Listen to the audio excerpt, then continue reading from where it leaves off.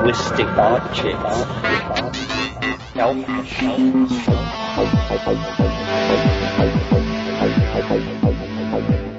Greetings from Cyberdelic Space. This is Lorenzo, and I'm your host here in the Psychedelic Salon. And today we are going to begin to hear some of the talks that have been sent in by some of our fellow saloners. As you know, a few weeks ago I mentioned that I was looking for some as yet unheard McKenna talks that haven't been found on the net before. And the response has been quite good. In fact, I now have dozens of hours of Terence McKenna workshops that I, for one, haven't heard before. So today I'm going to begin to play some of that material. But first, I would like to thank Visionary Temple and longtime salon supporter Dharma Awakenings for their very generous donations to the salon. Your support is appreciated more than you can know, you guys. And most of all, I appreciate you both joining me here each week, you and your friends, along with the rest of our fellow saloners who together are making an attempt to add a little sense to the world right now. Also, I want to thank Brian Pitkin, who sent me many, many hours of what for me is all new material. In fact, he sent so much that instead of giving it a pre-listen before podcasting it, I'm just going to listen along with you, and hopefully there will be ever more new ideas and combinations of thoughts that make Terence's workshop so interesting, even after you already know a lot of his rap. Now, from what I gather from this first tape that I'm about to play is that this workshop was held sometime in 1994 over a long weekend at Esalen Institute. You know that place. Those are the people who so very carelessly allowed Terence McKenna's entire archive, rare books, papers, manuscripts, works in progress, everything. Everything was lost to fire due to the carelessness of the people to whom the archive was entrusted, but that's another story. The intention of this workshop, apparently, was to focus on the human imagination, and I think Terence does a good job introducing the subject. However, as you'll hear in a moment, it didn't take long for the participants in the workshop to begin to skew the lecture in an interesting variety of ways. So let's join them now. I can't imagine a domain of human endeavor that isn't impacted by the imagination. I mean, teasing the imagination apart from the talking monkey is not an easy thing to do. Imagining ourselves without imagination is itself a paradox. And yet, what is it? And why is it? If you take the view that biology does nothing in vain and evolutionary economics are incredibly spare, then why have this faculty that allows one to command and manipulate realities which do not exist? I mean, that's, to my mind, the basic function of the imagination. Some people might argue and say, well, for most people, the imagination is the coordination of mundane data. In other words, if I work this hard and if I have this much money, can I afford that car? To my mind, this is not putting great pressure on the human imagination. The human imagination, as I suppose it, is almost an extension of the visual faculty. Imagination is something that one beholds, something that takes, people speak of castles in the air or something like that. One idea that is worth entertaining because it is entertaining, not necessarily because it's the truth, but is the idea that the imagination is actually a kind of window onto realities not present. In other words, it's very clear from an evolutionary point of view that our body and our sensory perceptors are organized in such a way as to protect us, to warn of danger, to give you the muscles to respond to that danger when it comes. The imagination doesn't seem to work quite like that. If the imagination runs riot in the dimension of the mundane, it's paranoia. In other words, if you believe every cop on the corner is looking at you, every chance-heard comment is about you, the imagination is, in that situation, pathological. It is taking the raw data of experience and giving it a maladaptive spin. So then, where is the imagination appropriate? And it seems that it is most appropriate in the domain of human creativity. That, in fact, separating art from imagination is simply the exercise of separating cause from effect. Art, sculpture, poetry, painting, dance, is like the footprints of where the imagination has been. And you know, the abstract expressionists, Pollock particularly, always insisted that a painting, a Pollock is not what the process is about. The process is about making a Pollock, being Pollock in the act of creation. What the rest of us are then left with is a husk, a tracing, something left behind which says, imagination was here. Imagination acted in this place. And this is what is left. A very interesting thing that's going on in physics at the moment is, and I don't want to spend too much time on this because it's slightly off subject, although it certainly is fascinating. The great bridge between art and science that was supposedly built in the 20th century hinged on this thing called the uncertainty principle.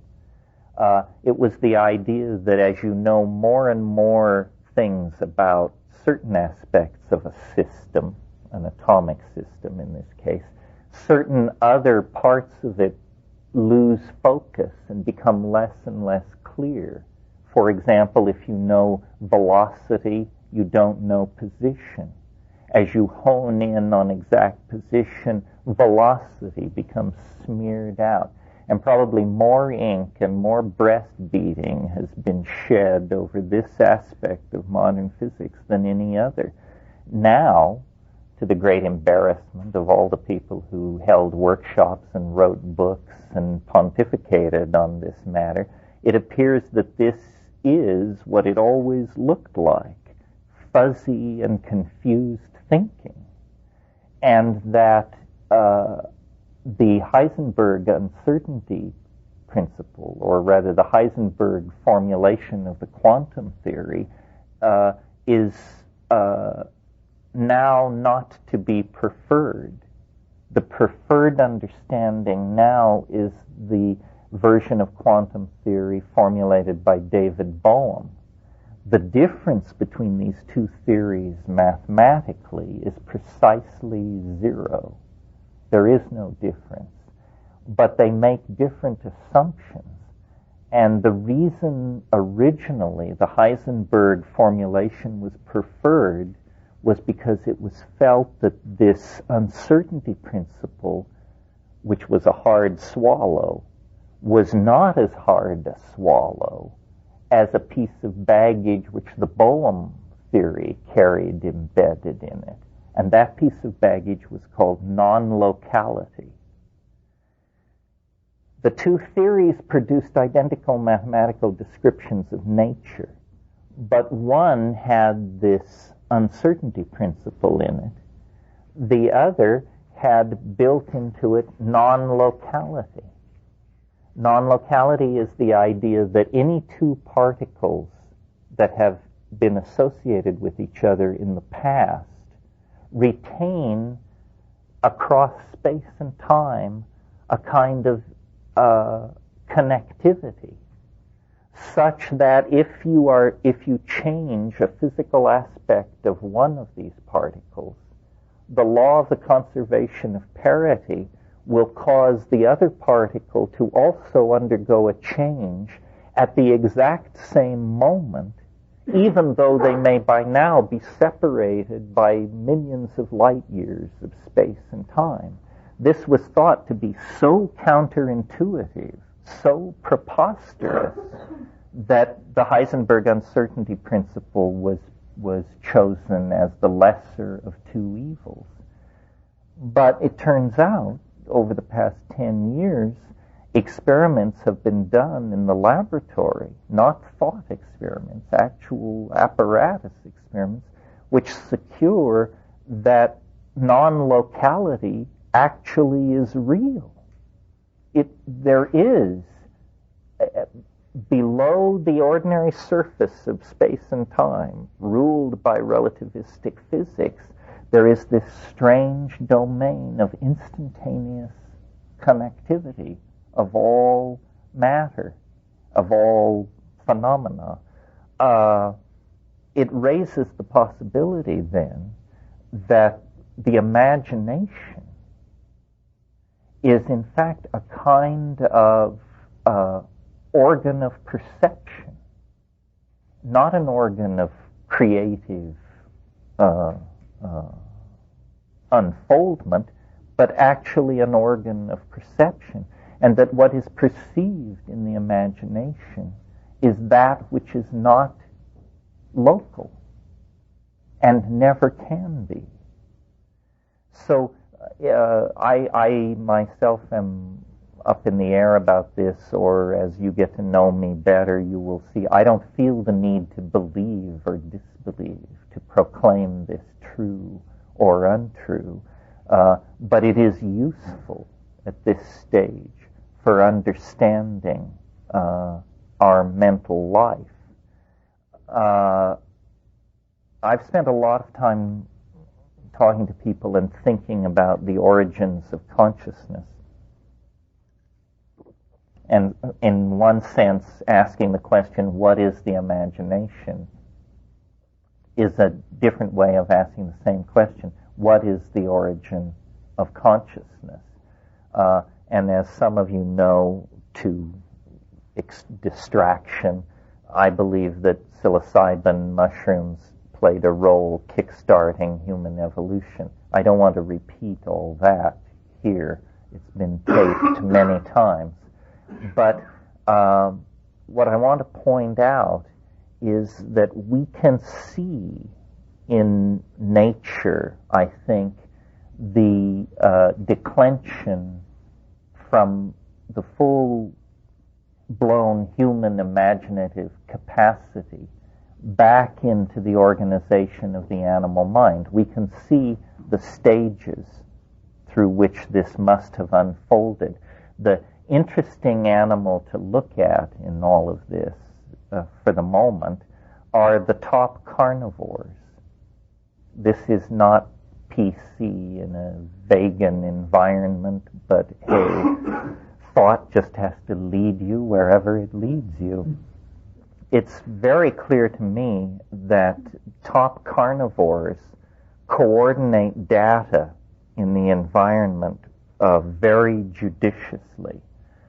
Cows have very little to say about grass, but hunting cats, have a great deal to say about their diet, because a top carnivore, to be successful, must in a certain sense think like its prey. And so at the very point of the emergence of these coordinated strategies held in the mind, there's a paradox. The earliest consciousness is consciousness which apes other consciousness. In other words, the top carnivore that is most successful is the carnivore that can think most like a weasel or a groundhog or a rabbit, because this ability to think like the prey gives you a leg up on the prey. And if you've ever seen, not domestic cats, but small jungle hunting cats or jaguars or something like that, in the sudden presence of a chicken 100 feet away or something, they fall into a fit of imagining because they can almost taste it. They probably can taste it. And they fall into a strategic mode that is clearly an intense state of imagining, but it is triggered by the presence of the prey. What is interesting about human beings is we went one step beyond that. We, for reasons which don't need to concern us here, acquired the ability to strategically suppose, not in the presence of the stimulus, but in fact, back in the back of the cave around the fire with our bellies full, telling tall tales. And it's interesting that the imagination is the land of what if. And what if is is almost like a statement in a computer language. If is a Boolean operator, if you know what I mean. If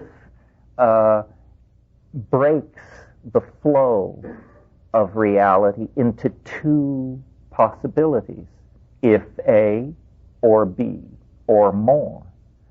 And this ability to contemplate worlds which are only in potentia is the basis of the imagination. And I would submit to you, since we all are sitting here in monkey bodies, that it's pretty clear that the stimulus for all this if thinking comes in two forms, food and sex. In other words, we think about what we are going to eat, we construct our behavior along an if tree. If I go to the water hole, if I take my sharpened arrows, if I lie in wait, if the gods favor me, I will bring down dinner. The sexual game is played the same way. If I approach the desirable female with the correct offerings, if her mood is correct, if my gifts are found pleasing, then some wonderful thing will follow from all of this. So animals, I don't think like this. They may think, but they don't think like this. It seems to be a unique human ability that probably has to do with, as I say, in our case, there were many different factors. For example, we became the top carnivore on the planet.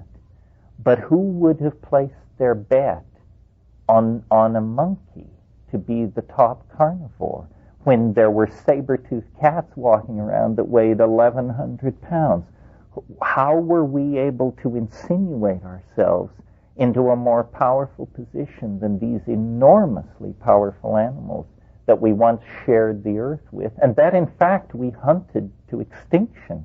It's our destiny and our fate to have removed the so-called megafauna from this planet.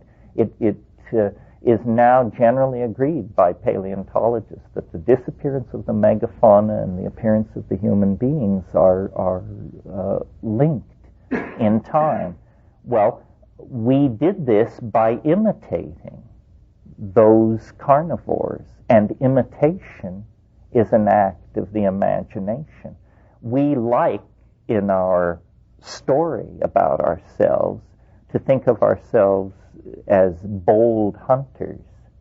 But the evolutionary truth of the matter is probably that as the first wave of primate radiation into the grassland occurred, as the diet was in transition, we were scavengers of carrion. We were not noble hunters bringing down mighty animals. We followed along behind lions. Lion kills. There's one school of evolutionary theory that believes this is why our olfactory senses are so diminished, because, quite frankly, we had our face in rotten meat for 1,000,000 years. And if that doesn't dull your appetite for keen smells, nothing will. Lest you despair, I'll tell you that there's a counter theory which says, no, we lost our sense of smell when we stood upright because it lifted our face off the ground. In either case, there seems to be the idea that when you get away from the olfactory action, the energy to support the maintenance of that sense collapses. For whatever reason, we made our way to the brink of the imagination. In other words, I don't think we require a deus ex machina to take ourselves to the position of being top carnivore on the planet. We have a mean throwing arm. And, you may notice no animal throws things the way we do. Other primates hurl excrement down on agonized explorers, but fortunately not with great accuracy. And anyway, that particularly material is rarely deadly anyway. But a human being, for example, a big league baseball pitcher, can at 125 miles an hour put a baseball across a 17-inch plate over and over again. One theory of the origin of consciousness wants to say that throwing something is an interesting activity, because though it may appear to be the same activity as digging grubs or scratching your ass or something like that, in fact, it requires coordination toward a future outcome that is highly mathematical. In other words, you may not think in numbers, but you must somehow sense the concept of trajectory, coordination of target and intent, and when you get all this up and running, according to some people, you have enough brain power left over to write the Fifth Symphony, invent quantum physics, and paint the Last Supper, if you like. This seems preposterous to me. I think that how the imagination got such a hold on us was that we accepted into our diet catalysts that we were unaware of, that pushed our mental state around, specifically psychedelics of various sorts. And a reasonable working definition of psychedelics, what they do, whether you're for it or against it, whether you think it triggers paranoia or ataraxia, they are catalysts for the imagination. They catalyze thought. Thought becomes more baroque. It reaches deeper into reality for data. It sees forms of connectivity that previously escaped it. It makes leaps of assumption, not always correct, but sometimes correct. So what it does is by, to some degree, transferring chaos into the mental world, it creates a much richer dynamic. And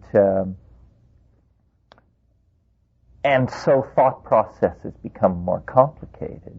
And in a sense, then, language becomes the behavior which expresses the imagination.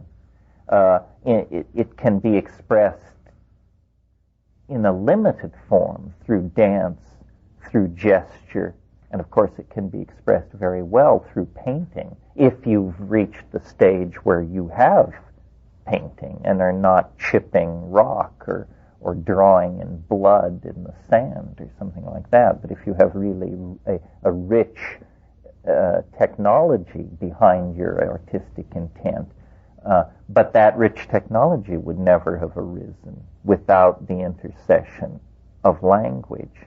And so these two things, which make us unique among nature's productions on this planet, imagination and language, seem to be almost like the exterior and interior manifestation of the same thing, the same phenomenon. And what it is it's a facility with data, an ability to connect it in novel ways for one's own entertainment and amusement, if nothing else. Storytelling is obviously this kind of activity where modules, a ghost, a princess, a lost kingdom, a disturbed father-son relationship, these modules are manipulated to entertain people. And you know, it's a cliche that there are only 5 stories. And I think Robert Graves in The White Goddess argued there's only one story.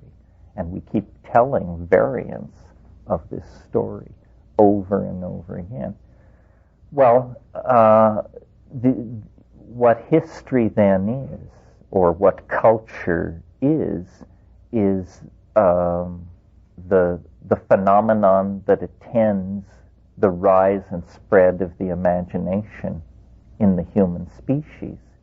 But because the imagination works on this what-if model, it always tends toward idealism.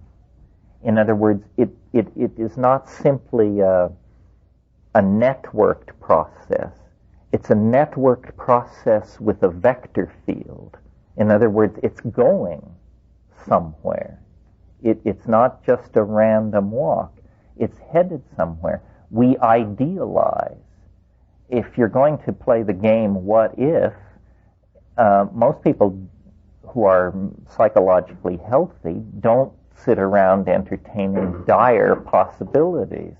What if I get a terrible disease? What if I'm run over by a truck? No, people say, what if I make a lot of money? What if I meet somebody who gives me a lot of money? And it begins to tend toward idealism.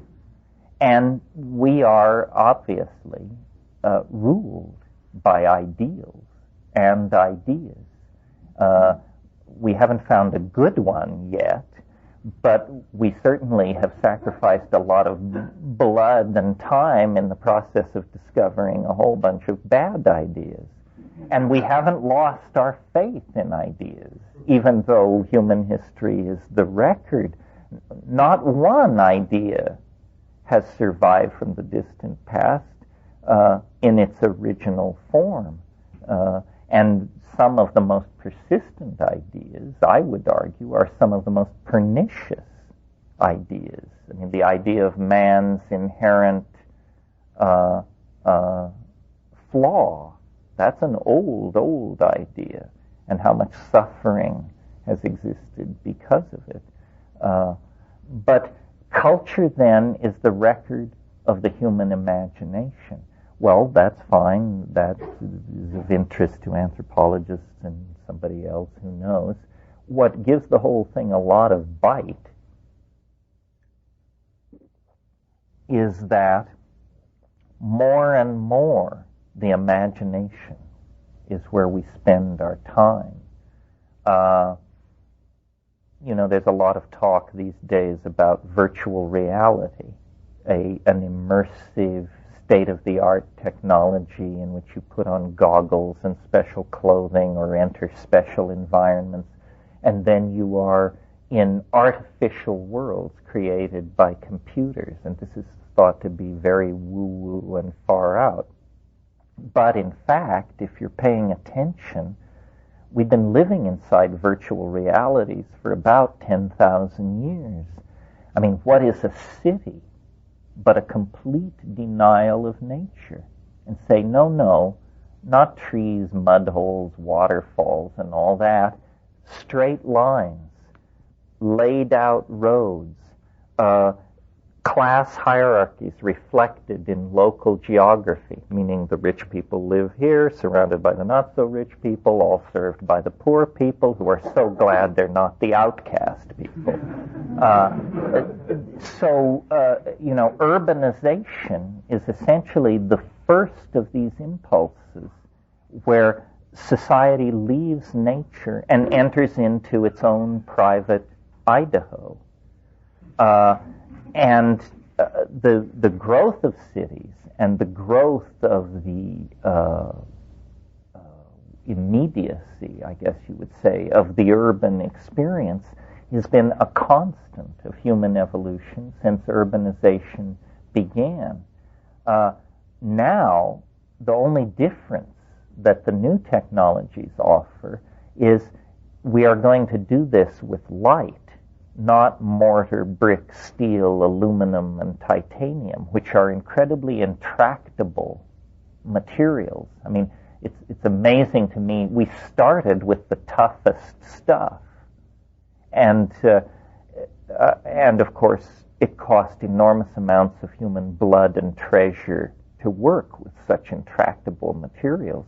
It's always been amazing to me that the largest buildings human beings ever built are, in a sense, the first buildings human beings ever built, because the pyramids of Egypt are enormous, even by modern scale, and yet they were among the earliest buildings ever built. In virtual reality, the difference between a 100-story building and a 10-story building is 1 0.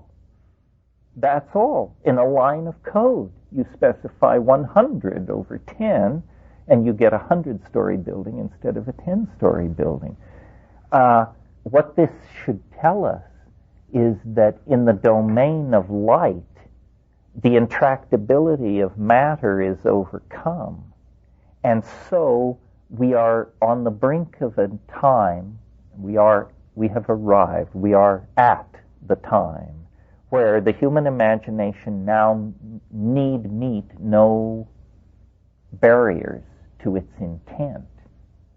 And so we are going to find out who we are. We are going to discover what it means to be human when there is no resistance to human will. Now, this is, I suppose, like a litmus test for paranoia. Is this going to be a nightmare of, 24-hour-a-day sadomasochistic pornography? Or is it going to be, will we literally build heaven on earth? Knowing what I know about the human animal, I suspect it'll be both and. Because we're not going to get everybody marching in the same direction on this, and one person's hell is another person's heaven. But the imagination, which to this point has been a human faculty and the consolation of artists, is about to turn into real estate. As real as any real estate there is. And in a way, I think the shamans who, for the past 50,000 years, have been essentially, they leapt over the material phase of imagination engineering and went to nanotechnology 25, 30,000 years ago. By nanotechnology, I mean reliance on machines to achieve your goals, machines that are under 1 nanometer in size, smaller than a billionth of an inch. We don't think of drug molecules as machines, but in fact they are machines, and they perform their work in the synapse like machines.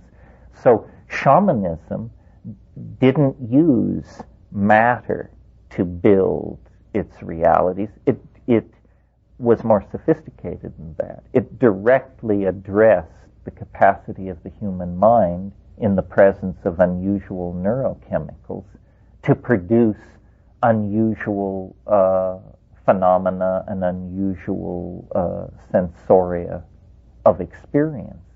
Now, what's happening is these two strains of development, let's call it the pharmacological, nanotechnological, low-tech, natural, shamanic path, and the high-tech, material manipulating, macro-physical technologies are encountering each other and meeting in the domain of the modern computer.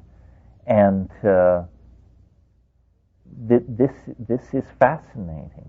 The world is becoming more and more defined by the imagination.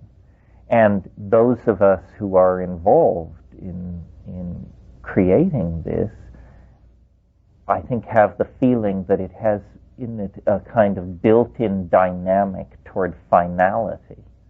In other words, this is not a process that can go on for hundreds of thousands or even hundreds of years, because the human imagination is so endlessly self-transcending. Whatever its most advanced creation of the moment is, it's in the process of obviating and denying it and seeking to go beyond it.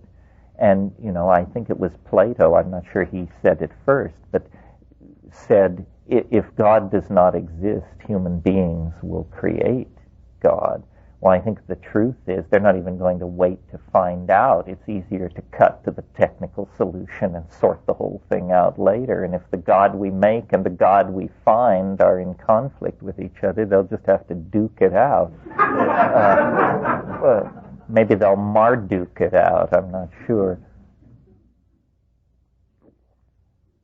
Because, there's a wonderful phrase in Myths, Dreams, and Mysteries, a book by Merciliade, where he's talking about powered flight, of all things, the Wright brothers. And he says, whatever we make of this as an engineering feat, it speaks volumes about the human psyche's desire to transcend itself infinitely. And so, in a sense, the powered flight is a psychological breakthrough, because man flies. Well, then, spacecraft, we break beyond the embrace of gravity. And these technological breakthroughs are always presented in terms of overcoming some set of boundary constraints imposed by nature.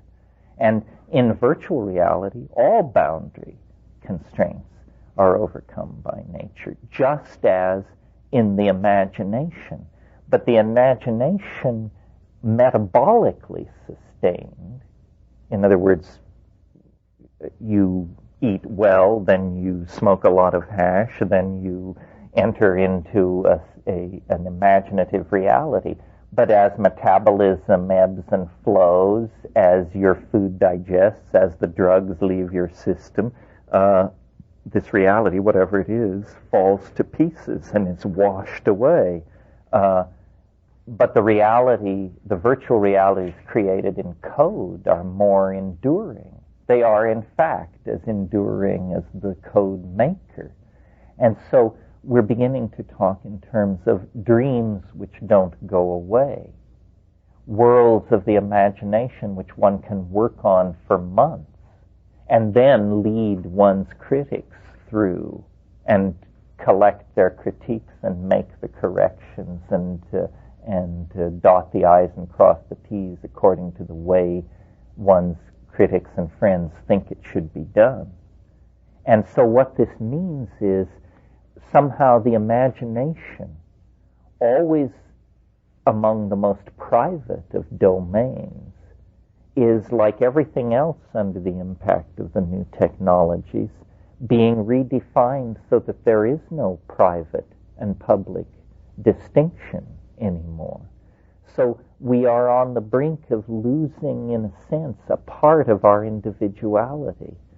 We are going to be able to build hallucinations and then walk through them and discuss them and edit them and re-edit them.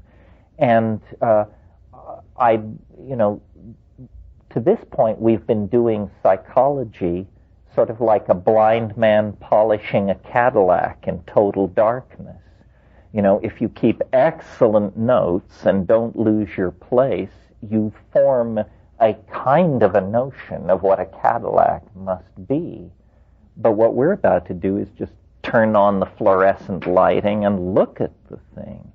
And I don't know what this will bring. I think it will redefine us. We are a great mystery to ourselves and to each other, but not in principle, only through limitations imposed by the physical body and limitations of technology.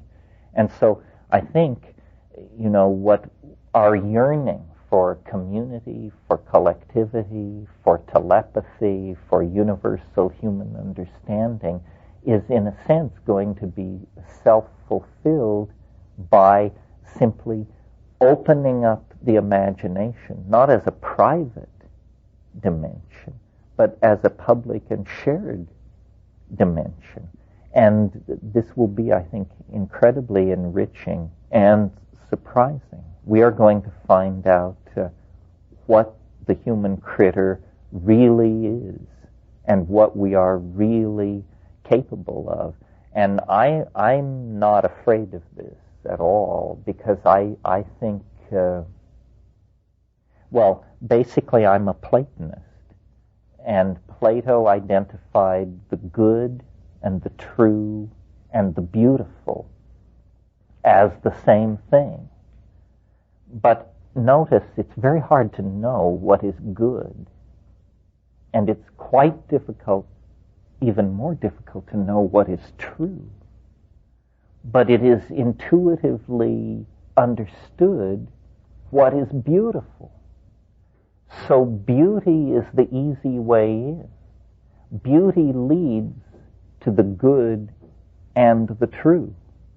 And we are on the brink, I think, of taking a stride toward beauty that is the greatest stride in that direction since the emergence of language in the human species. And the emergence of language in the human species was the first shoe dropping in this enterprise. And the building of virtual realities that can be shared and critiqued and understood is the dropping of the second shoe. A true civilization lives in its own imagination and lives through its imagination. And when this is an accessible possibility to most people, I think a great deal of our inhumanity will simply fall away from us, because it is not inherent. It is the product of misapprehension of each other's goals and intent and aesthetic.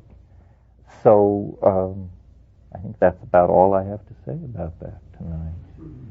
I get spun into it and I can't stop. I don't know whether I'm talking to yourself or to you or to me, but this is some of what we'll talk about this weekend. This may be the longest single uninterrupted spiel you hear from me. As I said, these things are best driven when people inject their agenda into it. But these are the things I'm thinking about. History feels very risky to a lot of people. I think that it is risky, but it is because the stakes are so high. We really have an opportunity to transcend ourselves and to fulfill fulfill the human enterprise on this planet. And, I'm so aware of the limitations of the people of the past, their agonies, their concerns. I mean, how many children were born stillborn? How many women died in childbirth?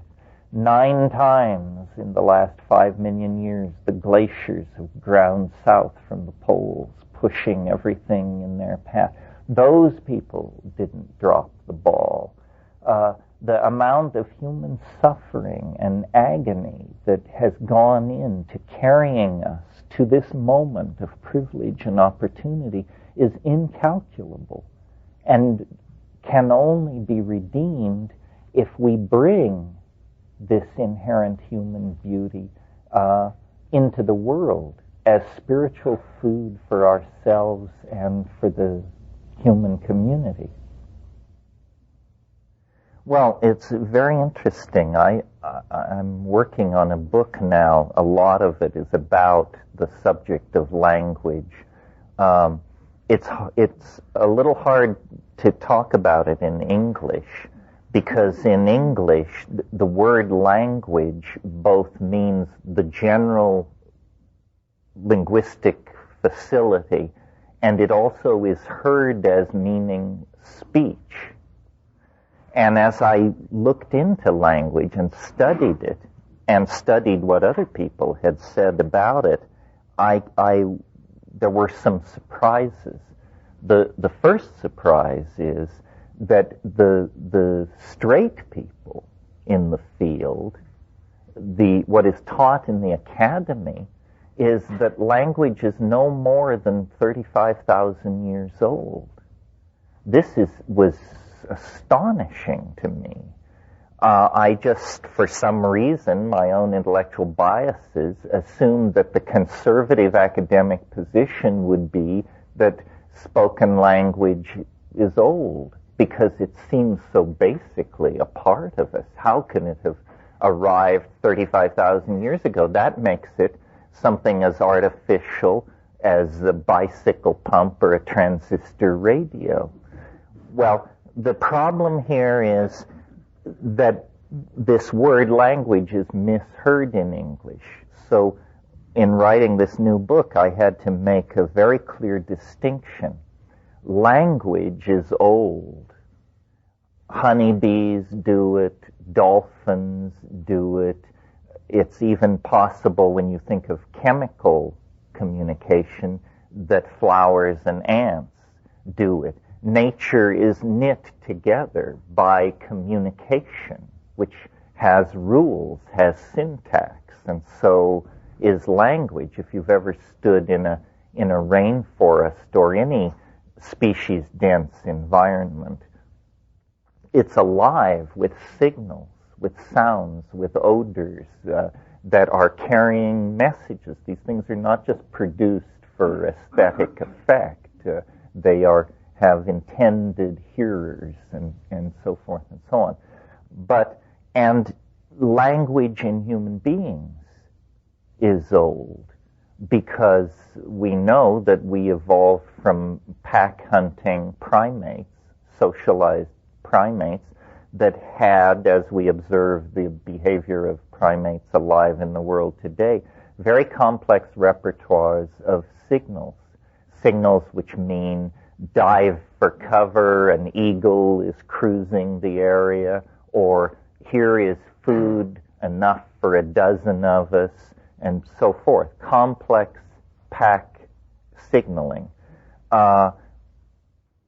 What happened, and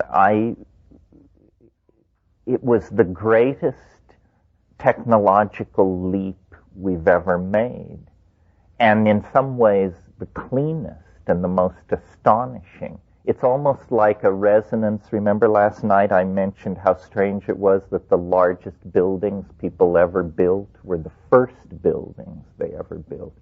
Well, the greatest technological revolution so far ever launched by human beings was, in a sense, this early one. I won't call it the first, because there was tool making before that, there was fire before that. But somewhere in Africa, no less than 40,000 years ago, and this means a time when human beings who look like you and I, maybe a little pigmentation differential, but basically people exactly like you and I, had already radiated all over the planet.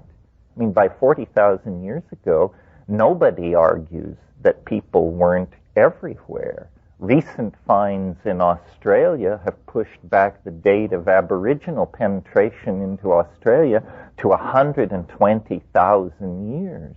And that's not woo-woo. That's Wollongong University Department of Archaeology stuff.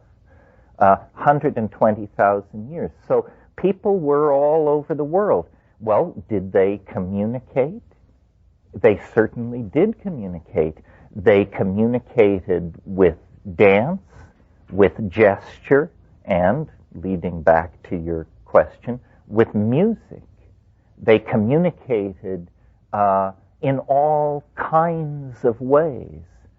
But we now know from the study of the introduction of media that if a medium of sufficient power and bandwidth is introduced into a population, it will abandon all previous forms of media in favor of this. We saw this in America after World War II when a print literate society within a decade became a television society. We are seeing it now where in the space of 5 years the internet goes from being say what to indispensable for huge numbers of people, and that's in the space of 5 years.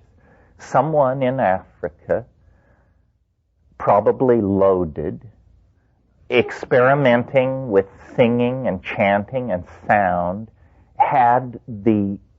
was lifted out of their plane. In other words, they actually had a breakthrough in the imagination. And they said, how would it be if, this amazing word, the power of if, how would it be if we decided that a certain sound is associated with a certain thing? And let's play a little game. Every time I make this sound, you think of this thing. And let's make a little list. Let's take 5 sounds and assign them to 5 common things. And now I'll make the sound and you think the thing. Well, behind all this is the organizational architecture of the human organism, which onto a game such as that will effortlessly lay what is called syntax. And Chomsky and others have shown that what is called the rules of transformational grammar, or the deep structures of language, are genetic. All languages, in order to be intelligible, have to obey these rules. A language which does not obey these rules is not a language, is not intelligible.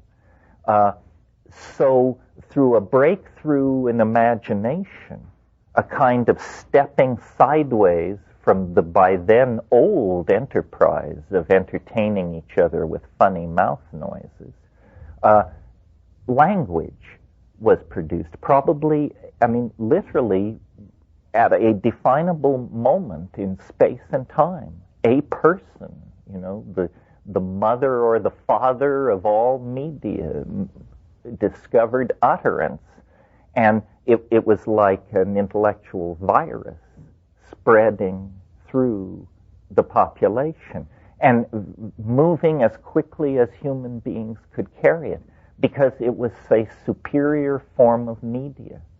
Before, communication had been, I imagine, highly slanted toward emotional states and time-bounded states. You go up to somebody, you take hold of them, you look at them, and they understand we're either going hunting or we're going to have sex, and it will be spelled out in just the next little while. That kind of thing. And this kind of communication was a sufficiently viscous social glue to hold small hunting-gathering groups together. As society complexifies and spreads out through space and time, it either loses its coherency or it evolves methods of communication to keep it in touch with itself. I am not a linguist. I read a lot of this linguistic literature without really understanding it. But I know that the people who give their lives to this believe that they can extrapolate the rules of spoken language, of the Indo-European, of modern European languages, to reason backward toward a language that was spoken 12 to 10,000 years ago, called Indo-European or Proto-Indo-European. And this was thought to be the great achievement of linguistics as of 15 or 20 years ago. Now a new generation of people have pushed it further back. There is a language called Norstratic that was spoken on the Anatolian Plateau and across southern Europe 15 to 25,000 years ago. And now people like Shavroshkin at Stanford, and this was all done by Russians, by the way. The Russians hold the high ground in linguistics. It was Russian insights that cracked the Mayan language too. But Shavroshkin and his people are now talking about a language called Old World. And Old World is the first language ever spoken on this planet by higher primates. Beyond Old World, there is inarticulate silence. And Old World is a 35,000-year-old language. How can we know such things?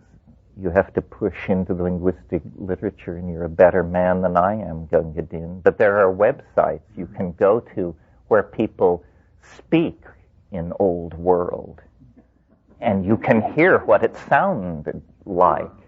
And sounds like a bunch of really primitive people. How do we know that we've really evolved with this language? Well, this is an interesting area. One of my sub-themes is novelty, and that supposedly reality becomes more novel as we approach the present. And this is certainly true of biology and many, many phenomena. But there is an important exception, so I'm told. I'm not yet entirely convinced of this, but convinced enough to pass it on. And that is, though this obviously contains a paradox, languages seem to be more complicated as you go back in time.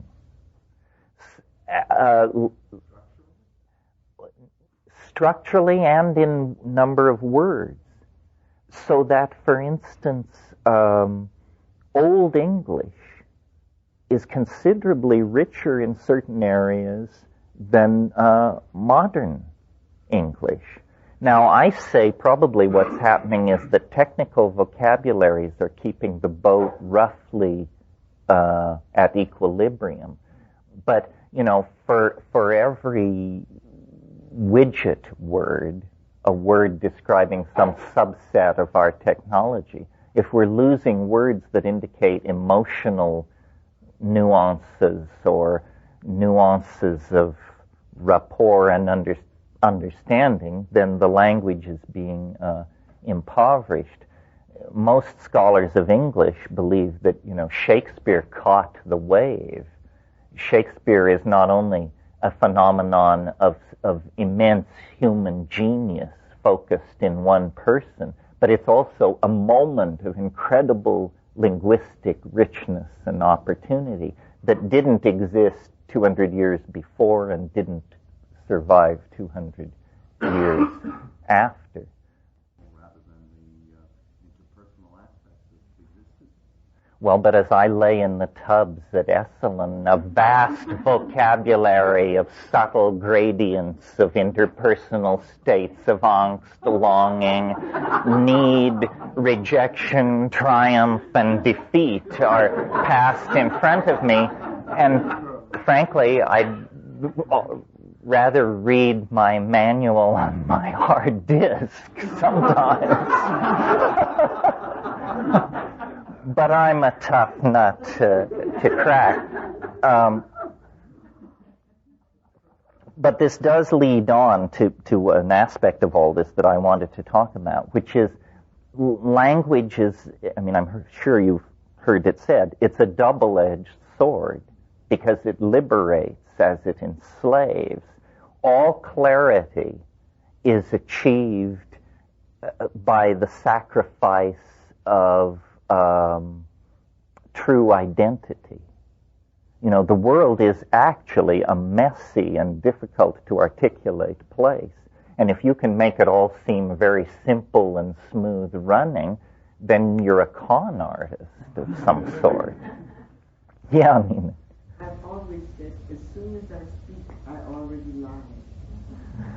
Yes, well, one group of linguists suggests probably the big impulse producing language originally was the wish to lie.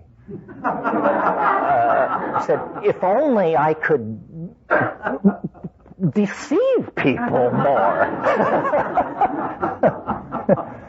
And I always, you know, along this line, the wonderful thing which Winston Churchill said at the height of World War II, he said, truth is so precious that she must always be accompanied by a bodyguard of lies. That's an interesting point of view. The truth is not something you trot out and show everybody, that you surround truth with lies so that only the discerning, you know, we simple, straightforward, plain dealers don't think like that. But believe me, you get with an Amazonian shaman or someone like that, he is not operating under a strong moral obligation to tell you the truth, the whole truth, and nothing but the truth as quickly as he possibly can. No, it's all about, you know, leading you this way and then dropping you and watching you wiggle and then leading you another way. And eventually, because truth is guarded, this is, in our society, the commodification of information has made it something that you want to deliver with maximum punch to its target audience as fast as possible and cash the check and get out. But that is not traditionally how it's done. But that's not what I meant by lying. Well, it divides the seamlessness of reality into the articulated and the unarticulated. You know, Trumbull Stickney, who's not exactly a household name, was one of those poets who died in the trenches of World War I, the Golden Generation. And he wrote a poem called Meaning's Edge. And he said in that poem, I do not understand you.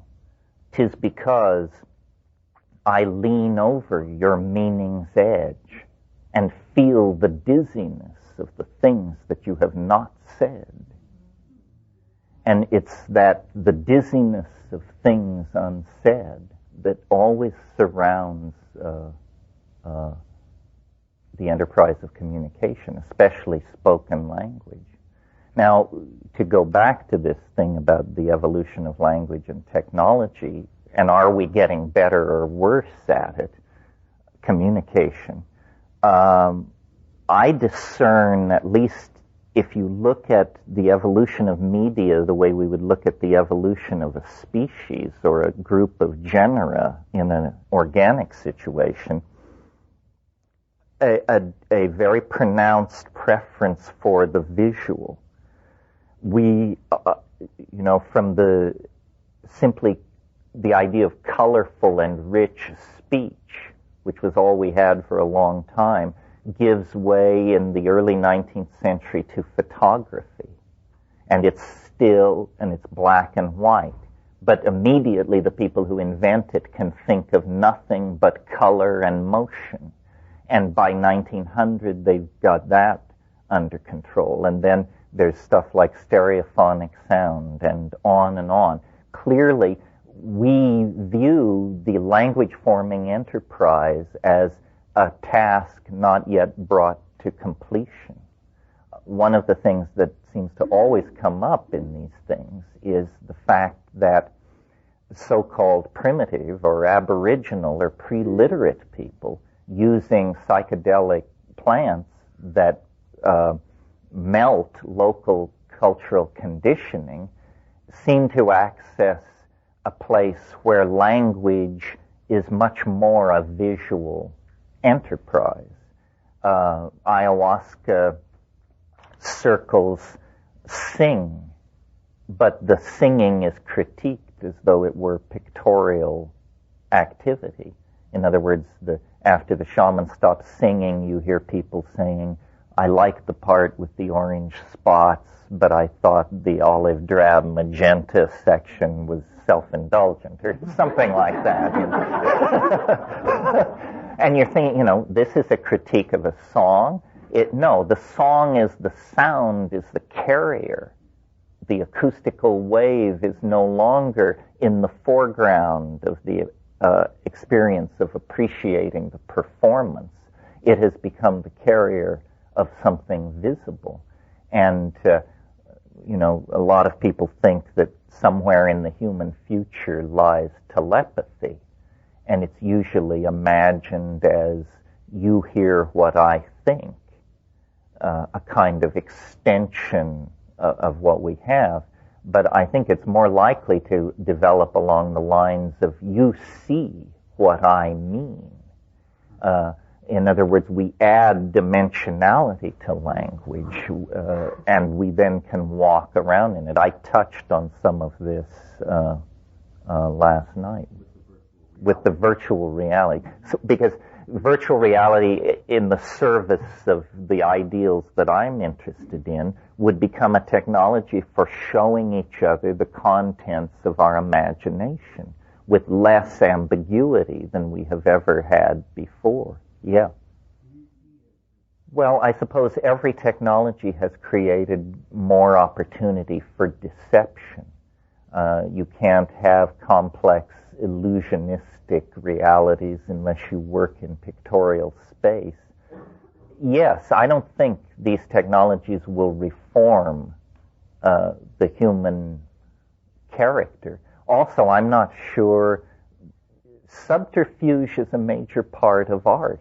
It certainly is a major part of legerdemain. Every sentence is essentially a conjuration. And, the rabbit of meaning is pulled out of the hat of constructive syntax. So you cannot have truth unless you allow for the possibility of error. This is the point that illuminates why predestination is a waste of time. Predestination is the idea that the universe is a kind of film, and it's running, and it's all determined how it's going to come out, and there's nothing anybody or anything can do to affect it. God created it, and it's unfolding. Well, the thing that makes predestination theory worthless, in my estimation, is notice that if that's true, then you think what you think because you can't think anything else. And that puts the enterprise of seeking truth in a preposterous position. In order to seek truth, one must have the option of screwing up. And then it's the dichotomy between the screwing up and the finding truth that creates the sense of dynamic existential completion. Well, this is, now you're at the cutting edge. I mean, yes, yes, and yes. Sound is the fourth dimension. Sound is a very effective way for transducing energy into the body the body is virtually transparent to sound. The mushroom said to me once, apropos of absolutely nothing, it said, what you call man, we call time. And time and metabolism. Metabolism is permitted by time, and somehow time is caused by metabolism. And then sound is in there as an energy transducer. And yes, I think a future technology of sound probably will cure disease and set people right. All this business that goes on in shamanism with blowing on the body and projecting sound into the body, obviously some of it is misunderstood and marginal and showmanship, but at the core, sound is, I think, not yet been given its complete role in all of this. The fact that you can see sound under certain conditions, you know, there's a phenomenon called sonoluminescence, that creates temperatures 20 times greater than the surface of the sun.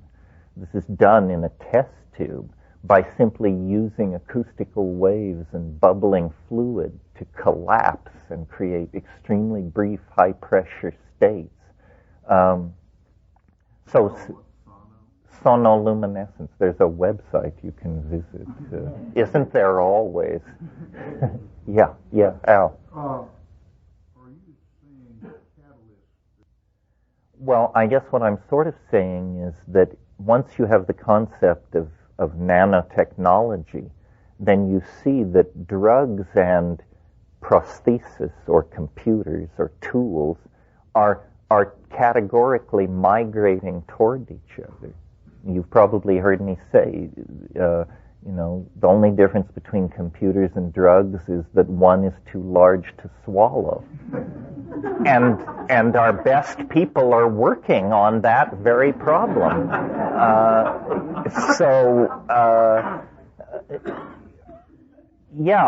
I think that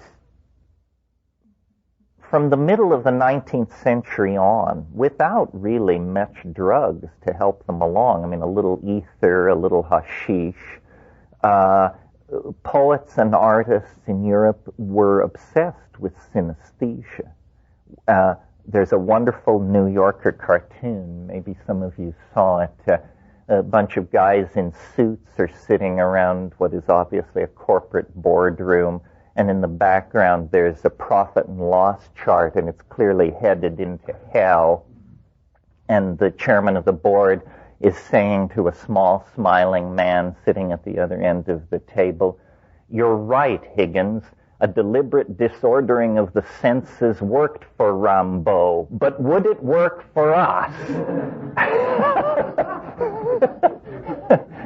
So this is a reference to a symbolist poet of the 19th century, and the belief that we need to erase the boundaries between the senses and create a synesthesic, a hallucinogenic, a psychedelic, if you will, reality. I mean, the late 19th century, the pre-Raphaelites, the Jugendstil impulse, that was all like, they could smell psychedelics in the air of the future. They couldn't quite get high, but they were definitely bird-dogging in the right direction.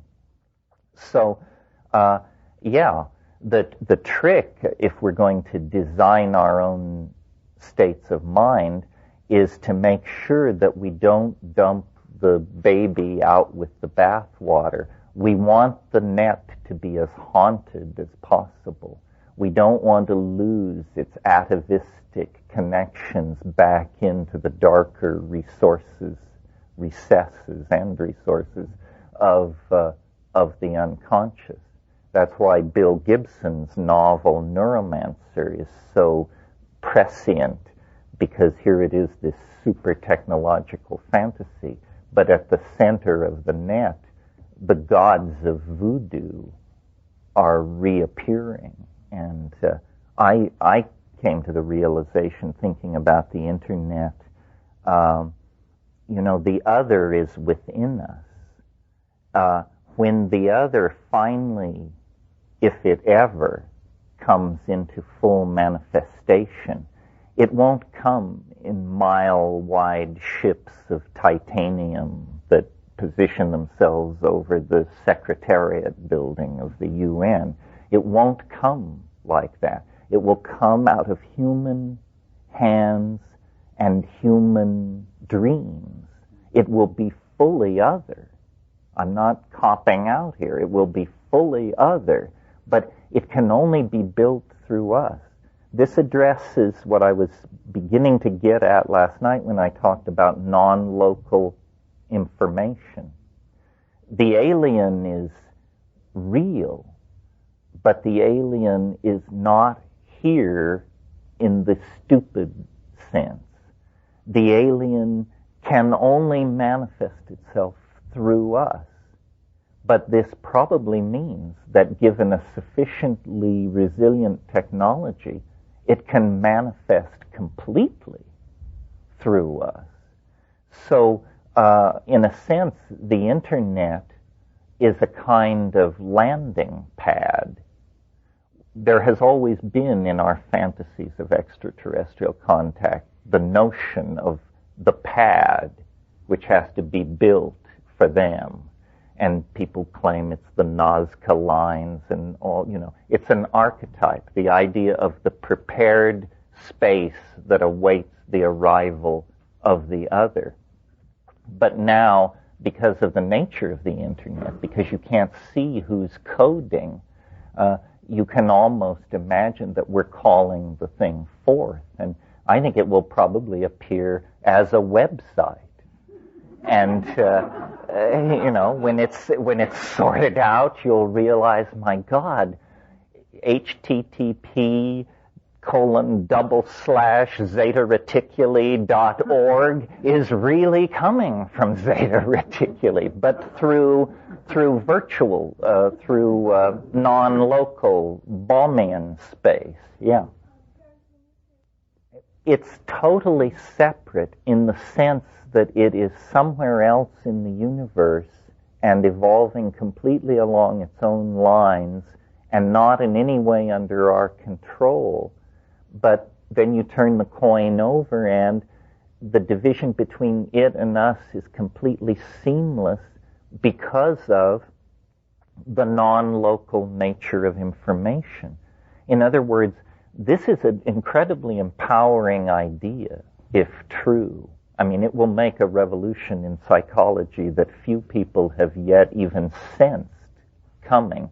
What we're talking about here is putting the Jungian idea of the collective unconscious, first expanding it to the size of the cosmos, and then showing with physics exactly how the trick is done.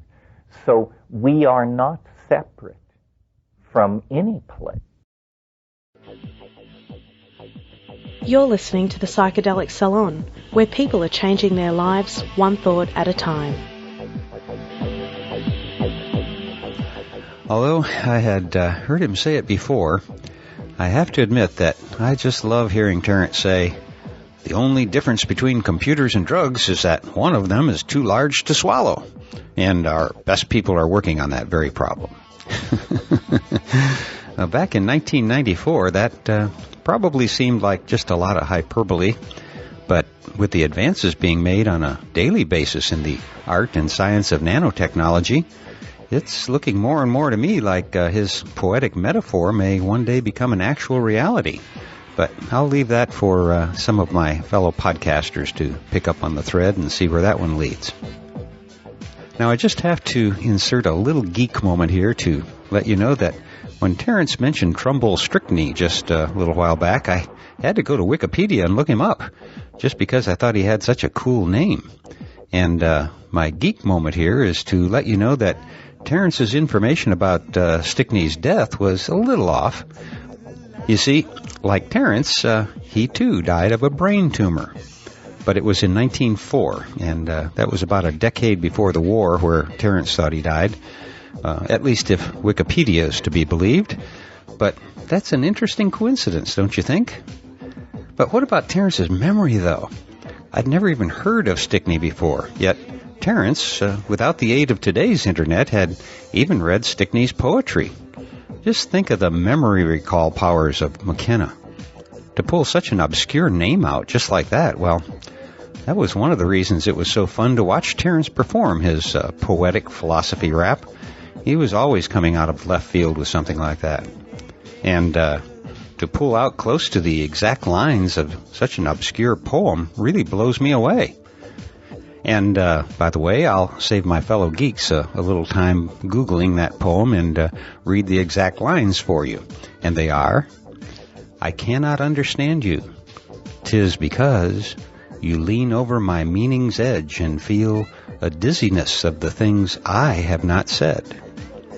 Which carries a little different meaning from the way Terence recited it, but to tell you the truth, I've never been very good with poetry, and I can't honestly say that I get what he's saying, so I guess I'll just have to go along with Terence's explanation. And maybe we'll be hearing more along these lines when we continue listening to the recordings of this workshop. If the remaining tapes are anything like the first two that we just listened to now, it means that we still have 5 more episodes in this series. Right now, it's my intention to podcast all of those in succession, but next week I leave on a 10-day trip, and so everything is subject to change.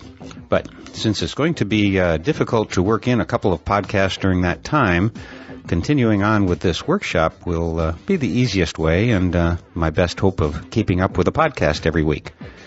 However, if you aren't a big McKenna fan, take heart, because I have a couple of other interesting talks by some other psychedelic luminaries that I've been told are winging their ways to me.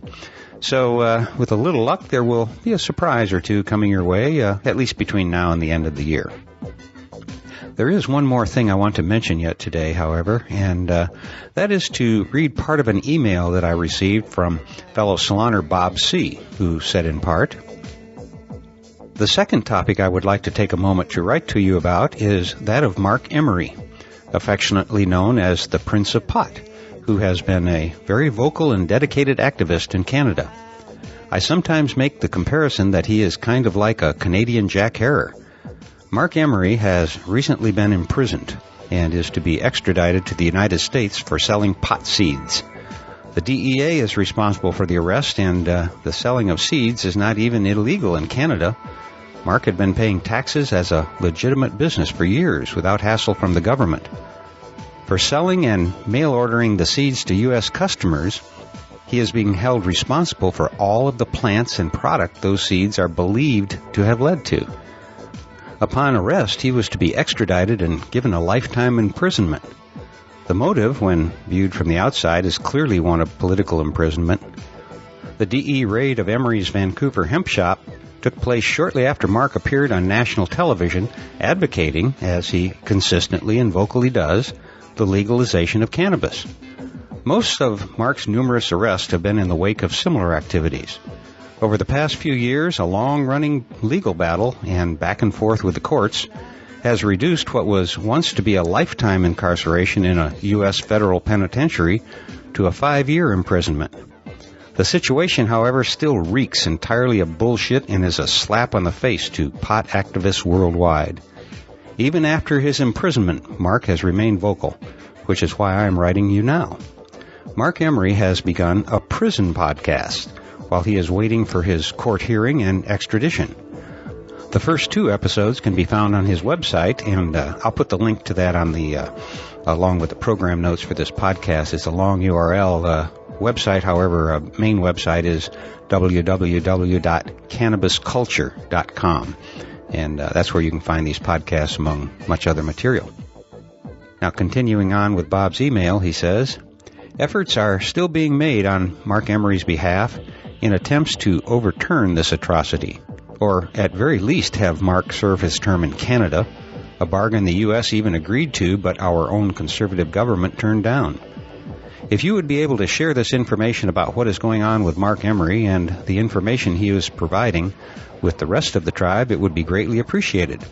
The hope is to find enough people willing and able to help him and help the legalization movement that we can turn this around. Well, thanks for sending that, Bob, and as you probably already know, the Dope Fiend has been covering Mark's case in great detail on his dopefiend.co.uk podcast. And as Bob just said, Mark is a person who has done more good for the world than all of our politicians combined. So I strongly urge you to support Mark's podcast and send him your message of support.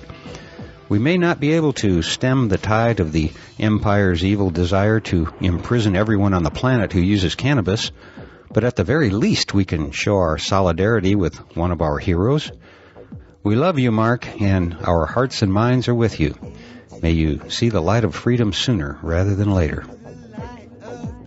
Well, that's going to have to do it for now, and so I'll close today's podcast by once again reminding you that this and most of the podcasts from the Psychedelic Salon are freely available for you to use in your own audio projects under the Creative Commons Attribution Non-Commercial Share-alike 3.0 license. And if you have any questions about that, just click the Creative Commons link at the bottom of the Psychedelic Salon webpage, which you can find at psychedelicsalon.org. And if you are interested in the philosophy behind the Psychedelic Salon, you can hear all about it in my new novel, The Genesis Generation, which is available as an audiobook that you can download at genesisgeneration.us. And for now, this is Lorenzo signing off from Cyberdelic Space. Be well, my friends.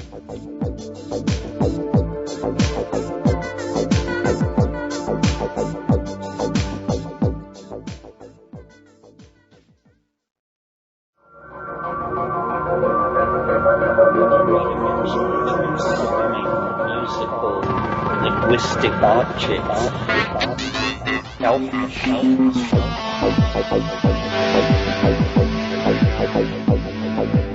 Greetings from Cyberdelic Space. This is Lorenzo, and I'm your host here in the Psychedelic Salon. And before I go any farther, I would first like to thank Joseph S., Mark C., and John H., all of whom sent in generous donations to the salon over the past week. So, Joseph, Mark, and John, thank you for your continuing support. It's what keeps us going around here. Now, getting on with the show, so to speak, I'm going to continue with the McKenna workshop about imagination that we began last week. But when I introduced it, I said as how this workshop took place in 1994 because that was how the folder that these files were in was labeled. But in a few minutes, you'll hear Terence refer to the Heaven's Gate cult, and they didn't actually become widely known until their mass suicide in March of 1997. So it is now obvious to me, at least, that this workshop was most definitely not held in 1994, but several years afterwards. Which means that this came much closer to the end of Terence's career than I first thought.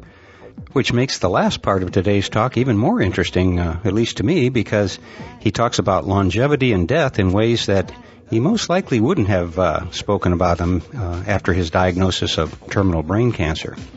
So let's get back to the one and only Terence McKenna as he begins to discuss the core of the oyster. Obviously, when you evolve inside an animal body, localized in space and time, you get a hellacious set of reflexes and muscles designed to deal with immediate threat in the environment. But at the core of the oyster is, this portal into universalism, which we have denigrated to what we call the imagination. There is a third eye. The third eye exists, but it doesn't look out at this world. You've got two perfectly good eyes for doing that.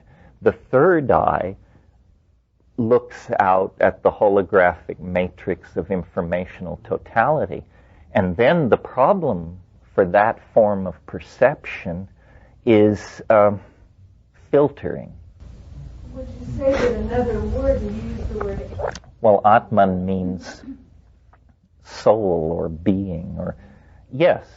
I mean, it's simply that consciousness is distributed and holographic, and nobody has their brand on it.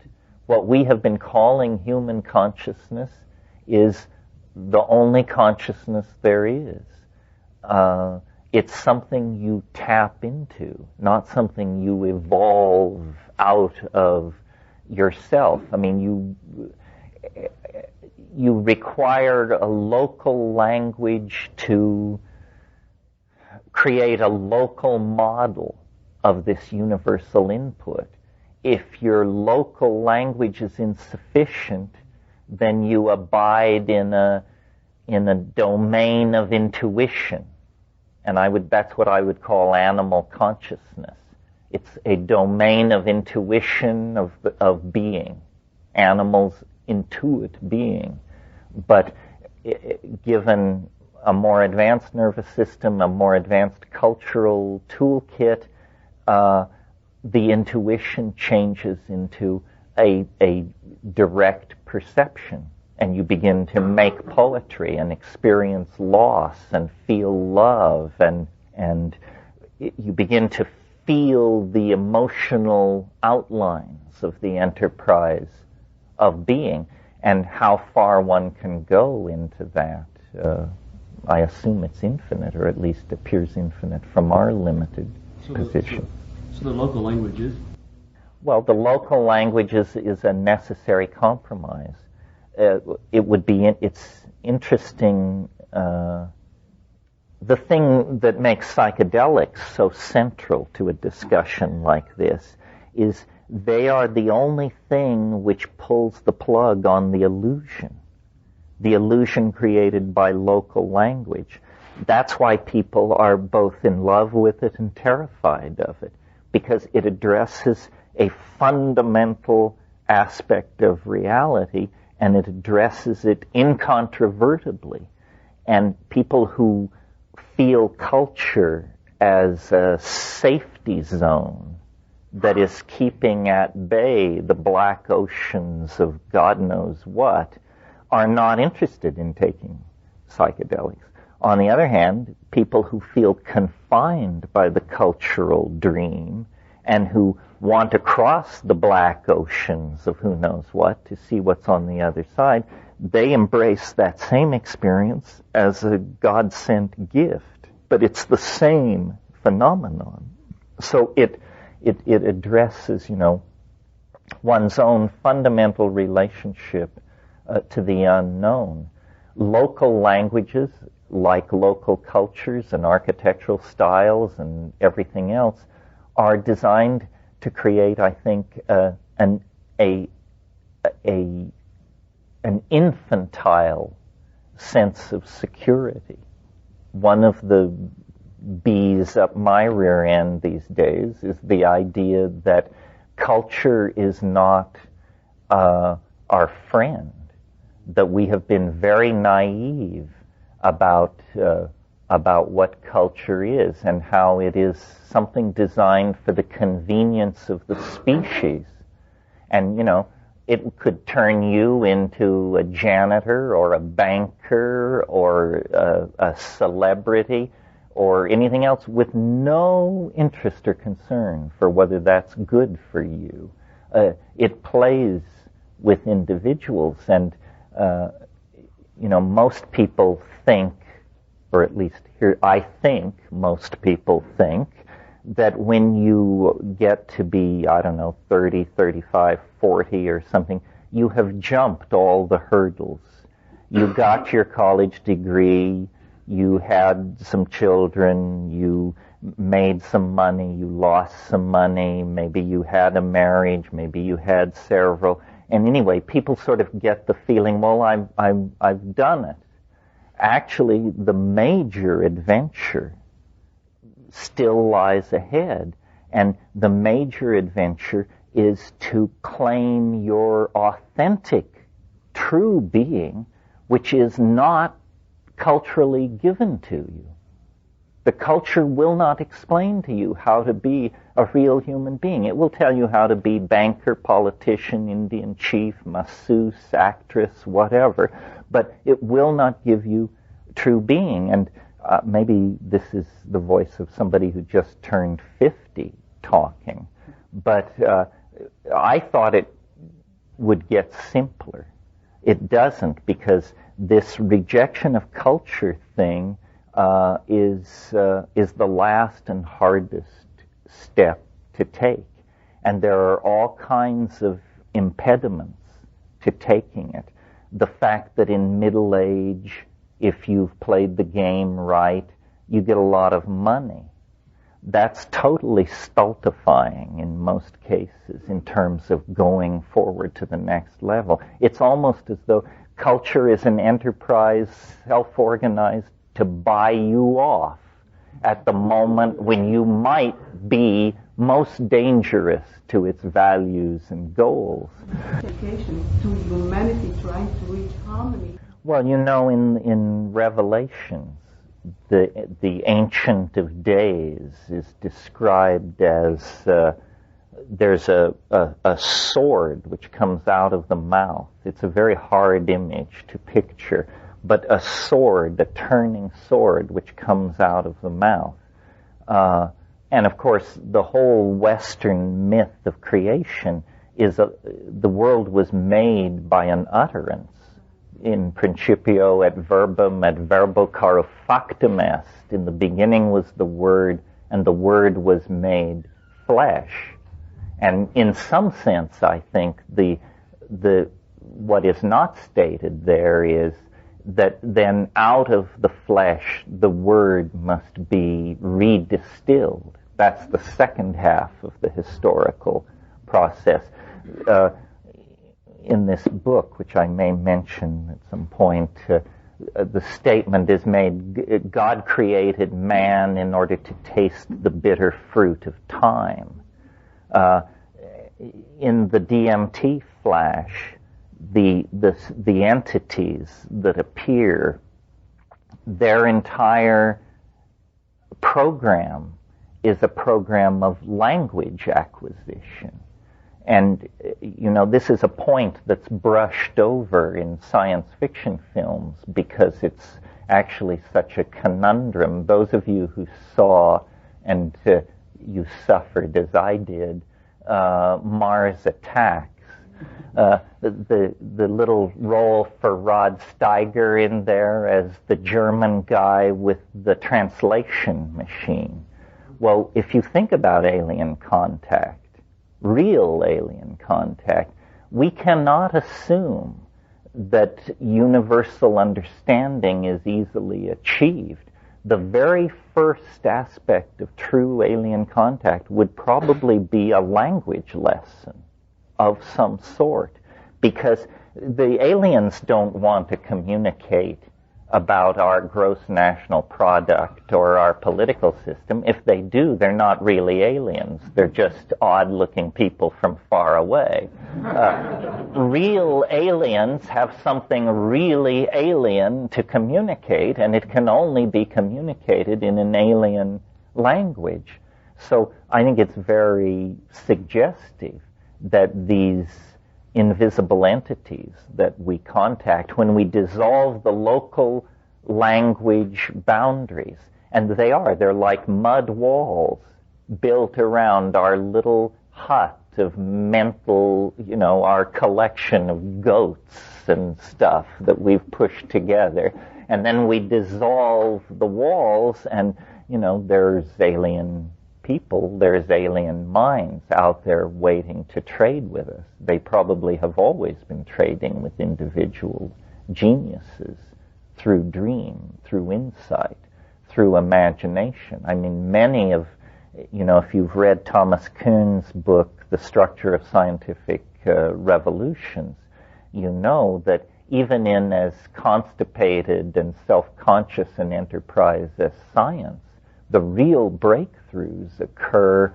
in situations of delirium, frenzy, drunkenness, inspiration, and then guys, usually it's guys, spend the whole rest of their professional life trying to make it all sound reasonable and rational and how it proceeded from earlier work done by other people and so forth and so on. This is just a fantasy, a kind of way of attaining respectability. Well, yeah, I mean, Hinduism and Hebrew, and I think those are the two biggies, have really elaborate theories of the power and the place in the universal scheme of things of certain tones, and it's as I was sitting here, I was thinking Sufi, and then I was also thinking Pythagorean. I mean, some people call this the Pythagorean impulse, the belief that basically the universe is harmonious and exists as a series of octaves, and that if you know the mechanics of this, you can converse with angels, you can ascend to higher levels. Yes. Again, it's an issue of language. I mean, some languages fill your pockets with lead, and some languages, give you a helium balloon for plunging into these metaphysical areas. One thing I wanted to talk about this morning, and maybe this is the place to get into it, is we've spoken of the imagination as a seemingly boundless realm, but it's not ruleless.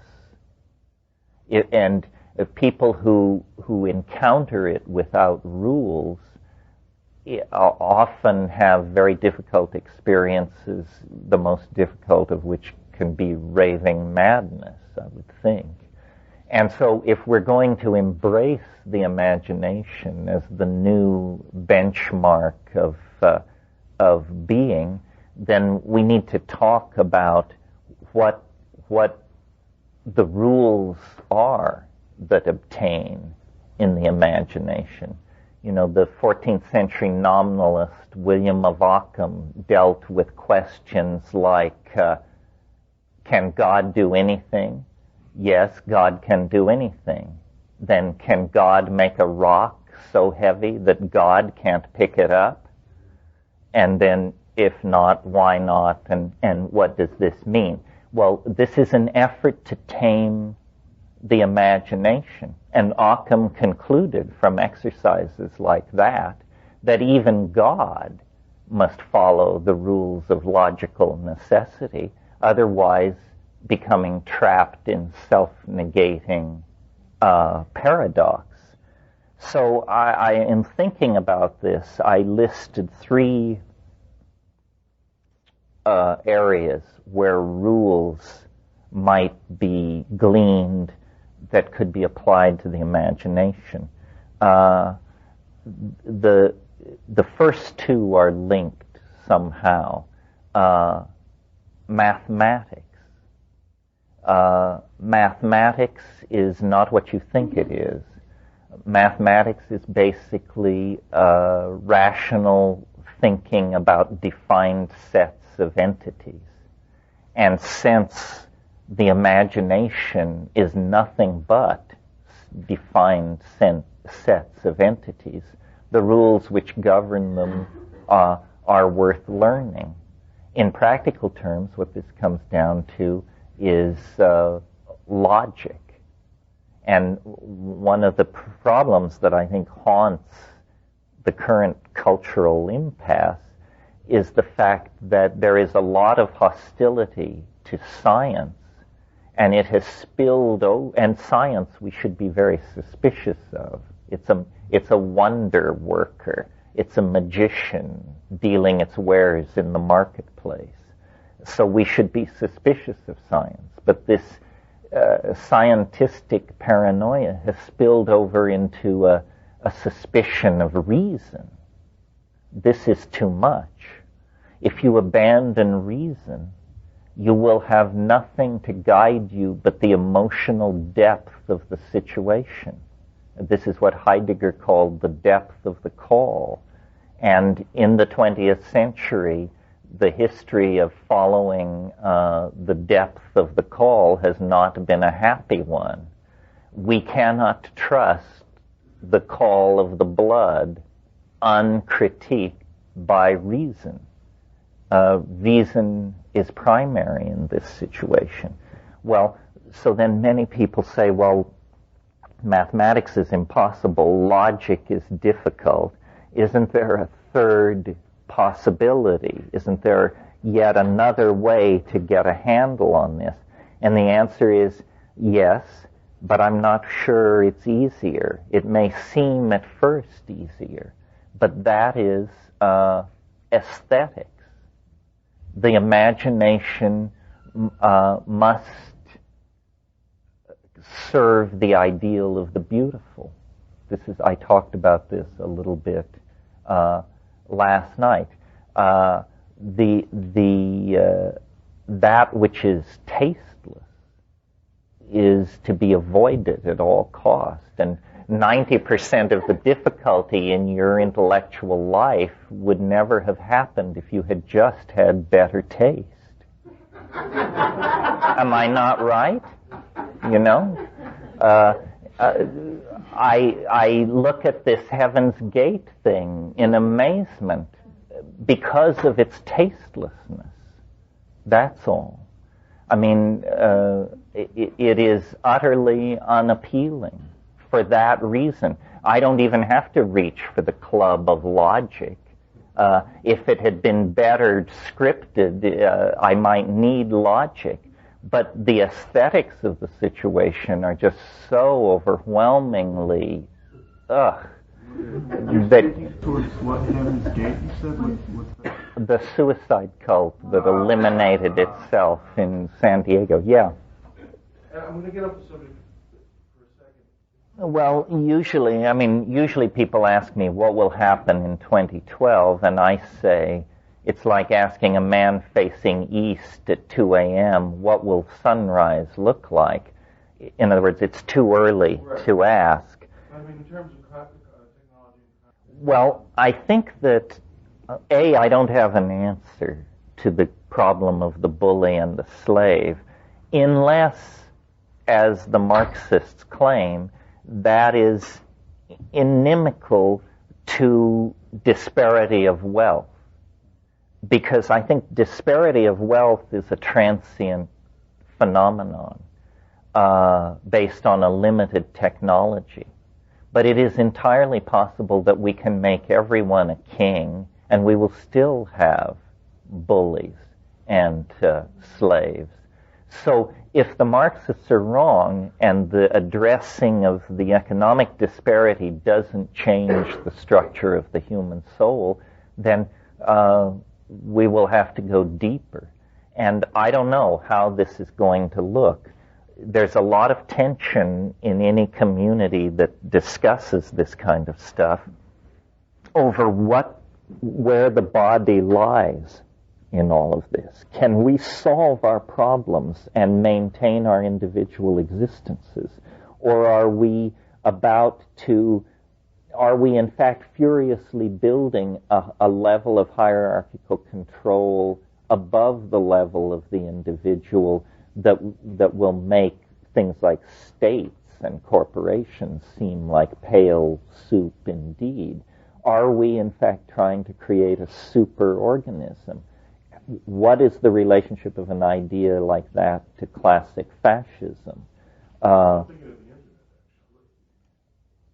Well, what about the internet? You mean, is it the coming of the superorganism? It is prosthesis on an incredible scale. It is going to redefine what it is to be human.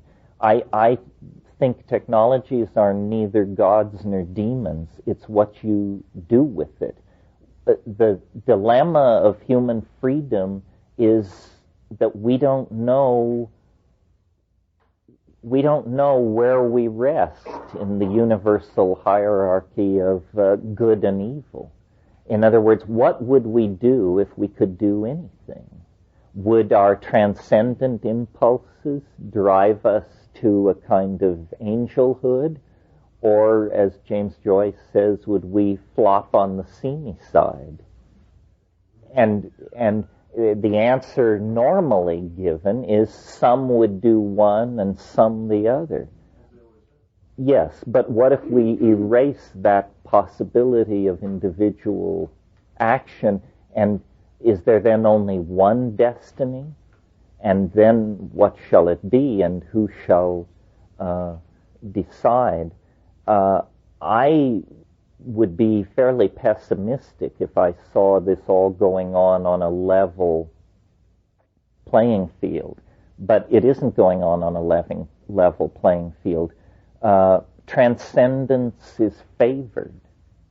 Nature seems to be in the business of building systems which transcend themselves. We can see that as far back in time as we care to look and throughout all of nature. So it seems like we actually have a hell of a tailwind helping us toward the transcendent other. Probably that is what will make the difference. We couldn't have done it by ourselves, but we happen to be in a universe which is itself involved in the process of bootstrapping to higher levels.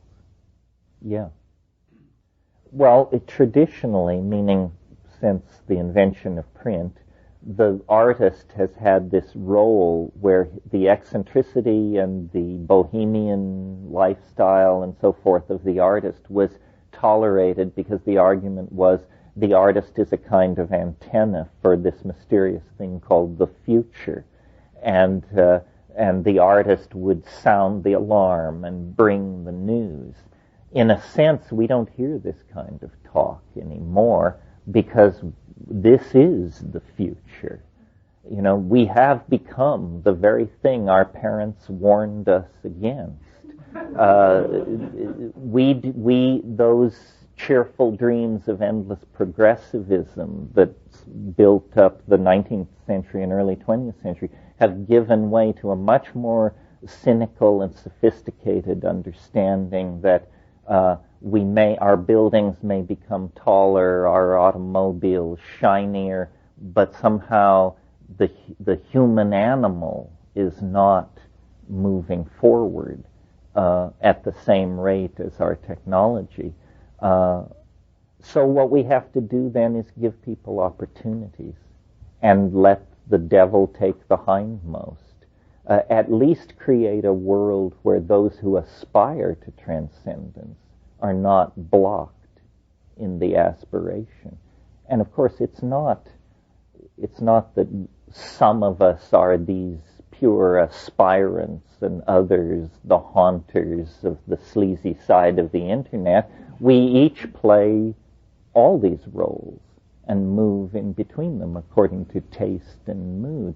I mean, one of the great falsities of print is the making illegitimate of schizophrenia. I mean, we are all just swarms of personalities. The idea that a healthy person has a unified identity is just a silly idea. It's like believing that sexual preference comes in only 2 flavors or something. It's one of those incredibly weird simplifications that once made, everybody lines up and salutes, no matter how much agony it causes individuals. Yeah. Well, last night what I said was that I was a Platonist, and that Plato felt that the world was approached through 3 paths: the good, the true, and the beautiful. But that goodness is controversial and truth difficult to discern, but that beauty has a kind of resonant self-evidence. And so following beauty, it's my faith, will lead to the good and the true. And some beauty is, I'm a fan of extreme forms of beauty. Hieronymus Bosch and Redon and James Ensor. I mean, the beautiful can be grotesque. Of course, this then opens up a whole aesthetic can of worms that maybe we don't want to get into. Well, beautiful art is never bad. Yeah, but I mean, when you said the word...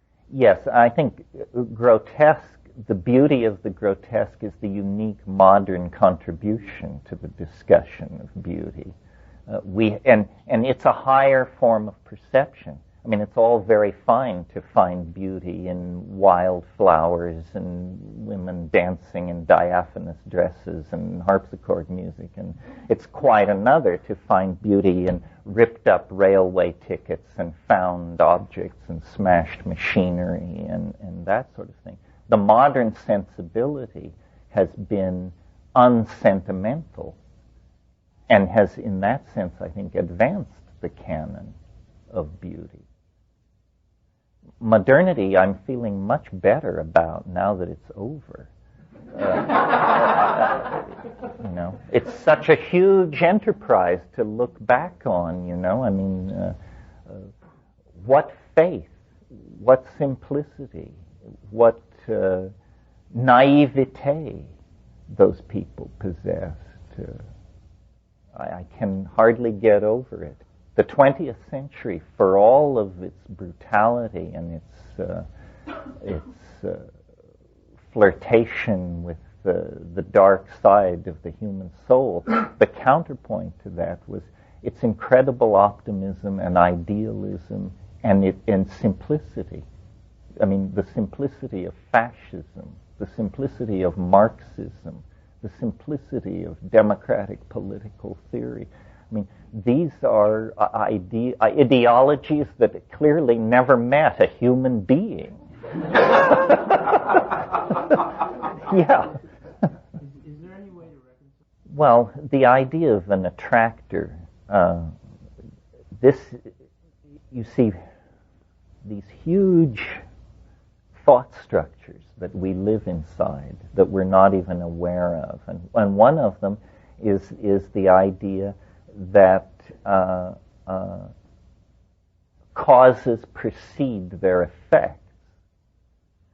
This seems like a non-statement to most people. Of course, causes precede effects.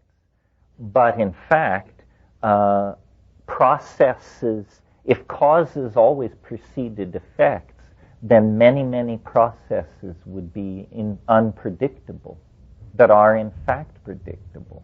And this has to do with this word we introduced last night briefly, the creode, the runnel. A given process, the destiny of a people or the evolution of a political system or the growth of a series of interconnected scientific ideas, is not in fact free to develop in any direction it wants.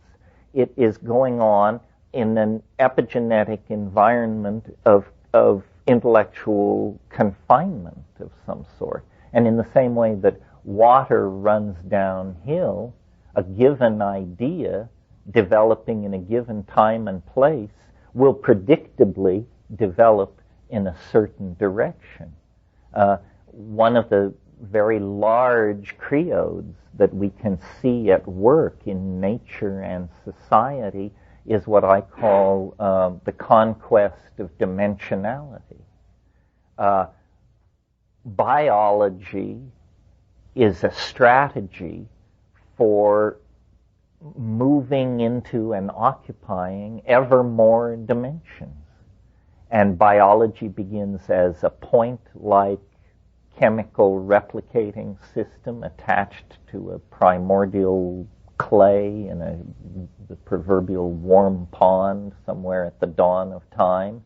And as life develops, it folds itself. It becomes a three-dimensional object. It replicates itself in time. By that means it claims the temporal dimension. After 2 or 3 billion years of that, it has evolved itself to the point where with strong muscles it can move through space. with superb visual organs. It can coordinate its exterior environment. And finally, through the advent of language, it can tell its story. It can move information around not present. And as soon as you begin to code that information into stone or magnetic medium or whatever, in a sense, time has stopped. You are moving outward now. And this very large creode seems to inform not only biology, but the human enterprise as well. So when I talk about stuff like the evolution of photolithography and moving pictures out of photography, and the evolution of surround sound and the global airline system and these kinds of things, these are dimension-conquering phenomena designed to shrink the Earth to a point. And of course, the Internet is the mother of all dimensional conquest. I mean, in a single 40-minute session on the Internet, I may talk to computers in Helsinki, Australia, Paris, Vanuatu, you name it. And I don't even notice that this has happened. Yeah, it doesn't matter. It's meaningless to think in those terms because, in fact, you might as well think of it all being inside your CPU sitting on your desk. It has the same effect. And what that is it's the sum total of human knowledge being daily augmented, and the fury with which people put their thing on the Internet, everything from, how grandma's recovering from her stroke to, I visited a language site the other night that had 122 syllabuses for 122 languages that were philological engines for searching these languages. I got there through the Vonich manuscript site. Yes, that all still goes on. That community is at work. So apparently we will not rest until all space and all time is brought down into, for all practical purposes, a single point. And this is an idea that has been around in various forms since at least the 16th century. I mean, it's the alchemical idea of the philosopher's stone, a universal panacea, a medicine which makes you wise, immortal, all-seeing, all-knowing, all-good, but interestingly conceived as an artifact of technology, conceived as something brought into being through the effort of a technological worker in concert, in resonance with the intention of nature, which is to do the same thing. The human world is simply a catalyst for nature's intentions. We are speeding up nature's program of dimensional transcendence. Nina?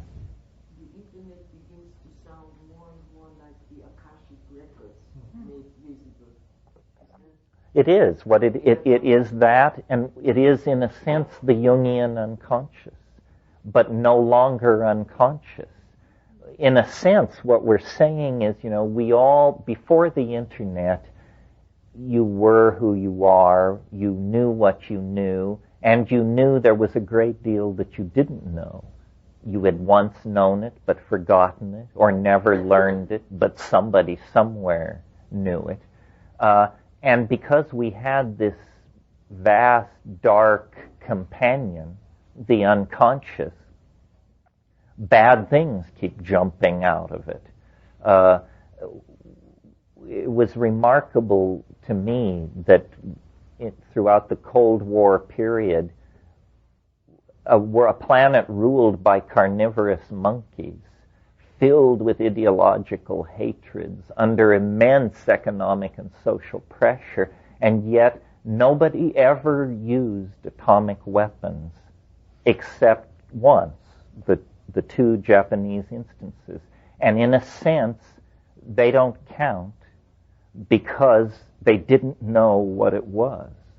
They had to use it to see what it was. And once they saw what it was, remarkable restraint set in.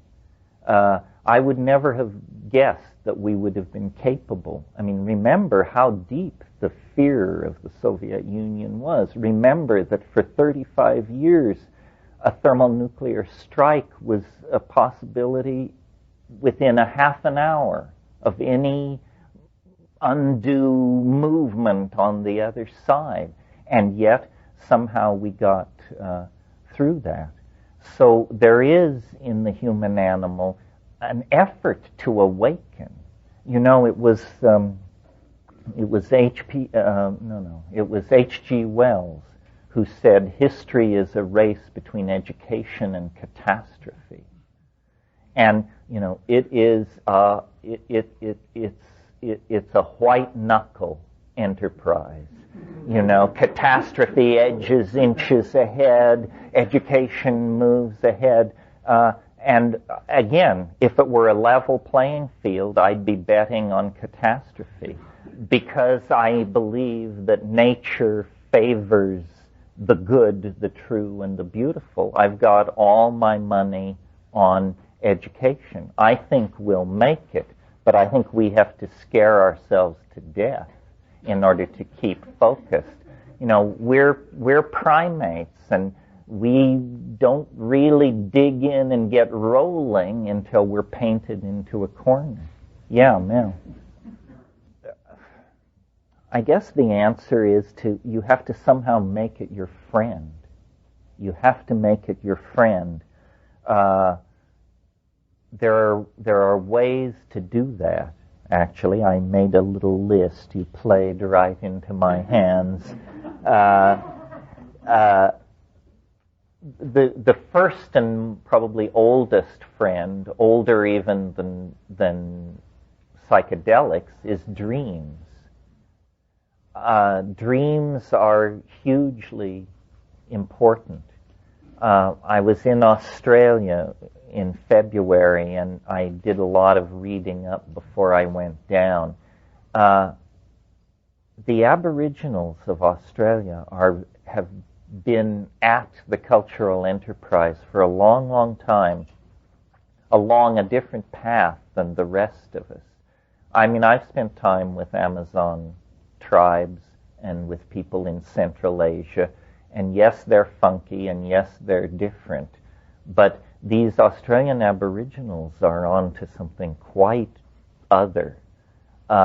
Many people barely open their eyes. People sit silently. People don't talk. This again relates to what we said about language. In Australia, among these people, you get the feeling that they don't talk because they're not sure it's here to stay. If an Aboriginal wants to communicate something to you, they would far rather walk with you a half mile into the bush and point at it than to simply describe it back at camp. So the dream time and the Jungian unconscious and the unconscious made conscious by the internet begin to sound like the same things. I previously didn't have much interest in the Australian Aboriginals because I was slightly irritated by reliant on psychedelics. And so it was like, what am I supposed to do with these people? They're clearly very loaded and very far out, and how do they do that without drugs? It was paradigm agonizing to me. Well, it turns out that they just are better at keeping secrets than the people in the Amazon. There's a revolution breaking over ethnobotany. We have been saying for decades that South America was the most hallucinogen-rich ecology on the planet, and why was that, and wasn't it fascinating, and so forth and so on. In the next 18 months, some Australian ethnobotanists and trippers are going to publish data that shows that the Australian Aboriginal worldview is entirely running on DMT.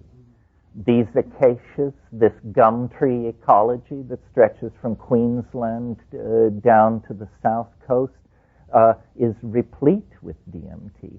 It's simply that the Aboriginal culture is even more secretive than other Aboriginal cultures in other parts of the world. And only very, very slowly is this information being let out. So dreams are one of the great friends of the imagination. Yeah, that's what I'm saying, basically. There'll be more. It's not for me to take the thunder. Very good people have hundreds and hundreds of pages about to be published, and they've got the data, and they've done the analysis. Yeah. What do you think your point that you were attacking? Well, I pretty much take the position that there may be people who can do it on the natch, but there's no technique. It's something you have to be born to, and there's no culture that can do it. I think throughout the human population, there may be one person in 100 who has a futuristic set of synapses. Because I occasionally, in a group like this, somebody will come up to me and say, well, I've never taken a psychedelic drug, but I know exactly what you're talking about, and I see visions and so forth and so on. I used to just think that these people were nutcases.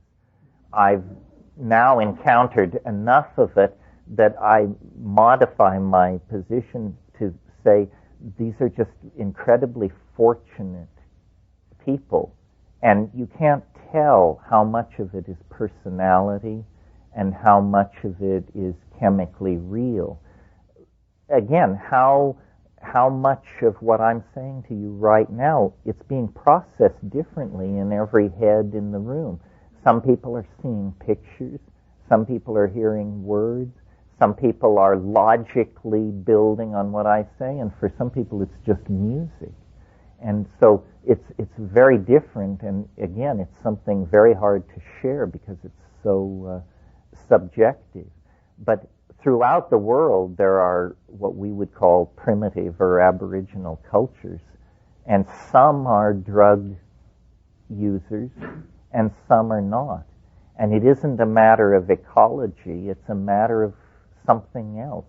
In eastern Ecuador, you have tribes that are just totally druggy, and across the river, people who never touch anything, living basically what appear to the unschooled observer, two cultural systems not that different from each other. So, it's but generally speaking, the psychedelic cultures seem more, let me put it this way, the psychedelic cultures seem less dogmatic. Shamanism comes in two flavors, at least two. There's what I call a traditional shamanism is very rigid and ritual-driven and usually non-psychedelic. And the other kind of shamanism, there are rituals, but they are basically for the consumer, not the producer. And what shamans in these psychedelic cultures are simply alienated intellectuals. I've been in situations in the Amazon where you fly into some remote place and the people come and the women come and they want to touch the airplane and they want to look at your camera and touch your clothes and all this. And so while this is going on, meanwhile, standing off is the shaman. And he doesn't give a shit about the airplane or your camera or any of that. He is interested in you as a person. And what he is he's alienated from the values of his culture. The keeper of the values is the one person who knows that the values are bullshit. That's what they're doing in that function. It's like somebody has to know, and so all the people are, kowtowing and going through their business. But the shaman at the top realizes, my God, we stare out onto an abyss. We do not know. And they're like scientists. I mean, they are scientists, essentially. Yeah. Well, this is an interesting question. There's a hard and soft answer. It depends on whether you think the need to commodify is so basic to human beings that it can't be removed. If that's true, then the Internet still holds out a certain amount of hope. A hardcore anti-capitalist position wants to eliminate capitalism because it sees it as an unreclaimable evil. But it's possible that the only thing wrong with capitalism is that it manufactures, distributes, and commodifies physical objects. What if there was a capitalism that only commodified information and light? That might be more tolerable. In the future, not that long in the future, if you want to live at Versailles, it'll cost you $149 to buy the software package and set it up and live in it. Well, if Versailles can be made to cost $149, how much is it worth? And the answer is only what the market will pay. So I think for a long time this process of raising standards of living has been underway, and it is certainly true that today in the world hundreds of millions of people live better than emperors and kings 2 centuries ago. So I think the important thing, well, before we totally dismiss capitalism, we should see if it can operate in a virtual informational environment less destructively. If it can't, then something else will have to come along. But certainly capitalism based on the extraction of resources and their fabrication by cheap labor populations into objects to be sold in a central economy, that's finished. That's a dinosaur. That's self-limiting. Because there is not an ultimately exploitable resource base, the end of that kind of capitalism is easily discerned. Well, that's an interesting question. Is there a kind of natural selection of means in the marketplace? There probably is. For example, imagine governments deal with information completely differently than corporations. If a government obtains a proprietary technology, its impulse is to classify it, move it out of sight, and exploit it for political advantage. If a corporation achieves a proprietary technology, it drops a huge amount of money on promoting it, rushes products based on it to market, and tries to spread it everywhere as fast as it can. This certainly has caused an evolution of certain kinds of technology. But the two systems, the capitalist corporate system and the governmental system, value and put emphasis on different kinds of technologies. For example, nation-states use war as an instrument of national policy. Corporations almost never do that. Corporations don't like war. It busts up environments, it makes products difficult to move around, and where you had happy, healthy customers, you now have hollow-eyed refugees standing around with their hands out. But those were national interests. No corporation could have launched a war like that. It wasn't Exxon who had a knife poised at their throat. It was the economies of France, Germany, and the United States. Also, that war was generations ago. A completely different set of political rules were in place. That was probably the last of those sorts of wars, I would bet. What capitalism does with war is it exports it to already burnt out market areas, like Rwanda, Bosnia, Albania. They don't care what people do to each other in those places because they don't have, there's no market there anyway. Let me go on with my list here. I think I got through dreams and drugs, which were probably the biggies. This is Friends of the Imagination, in case you lost your place here. Fiction and the enterprise of fiction, not necessarily science fiction, although it's interesting if you look at the golden age of science fiction, the magazines that created that had names like Amazing, Astounding, and If. These are the very words and themes that we've been pursuing around here. But fiction is, until we get virtual reality up and running in the hands of a master, the best way we have of showing each other the contents of our own head. Any of you who have made your way through the Remembrance of Things Past, Proust's enormous novel about fin de siècle life in Paris, there are thoughts uttered there that are so fragile and delicate that when you read it, you think you were the only person who ever thought this, and you never bothered to mention it to anybody because it seemed so ineffable, and yet Proust has gotten it down on the page. So it shows you what human beings are. And of course our world, pardon? Can you give an example of that? Sounds pretty enticing. I'm trying to think of an example. There's an example where they're going to a beach town, and he's riding with this dowager woman,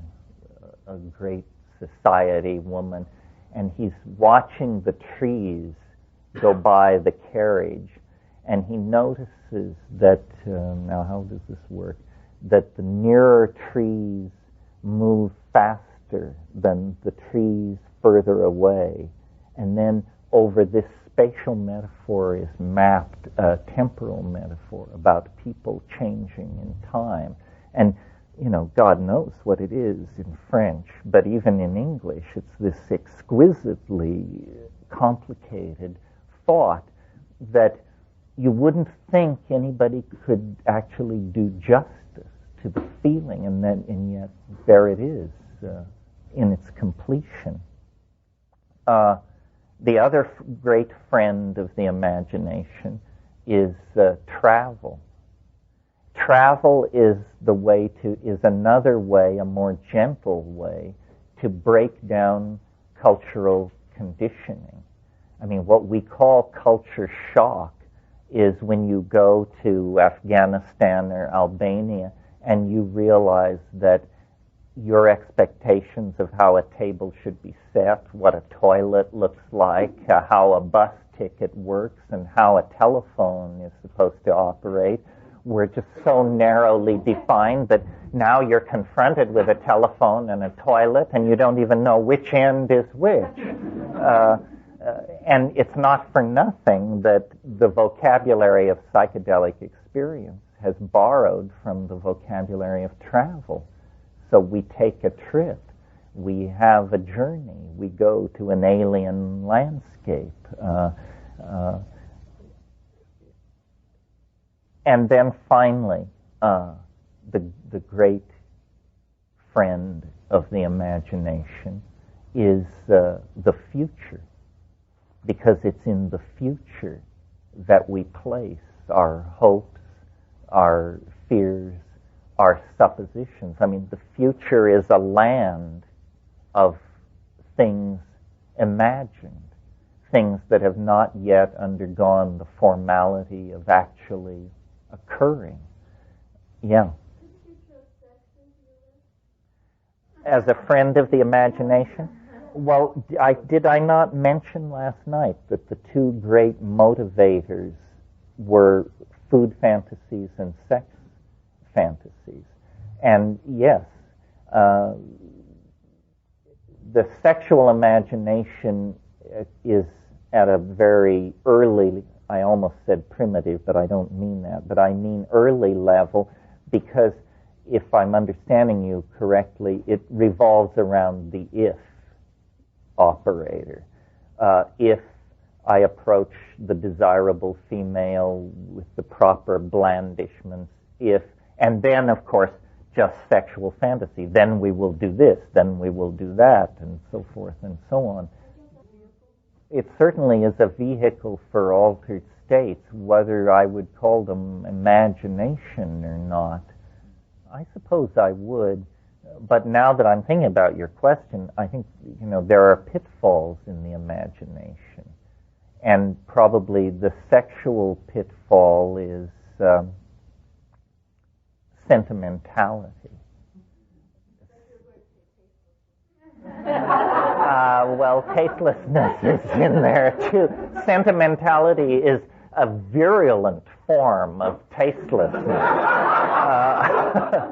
And sentimentality is very hard to root out. You may think you're a hard cookie, but I'll bet there are areas of sentimental delusion so broad and deep in every one of us. And some people carry that to the grave. They're the lucky ones. The rest of us have divorces, bankruptcies, muggings, and what have you, and slowly our sentimentality is pounded out of us. And, it's a good thing to lose sentimentality because it's a false aesthetic. And I think we recognize it. It's also a very easily manipulated. It is truly a false aesthetic in the hands of modern media because it is a great ploy for buying. If you can induce sentimentality in people, they will buy the object of that induction. Yeah. Well, your word idealism is good here because it brings me to something I always eventually get to, which is in line with this thought: culture is not your friend.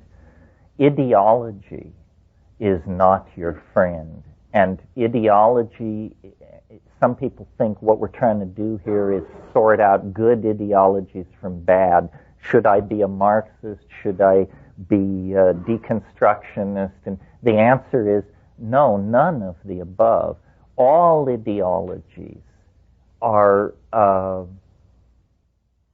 viral infections of some sort, mimetic infections that erode your functionability and your comfort with yourself. Ideologies set up polarities that are based on discontent. And ideologies are always, always, always based on false premises. Name an ideology and I'll tell you the false premises that it's based on. So, part of this process of cultural maturity that I've been talking about is to get beyond ideology without embracing cynicism. It's not a fuck you thing. It's a deeply saddening awareness that we are not yet angel enough, that we should take ourselves that seriously. Yeah. Yes, I would say sentimentality is the feeling of attachment we have to our ideologies.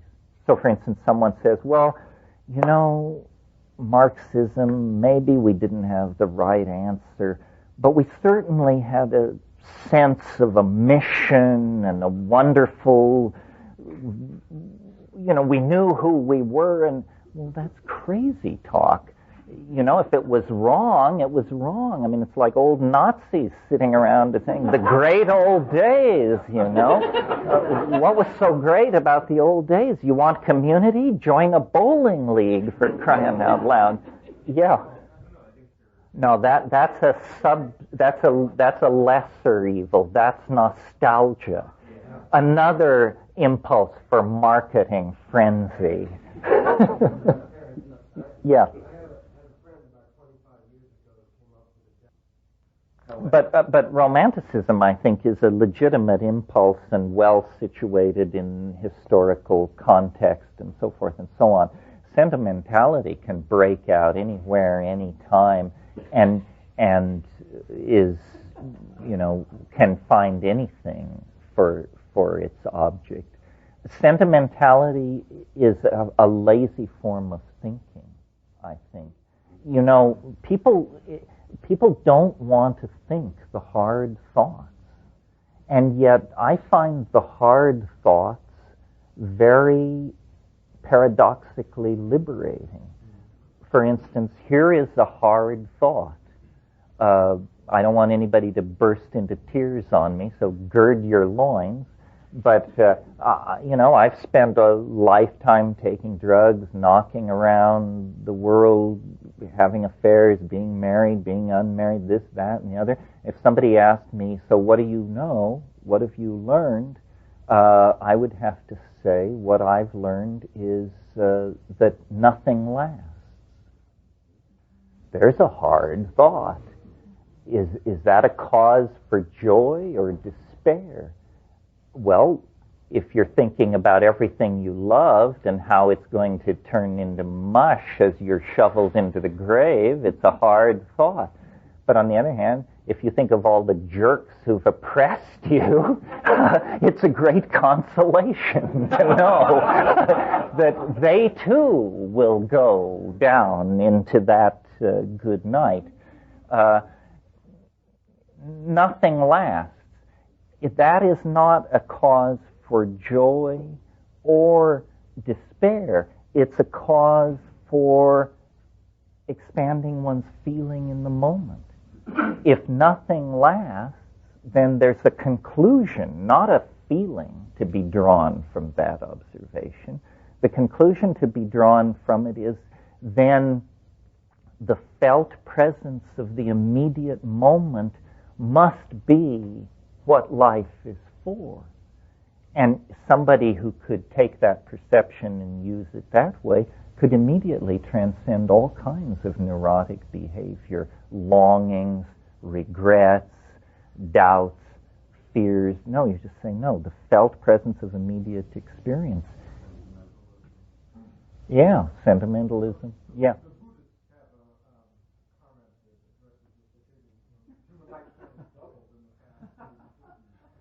Well, first of all, let me comment on the Buddhist thing. I'm not that friendly to that formulation because it still is postponing gratification. It's saying death is the bouquet of life. You should live toward death. I would say the bouquet of life is this moment. But to the more important point of longevity, I certainly am not interested in living forever, whatever that might mean, because I suspect if you live forever, you miss the point. In other words, I think you miss the bouquet. On the other hand, I don't see anything wrong with, well, no, that's too much to say. The only problem I have with living past whatever, 70 is you do get into political issues of, are people buying time at the expense of somebody else? One of the weirdest things about this culture is we've invented a sin for which there is no name. It's so beyond most people's ability to conceive. And this sin that we've invented is we steal the future from our children.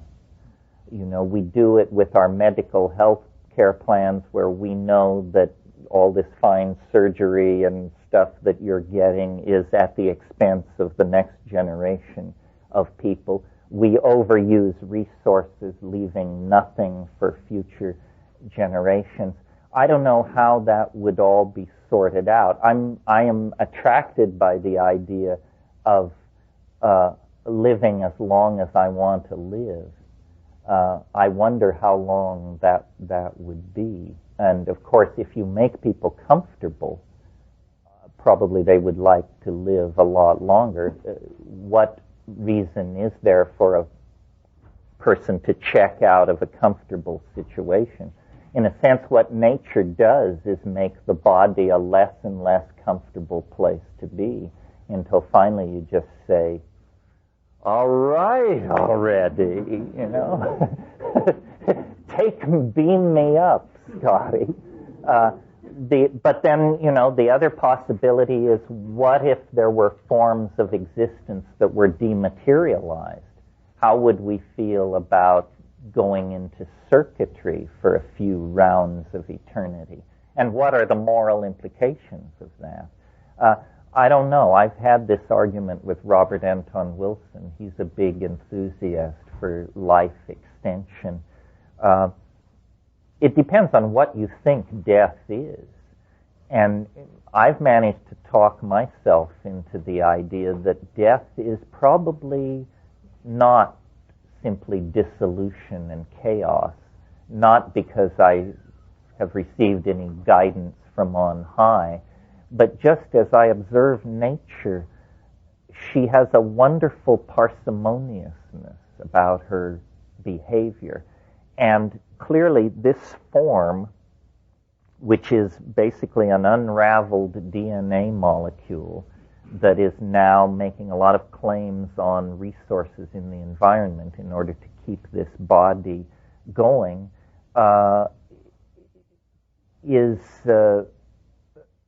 nature put a lot of effort into this. And I think that the best model for what life is, based not on religious thinking, but on biological thinking, is life is what you get when a hyperdimensional object protrudes into ordinary space. In other words, if we take this cup and cut it in two, it doesn't change. It just becomes a cup in two pieces. But it doesn't bleed, it doesn't rot, it doesn't lose its essence. If we take any living being, from a bacterium to a brontosaur, and cut it in two, the entire system falls apart very quickly, and we've created a mess, and we see that the thing that we had is no longer there. So I think what biology is the intrusion into three-dimensional space and time of hyperdimensional objects. And the other clue to that seems an argument for it, is that we do have this thing called a mind, but we can't find it anywhere. It doesn't seem to be anywhere. Even when you get down to the level of electrodes in the brain and saying words to people and watching oscilloscopes, you still can't seem to quite nail it down. So I think probably these objects retract back into hyperspace, higher space, and that this is what the soul is. The soul is there is something to this idea of a morphogenetic field, and we clothe ourselves in matter, but we are not matter, and so to actually complete a human cycle of existence, you have to go into death. It's where you came from, in some sense. I mean, we put a lot of attention into death. We don't look very much at birth. We think we understand it. I mean, we all know the story about the sperm and the egg and all that. But before that, what is going on? Whence cometh these forms? We seem to have the matter down pretty good. But really what a being is the intrusion into space-time of a form, and the form is unique, and then it retreats. I think it would be one of the great jokes of human history if here at the end of the 20th century, at the end of the millennium, with all this techno hypola surging around us, if we were to actually gain insight into the after-death state. And one of the reasons I'm so keen for DMT is because when I have given it to people who were purported experts in the after-death state, Tibetan lamas and shamans and this sort of thing, they come back and they say, yep, that's the territory, all right. And so in my highest states, I have had the insight, which I will convey to you without saying it's true, that this is the most limited form of existence you will ever know. You can't be deader than this. This is the bottom line. And so the good news is it's only up from here. But of course you have to bet the farm on this cheerful rap. And there's no whining if you're wrong. This is an all or nothing bet, and so naturally it brings your heart into your throat. But that's the kind of enterprise life is. All risk and the race to the swift, I think. One last. Well, I don't know. And I wonder what I will think as I approach the great divide. It's easy in the pink of health to speculate and play the philosophe and all that nonsense. But, you know, the last dance you dance alone, and nobody will be watching.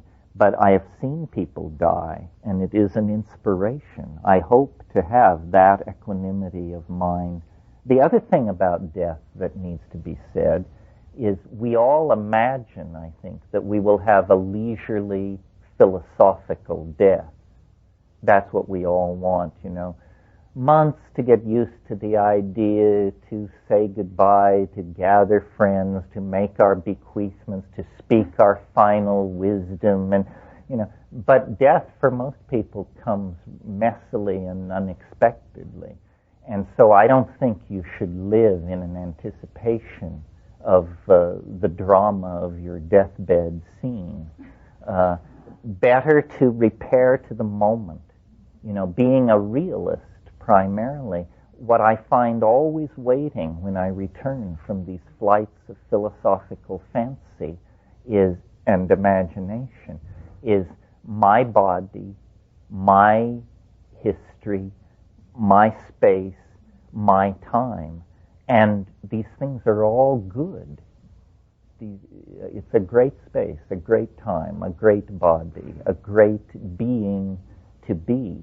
So the real message of the psychedelic experience and of the anti-historical thrust of the critique we've been carrying out here is to take the moment, the felt presence of immediate experience. This is all you know, it's all you will ever know. Everything else comes as unconfirmed rumor, innuendo, unrealized possibility, fading memory, conjecture, lie, hope, who knows.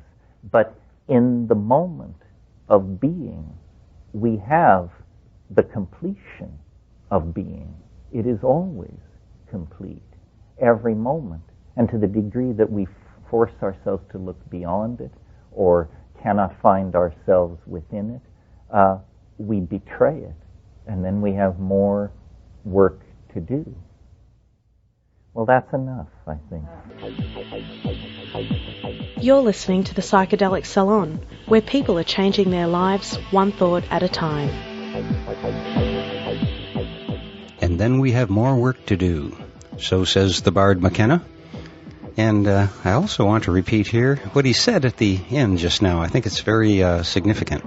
He said, "The real message of the psychedelic experience and of the anti-historical thrust of the critique we've been carrying out here is to take the moment, the felt present of immediate experience. This is all you know. It's all you'll ever know. Everything else comes as unconfirmed rumor, innuendo, unrealized possibilities, fading memory, conjecture, lie, hope, who knows? But in the moment of being, we have the completion of being. It is always complete, every moment." And this, I think, goes right to the heart of the matter when he also asks, how are we doing in the here and now? Because, after all, the here and now is the only reality that we seem to share, at least in some small way. So the next time you're feeling a little blue, be sure to ask yourself if it's because of something that is going on in your current environment and in the present moment, or is it because of something that happened in the past or something that you fear may happen in the future?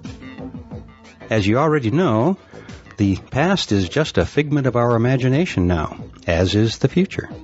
All there is the here and now. And it is in the here and now that we need to keep in focus if we are to hold steady during the great shift that has now begun. But for me right now, the great shift is going to be shifting me out of here because I'm about to lose access to my computer for the rest of the day. So I'm going to have to sign off for now, and hopefully I'll have enough time on my machine tomorrow to do the post-production and publish this program before I leave on a little trip that is going to take me away from the salon here for a week or more, which is my way of letting you know that there most likely won't be another podcast from the salon for about 2 weeks. I'll miss you, to be sure, but we'll be back together again in cyberdelic space before you know it. And so I'll close today's podcast by reminding you that this and all of the podcasts from the Psychedelic Salon are freely available for you to use in your own audio projects under the Creative Commons Attribution Non-Commercial Share-alike 3.0 license. And if you have any questions about that, just click the Creative Commons link at the bottom of the Psychedelic Salon webpage, which you can find at psychedelicsalon.org. And if you're interested in the philosophy behind the Psychedelic Salon, you can hear all about it in my novel, The Genesis Generation, which is available as an audiobook that you can download at genesisgeneration.us. And for now, this is Lorenzo signing off from Cyberdelic Space. Be well, my friends. And yet remaining in peace.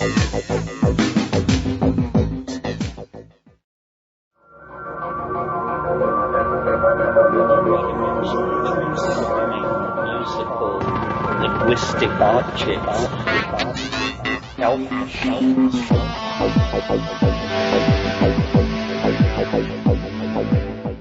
Greetings from Cyberdelic Space. This is Lorenzo, and I'm your host here in the Psychedelic Salon. Well, it's been a little over 2 weeks now since we were last together here in the salon, and I spent most of that time on the East Coast visiting friends and family.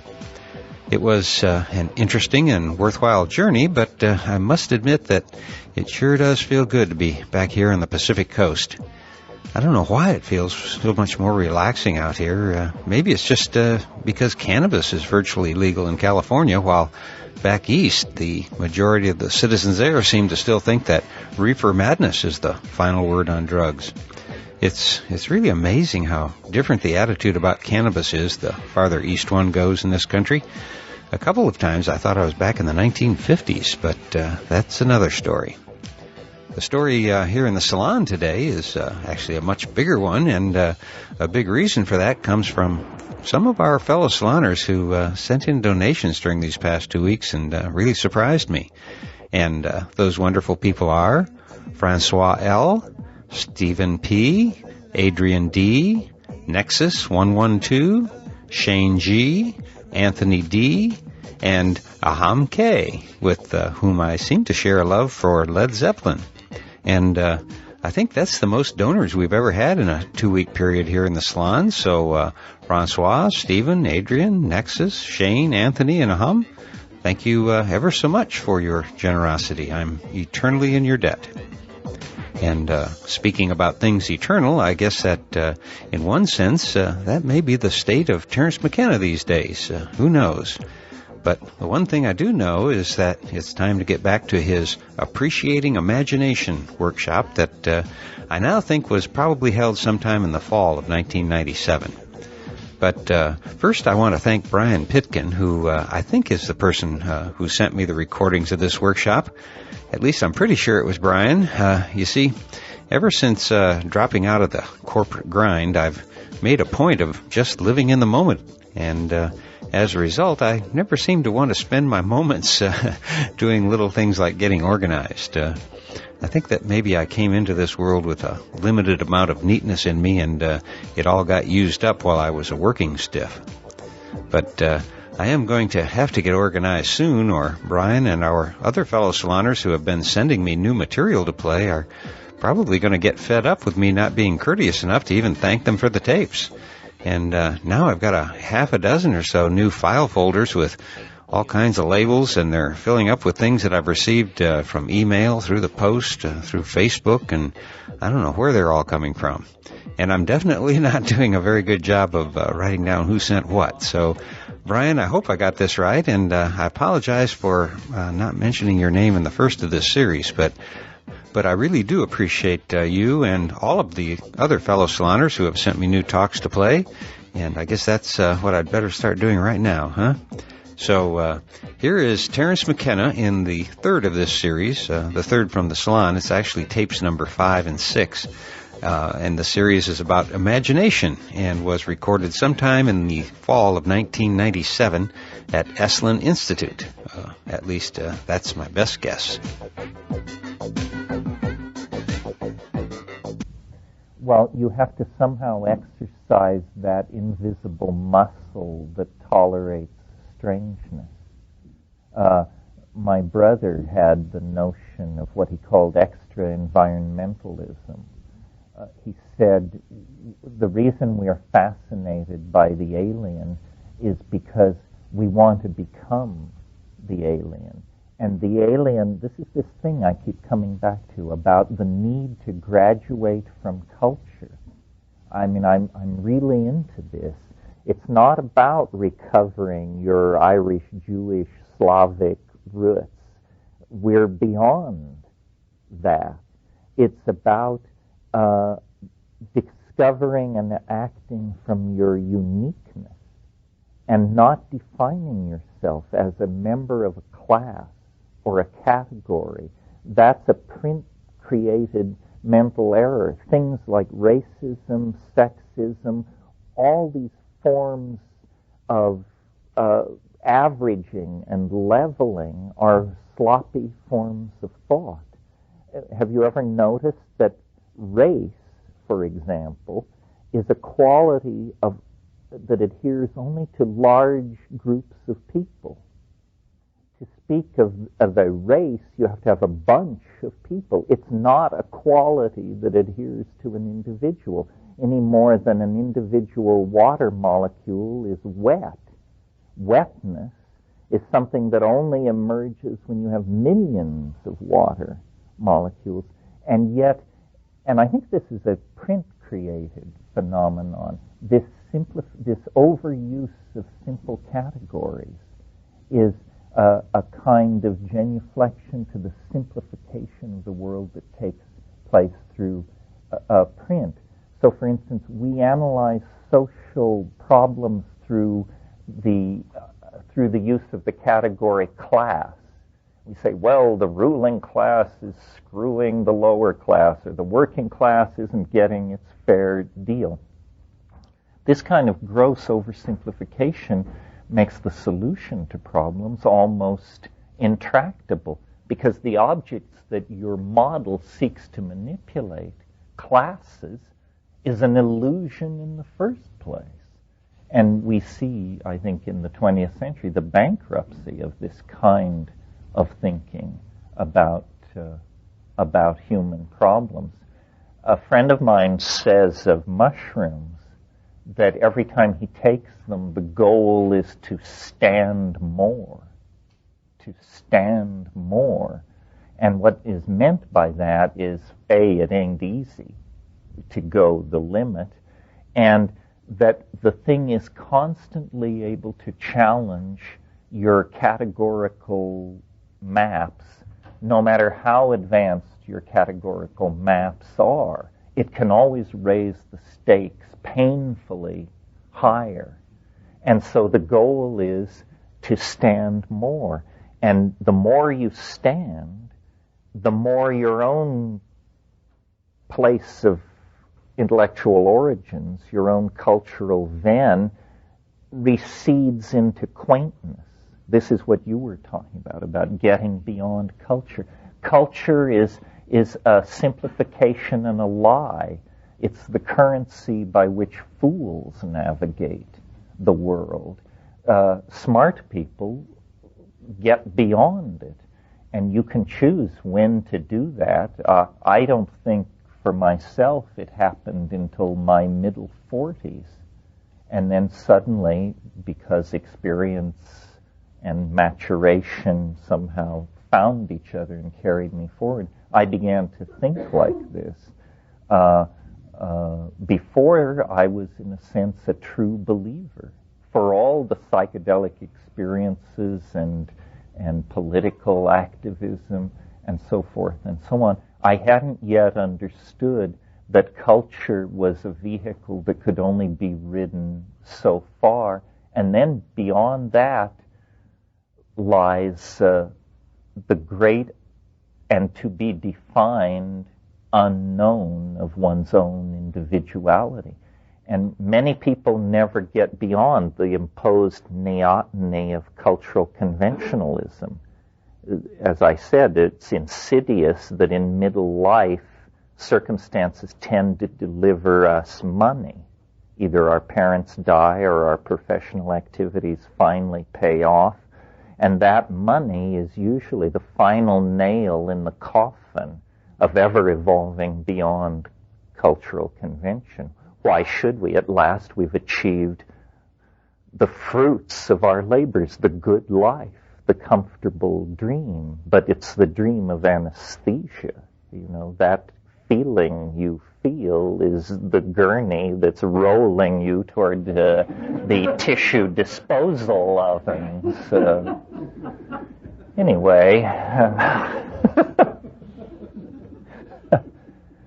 yeah, Mike.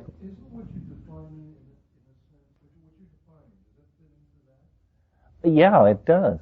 I mean, you're right that cool, then, if you aren't cool, you go to incredible lengths to achieve it by ersatz means, by buying $3,500 sunglasses and getting tattooed, and, you know, but it can't really be faked. But the whole engine of marketing is designed to make you think that it can be faked. I don't know if I'm cool or not, but I am incredibly resistant to any effort to make me think I'm uncool.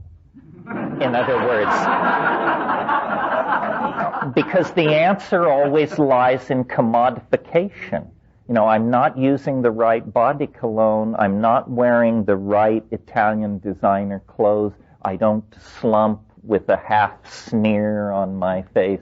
All of these things which are marketed as the accoutrements of cool. So you get a clueless culture aping cool, and of course real cool can't be commodified. That's what makes it so cool and so maddeningly distant from the uncool. As long as we're on this kind of tack, this morning I talked about the imagination and its friends, and you recall the list, and I won't refresh it, but I thought it would also be useful to talk about the enemies of the imagination. We've talked about culture as the enemy of imagination, and I think we've done enough of that. The other thing that I think is the enemy of the imagination, and this may seem paradoxical, and it may raise hackles, and it may bring controversy, but it has to be said. There's always been a strain of this in my thinking, in what I'm about to say, but my son pointed out to me that I needed to hammer this particular key harder. My son is sort of my surrogate in the culture. He goes out to the highways and byways and listens to the murmurings of the people and then tells me what's going on. And this brings us to the subject of relativism. I'd never quite heard it put this way until he put it to me this way. What is relativism? Relativism is the idea that your ideas are as good as anybody else's ideas, and all ideas are equal in worth because nobody can tell what's going on anyway. It's the live and let live, laid-back approach to doing intellectual heavy lifting. I'm a nihilist, you're a Nazi, you're a Christian, you're something else. Hey, no big deal. Let's just hoist a beer and party on. Well, I have to defer. It's a problem, especially in California, where this thing has gone from being a pathology to the defining mode of normalcy. But it allows stuff like Heaven's Gate. It allows Jonestown. Nobody ever said to those people, "You're full of shit. Don't think like this. This will lead to catastrophe." Instead, people said, "Hey, cool. See you in the sky." And people say, "Well, but now this sounds like you're advocating acrimonious and emotionally painful judgment-making that will leave some of us disenfranchised from our belief in the space people or the presence of great Atlantis or something else that's very cherished." Yes. Yes. We have loosened our girding sufficiently, folks. We are now open-minded enough. You don't want to become so open-minded that the wind can whistle between your ears. And there are logical razors and rules of evidence that can be brought to bear on any situation. So, for instance, our culture is awash in claims of all sorts. Religious claims, the 1,000 various religious offerings on the market, and then it moves over into medical claims, dietary claims, claims of superior sources of knowledge. I can read the Dead Sea Scrolls, you can't. She's talking to the space people, you can't. This guy is accessing past lives, you can't. There are all these whisperings and intimations of special connection and uniqueness. If you are passive in the face of this, I think your intellectual arteries will just fill up with mental cholesterol, and eventually you'll have the equivalent of a coronary thrombosis at the intellectual level. It's very important to hone intuition and logical razors so that reasonable questions can be asked. And it may break the mirrored surface of we're all in it together, the illusion of community maintained by nobody ever criticizing anybody else. But this nobody ever criticizing anybody else brings the intellectual enterprise and the refinement of human knowledge to a screeching halt. The way in which the intellectual enterprise moves forward is by being critiqued analyzed, subjected to tests, and you've all heard me knock science, and I have many bad things to say about science. It has to answer for some of its sins. But the great thing about science, and the thing which makes it unique in the history of human intellectual endeavors, is it is a human intellectual enterprise in which you get lots of credit for proving that you're wrong. Scientists really respect each other for proving that they are wrong. If you have a theory that you've defended for 15 years and then you publish a paper saying, I've been over it again, I've looked at the data again, and you know what, fellow colleagues, I botched it. I was wrong. They promote you for this. They say, this is the essence of intellectual honesty. We know you do good work because we see how you trashed your early accomplishments. Religion doesn't work like this. In the religious domain, you never admit you're wrong. You further elaborate the story to save whatever preposterous notion has been exposed, and you never deny, you never recant, you never go back. And so what you get is error, based on delusion, based on illusion, based on lie, based on half-truth, based on supposition, based on somebody thought it would be nice if.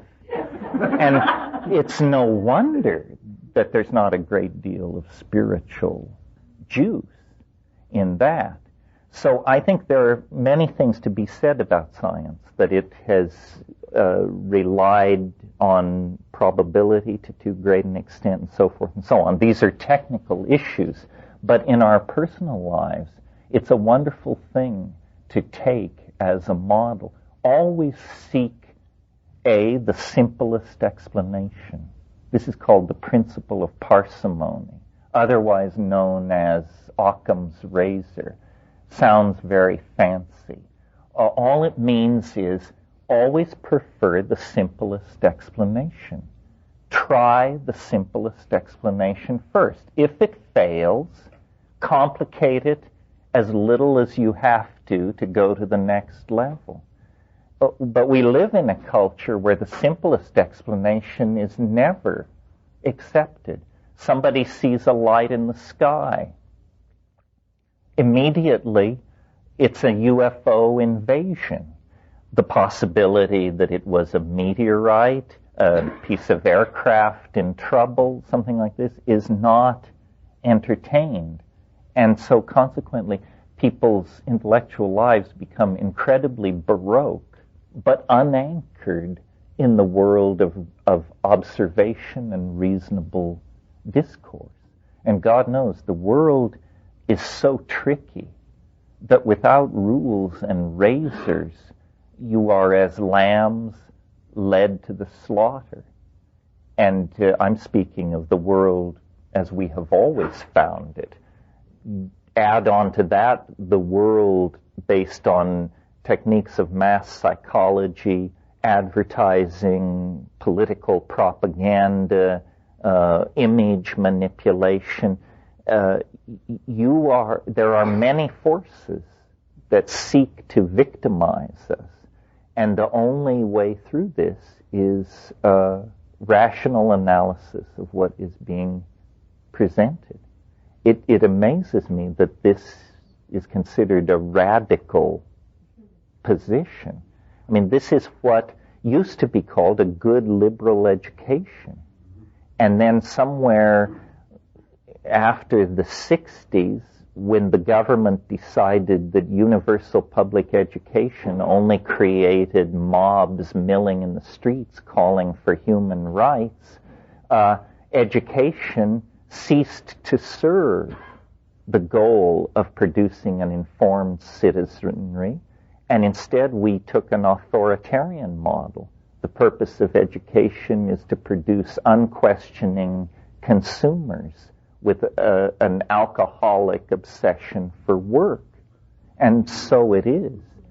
But as people who may have had one foot in this system at one point and another foot in it at another, I think it behooves us to be alarmed and to attempt to recapture our souls, essentially, from the nets of a propaganda, market management, commodity obsession, money fetishism, these various extremely infective memes that are spread everywhere. Yeah. It's just like what they call like your birthright stuff.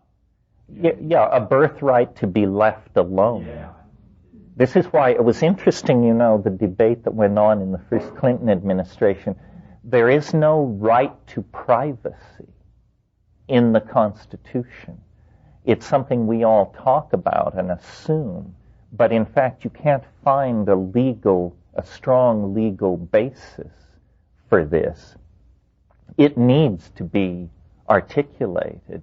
We need a dimension that is free from the potential incursions of those who would manipulate us. The Constitution enshrines the right of a person, I believe, to be secure in one's home and possessions. But that's not a strong enough statement to nail down the right of privacy. This may be the single greatest right which everyone is being denied. Many other people are oppressed in other ways. But we are all denied the right of privacy. Interestingly, years ago, when I got divorced, at some point in these proceedings, you have to file some kind of a court document. I guess it's an intent or a declaration to divorce or something. Within 5 days, my mailbox was crowded with invitations to join singles groups. And it was very clear to me that people were going over these court records and getting the names of guys between ages 30 and 50 who were filing for divorce and hitting them before they got home from the courthouse with invitations. And it's insidious that we are accessible to this kind of manipulation and seen as victims. I mean, here's a tremendously private, personal tragedy, but for a whole segment of society, it's not a private, personal tragedy. It's a marketing opportunity. You have pain, we have answers. Yeah, somebody over here. Well, yes. I mean, for example, before drugs were an issue, if we take a subset of the population like white college students, this was without contest one of the most law-abiding subsets of the population. White college students are more law-abiding than white stockbrokers or almost any other segment of the population you can name. But if you turn cannabis into a Schedule I drug, a felony, suddenly all of these people who never felt inspired to dissent, never felt the heavy hand of the government, are automatically members of a criminal class. And what this does is both radicalize the people so persecuted, and in a feedback loop of paranoia, drive the government then into a frenzy of trying to penetrate, understand, and control this minority group. The idea that states of mind are matters for legal manipulation, it's amazing that discussion is even taking place in the democracy founded by Thomas Jefferson.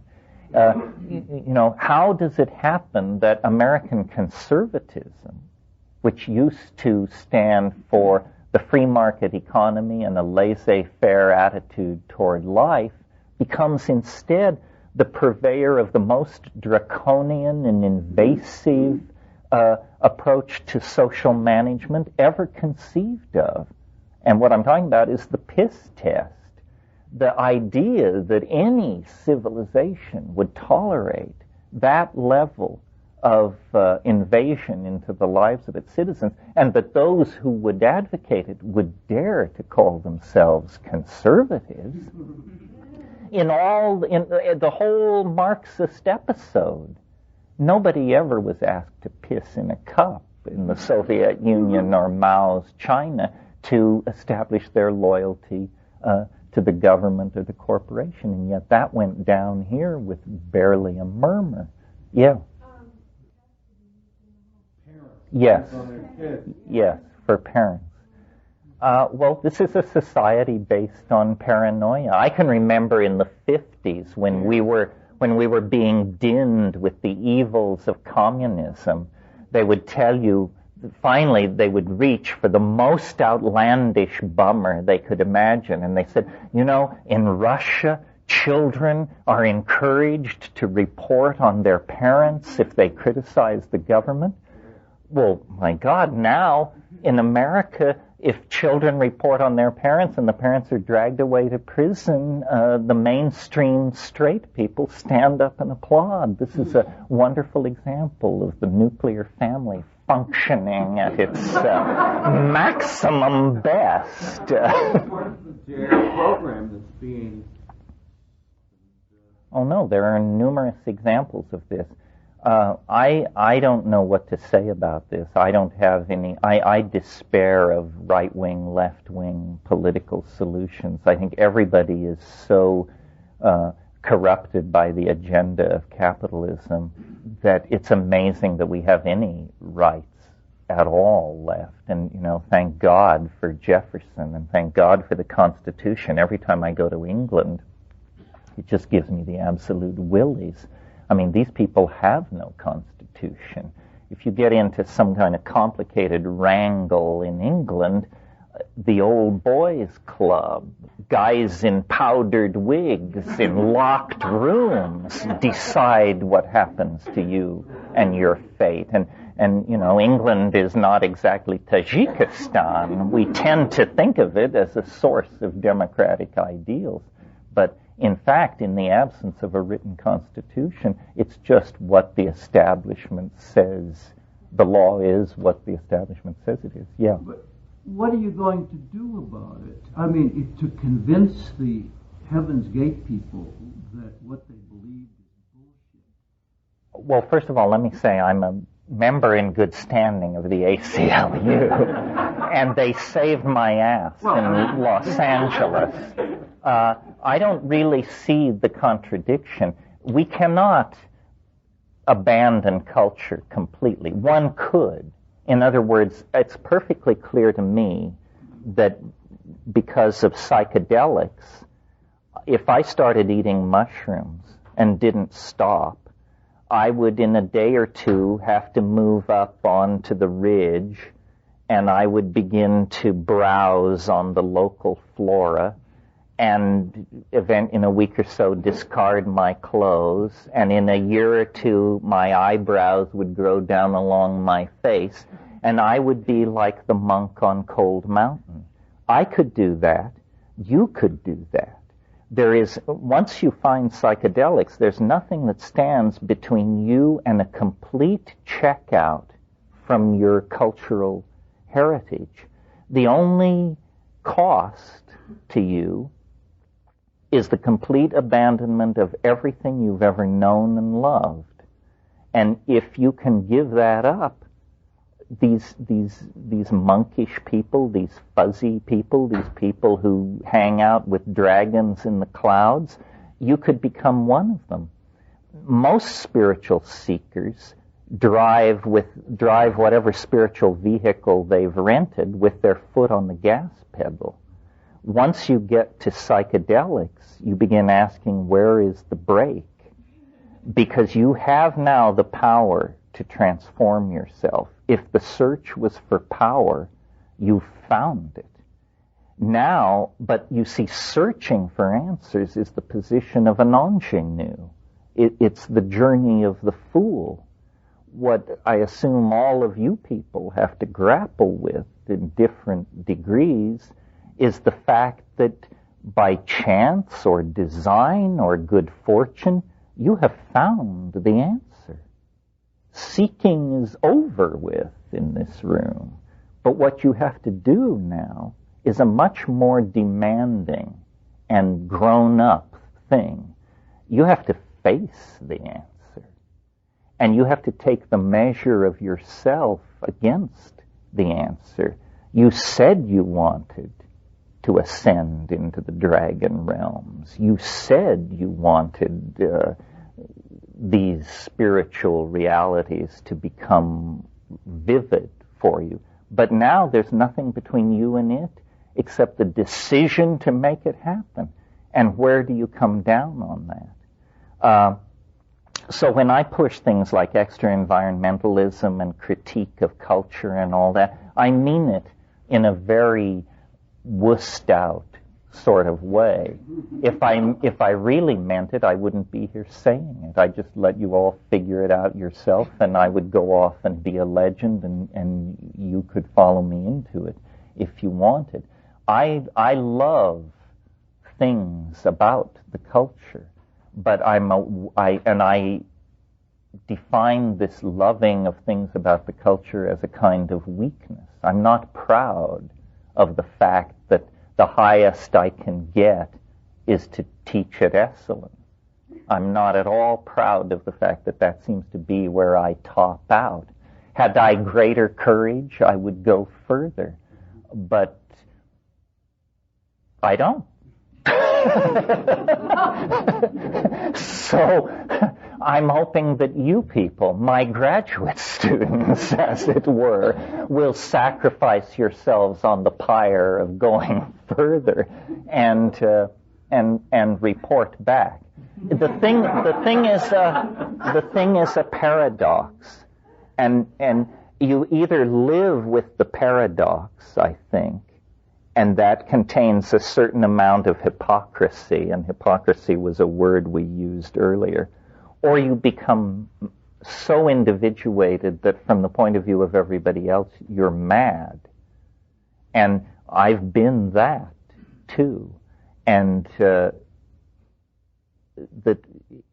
it's very hard to do it and remain in society. I don't think I could have done it. My episodes of madness occurred, thank God, 700 miles up a jungle river in Baboon-Asholia. But had it happened in Manhattan or something like that, it would have quickly set up ripples that would have inextricably complicated and made my life much more difficult. Well, what do you think? I read a quote once from Oscar Wilde saying that your first duty in life is to be as artificial as possible. Duty in life is to be as artificial as possible. And sometimes I deal with this paradox. I always go back to that quote. I don't know what that means. I know, it's an interesting quote. It meant something to him completely different than what it must mean to us. And I always kind of refer to that whenever I feel like I'm a hypocrite, with this. Well, I'll tell you a little boring little secret about how I got to be who I am. I grew up in a town in western Colorado where if you read Time magazine, you were suspect of being some kind of left-wing intellectual. I mean, this was podunk. And as I grew up there, I became aware of all these extremely strongly expressed cultural values. And most of them were hostile to something. Either Jews were bad, or black people are bad, or people who didn't work were bad, or people who made messy paintings were bad. All of these things were bad. And one day it occurred to me, I will take the position that all these things are good. These things are good. abstract expressionism, Jews, black people, science, good, good, good, good. And everybody said, there's something wrong with this kid. And I didn't understand my own position. I mean, I would look at a Pollock and think, it is messy. It may be horseshit, but we must never admit that. We must defend that. We must defend the genius of Pollock unto death because we don't understand it.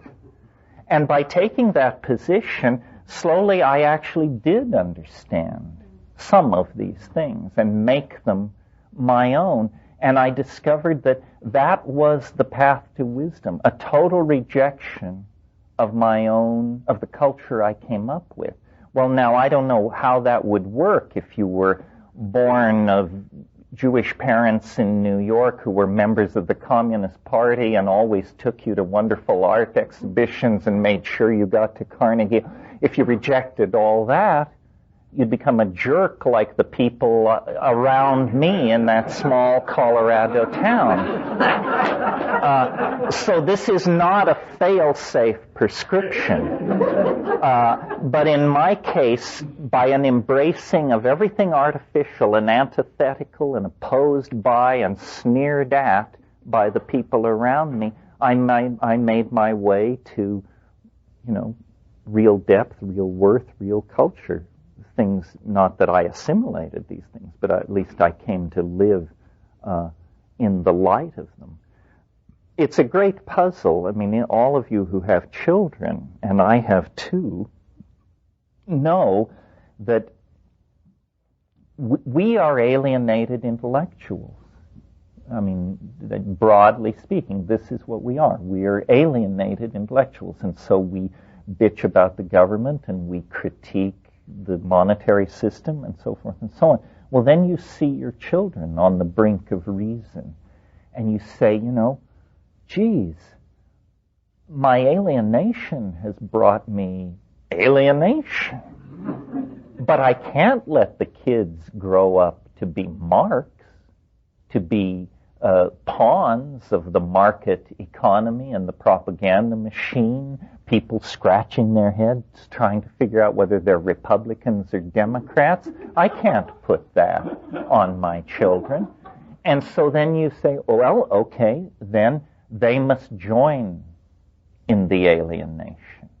They must be taken out of the culture as we were taken out of the culture. And this is a momentous decision because this act of separating from the culture is unambiguously alienating. And yet it seems to be the only way to find the self. Otherwise, you never contact the self. You contact a commodified cartoon of the self that finds meaning in outboard motors and basketball and all this other crap that's peddled as reality. So our relationship to our culture, I think, is a very uncomfortable one. And of course, psychedelics exacerbate this. And I think, if you have children, that it's one thing to talk alienation, but once they get to the place where they're asking to take LSD or to take psilocybin, then, Kafka said a wonderful thing. I think it's in The Penal Colony. He said, you can choose to be free, but it's the last choice you'll ever make. And, that's sort of the dilemma in which we find ourselves. Wouldn't it fulfill all of our personal mythologies if I could now detail a long history of persecution nobly borne by me? But the truth is, they don't give a shit. They are so confident of their control that I think if I appear on their screen at all, they just say, this is some egghead, some spouting character who talks to a bunch of rich people in small rooms, and we don't care. I have the feeling there's something which I call the 5% rule, which is as long as any school of dissent remains below 5% of the population, no money is budgeted to destroy it. You know, it's just, they have learned about noise in the social circuitry, and they just say, these people, they gripe. And we are held up as an example of what a free society this is. You say, you think we have a controlled society? You think we tell people what to say? Go down to Esalen and hear what Terence McKenna is saying. We tolerate this. What clearer proof do you need that we are magnanimous, generous, open-hearted, and liberal? We tolerate this kind of thing. I think, of course, that they do not understand the nature of the game, but it's a good thing, because if the game is played on their terms, we lose. What they don't understand is the power of memes and the fact that psychedelics are a touchstone of creativity, and creativity can always provide breakouts from any situation, no matter how confined. And also, they have a horrifying fascination with us, because they, as the managers of society, probably know more about its internal contradictions and its failings and its shortcomings than we do. I mean, the information we have available to us is the declassified, downloaded, cleaned up stuff. Recently, I was in London, and the hotel, the conference was at the ICA, which is down near Buckingham Palace, and so the hotel was on Vincent Square. So it was about a 20-minute walk from Vincent Square down to the ICA, and it's right through Whitehall. It's where all the intelligence agencies and the Ministry of Defense and all this. And we would stay late at the ICA, and walking back at 2 a.m, the lights in Whitehall are burning at 2 a.m. The lights at the Ministry of Defense and the Ministry of Economic Planning are on at 2 a.m. Why? Because people are sweating blood in those buildings. They are working around the clock to keep the entire system. Look at these rainforest clearing statistics. Look at this oil slick. Look at this. This is costing us money, gentlemen. What about this? And the answer is you can manage some of the future some of the time, and you can manage all of the future some of the time, but you can't manage all of the future all of the time. It keeps breaking loose in the most unexpected fashion. The internet is a perfect example. Here was a privileged instrument of the intelligence community and the scientific elite that served it. Ultra-high security, totally out of the reach of the common man. And meanwhile, over at Raytheon, they're trying to, this was years ago, they were trying to develop a chip to guide a heat-seeking missile and for the Navy. And they had certain design specifications which had to be met. And the project had ground on for a couple of years, and they couldn't make this chip meet the specifications. Finally, the project was canceled. The chip is thrown in the trash. And then some engineer digs it out, and he says, you know what we could do with this? We can't hit a plane in flight with a missile with this thing, but you know what we can do with it? We could make a little desktop computer with this. And these guys said, why in the hell would we want to do that? We have enormous computers. We have computers the size of a city block. Why would we want to do that? You say, no, you don't understand. Not for us. We have the godlike technology. It's a commercial thing. We can sell it to the marks, and they can word process with it or something. So it came to be. But then they didn't understand that these things, it's a pretty harmless thing. A computer sitting on a desktop with Word running on it. But you sell 20 million of them, and before you realize, my God, they can all be connected together. And then people just plug them in, and an entirely new beast springs into being. A technology so powerful that the head of the CIA 10 years ago didn't have that kind of access to information, that kind of access to real-time imaging, that kind of access to econometric data and that sort of thing. And so it escaped. And so while they were watching while they were keeping us from building nuclear weapons, they seemed to do that rather well. No terrorist has ever set off a thermonuclear device, so far as we know. So they were watching from the ramparts for that because it was something they could understand. This thing came rushing in the back door, and now the cat is out of the bag. Yeah, was it Scott? I'm sure that that's true. I'm sure that that's true. The fact that the IRS is running on 20-year-old computers. The government is just being left behind. And the world corporate state doesn't care. It finds governments a huge and boring nuisance. In the same way that after the 30 Years' War, basically there was an enormous social shift in Europe.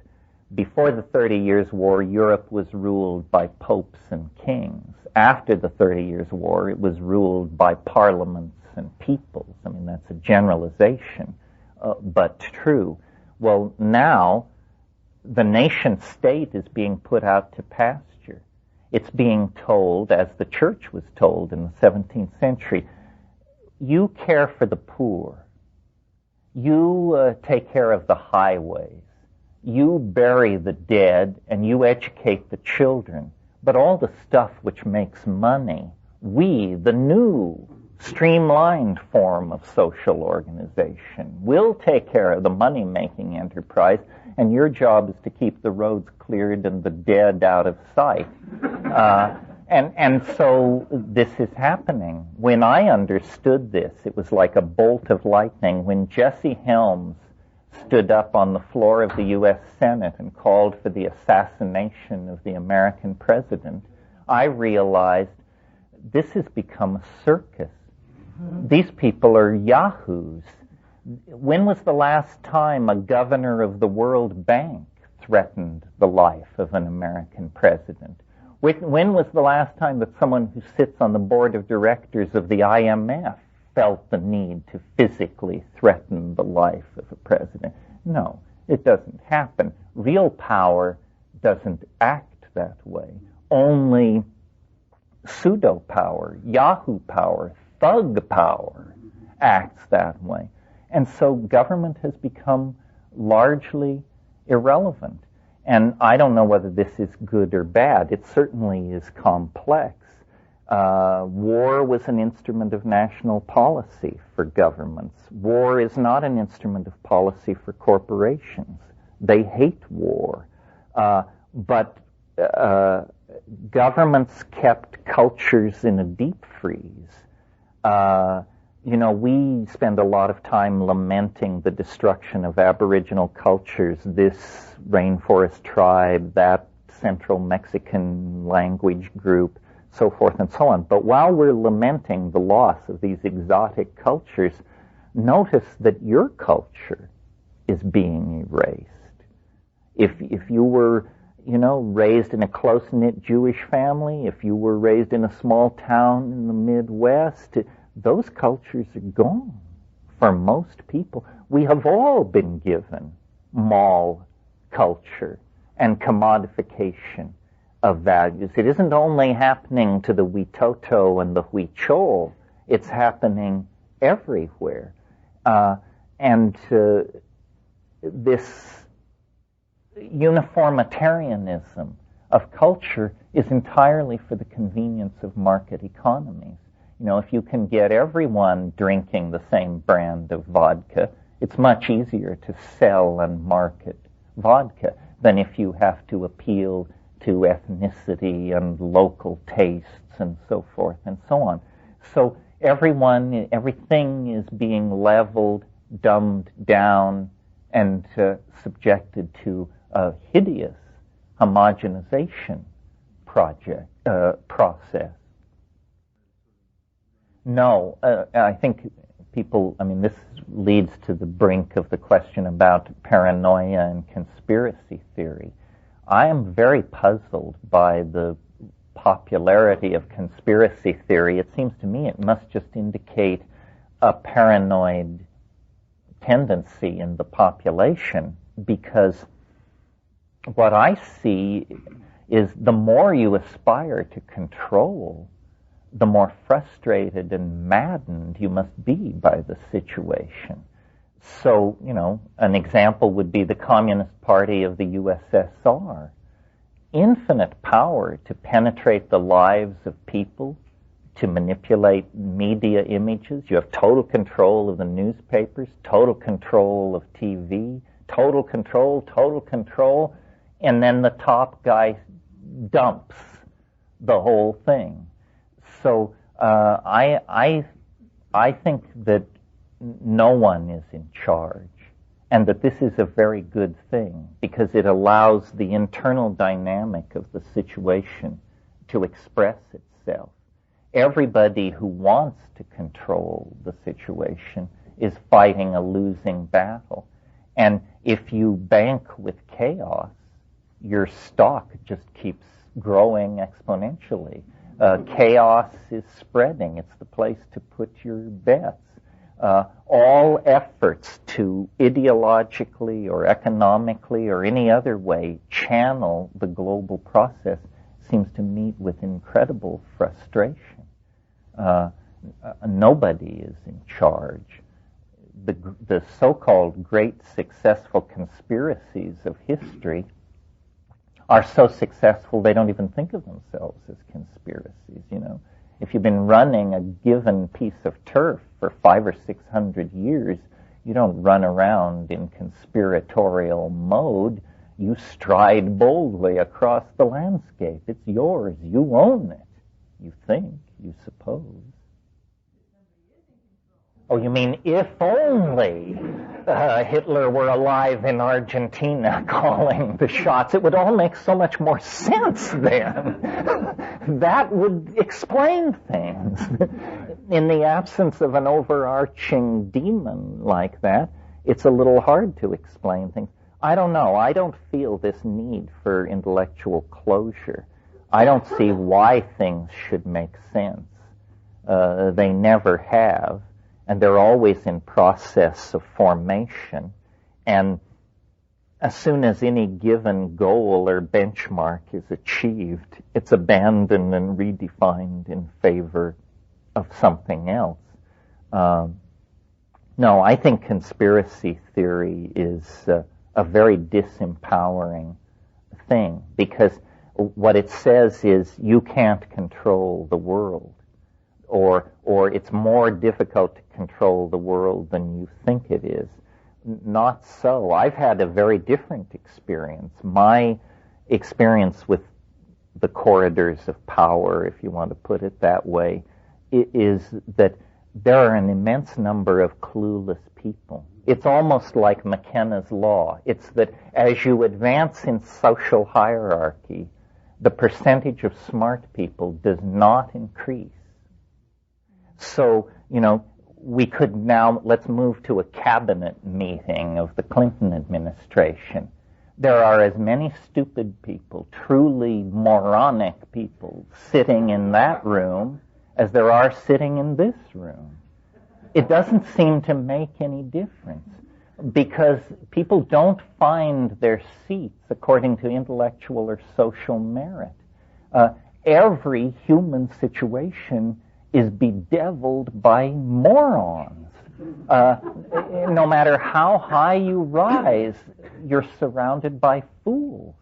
And you're lucky if you're not one of them. I mean, that's the basic thing to try and guard against.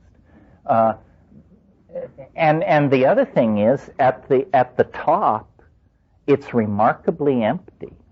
You know, you think, if you've never been there, that toward the top of the control pyramid, there must be many people standing in line, eager to take the helm, eager to make big decisions and establish their reputations and do whatever they do.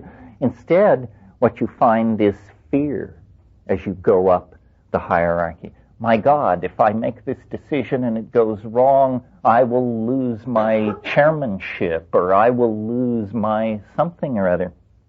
So as you approach these enormously powerful levers for manipulating society, everybody's holding their hands behind their back. They don't want their fingerprints on the lever because they know, you know, there could be war crimes trials if you stumble and get it wrong. I mean, you may have thought you were on a golden crusade. Suddenly you're looking at 12 guys in powdered wigs who think you're a jerk, and they're going to hang you for the stunt you pulled. So it's like that. I used to think it was not true that all spiritual work began with oneself.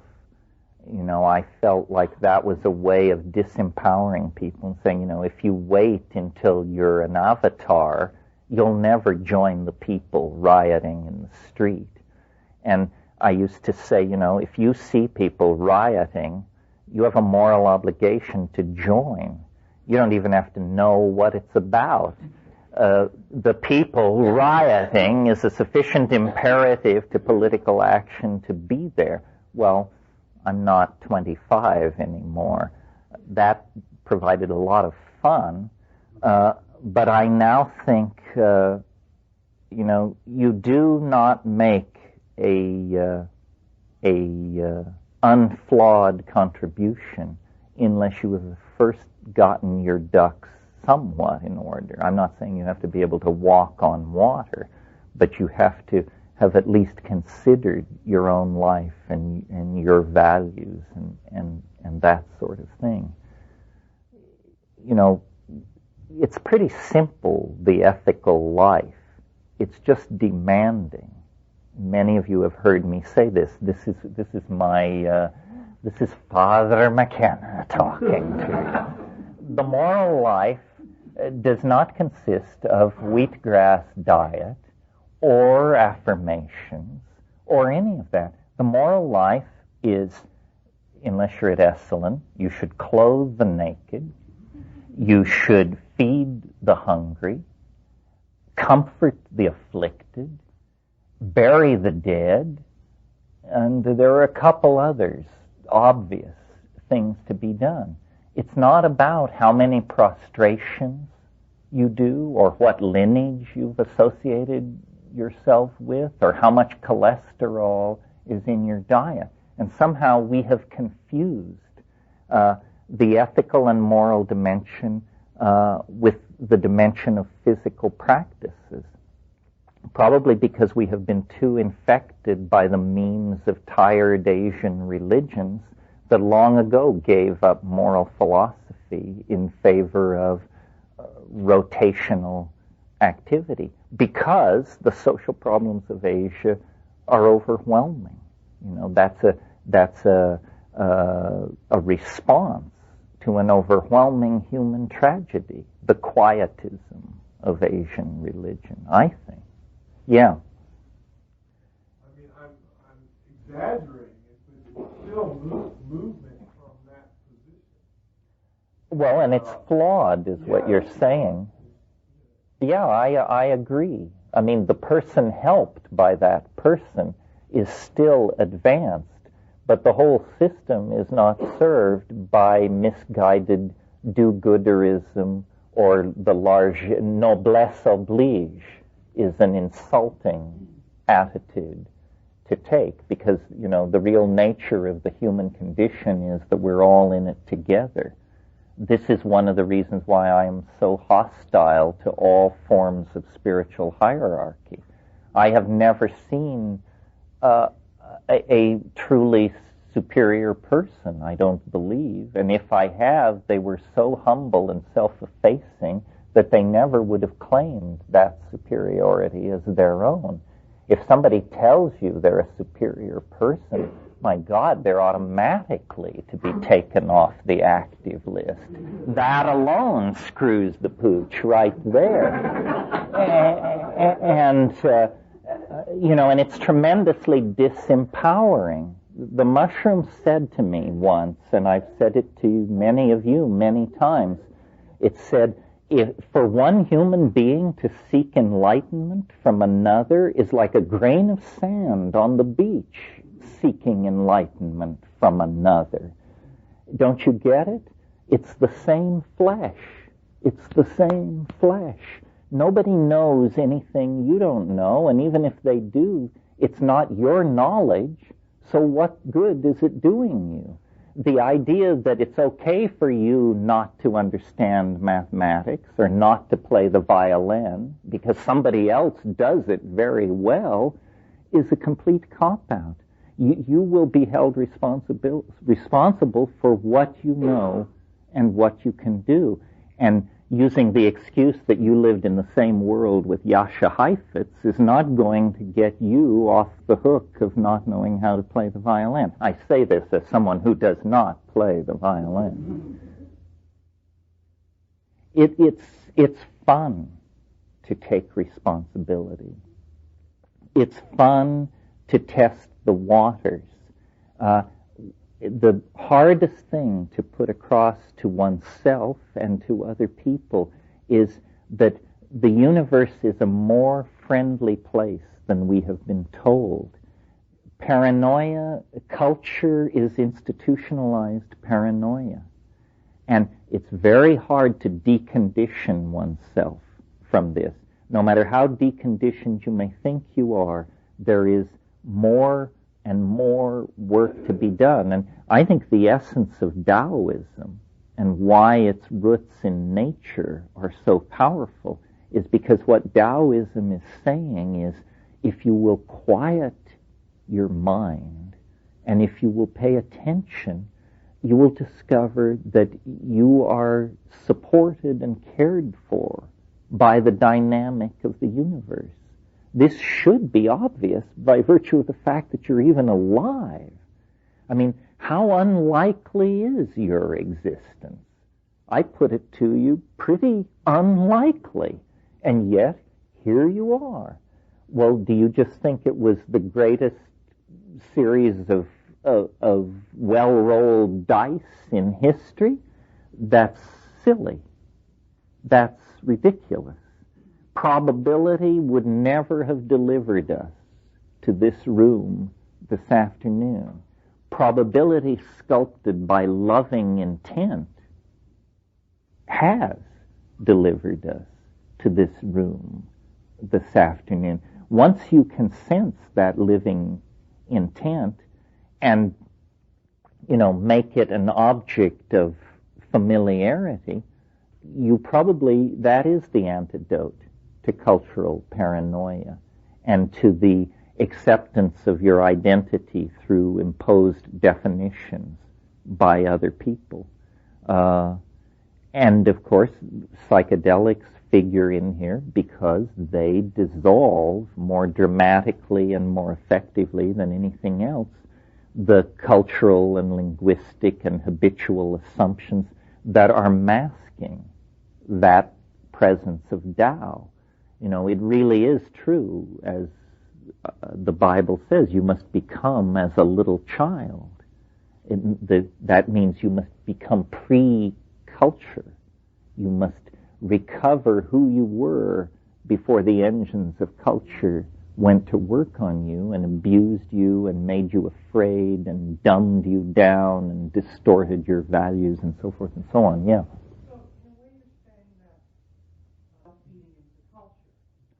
Yeah, see, I think what's happened is at the top of the culture, it's profoundly intellectually bankrupt. There is no plan except to keep peddling stuff, basically until the forests are gone and the ocean's polluted, and to And this is not malevolent.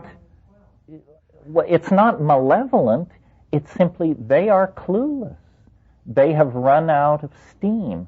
And so the answer is to try and keep the game going as long as possible with daytime TV, with casino gambling, with lotteries, with endless distractions, with pop culture fads, with cults of celebrity, with spectacular trials and gory mass murders and endless circuses, while the people at the top are saying,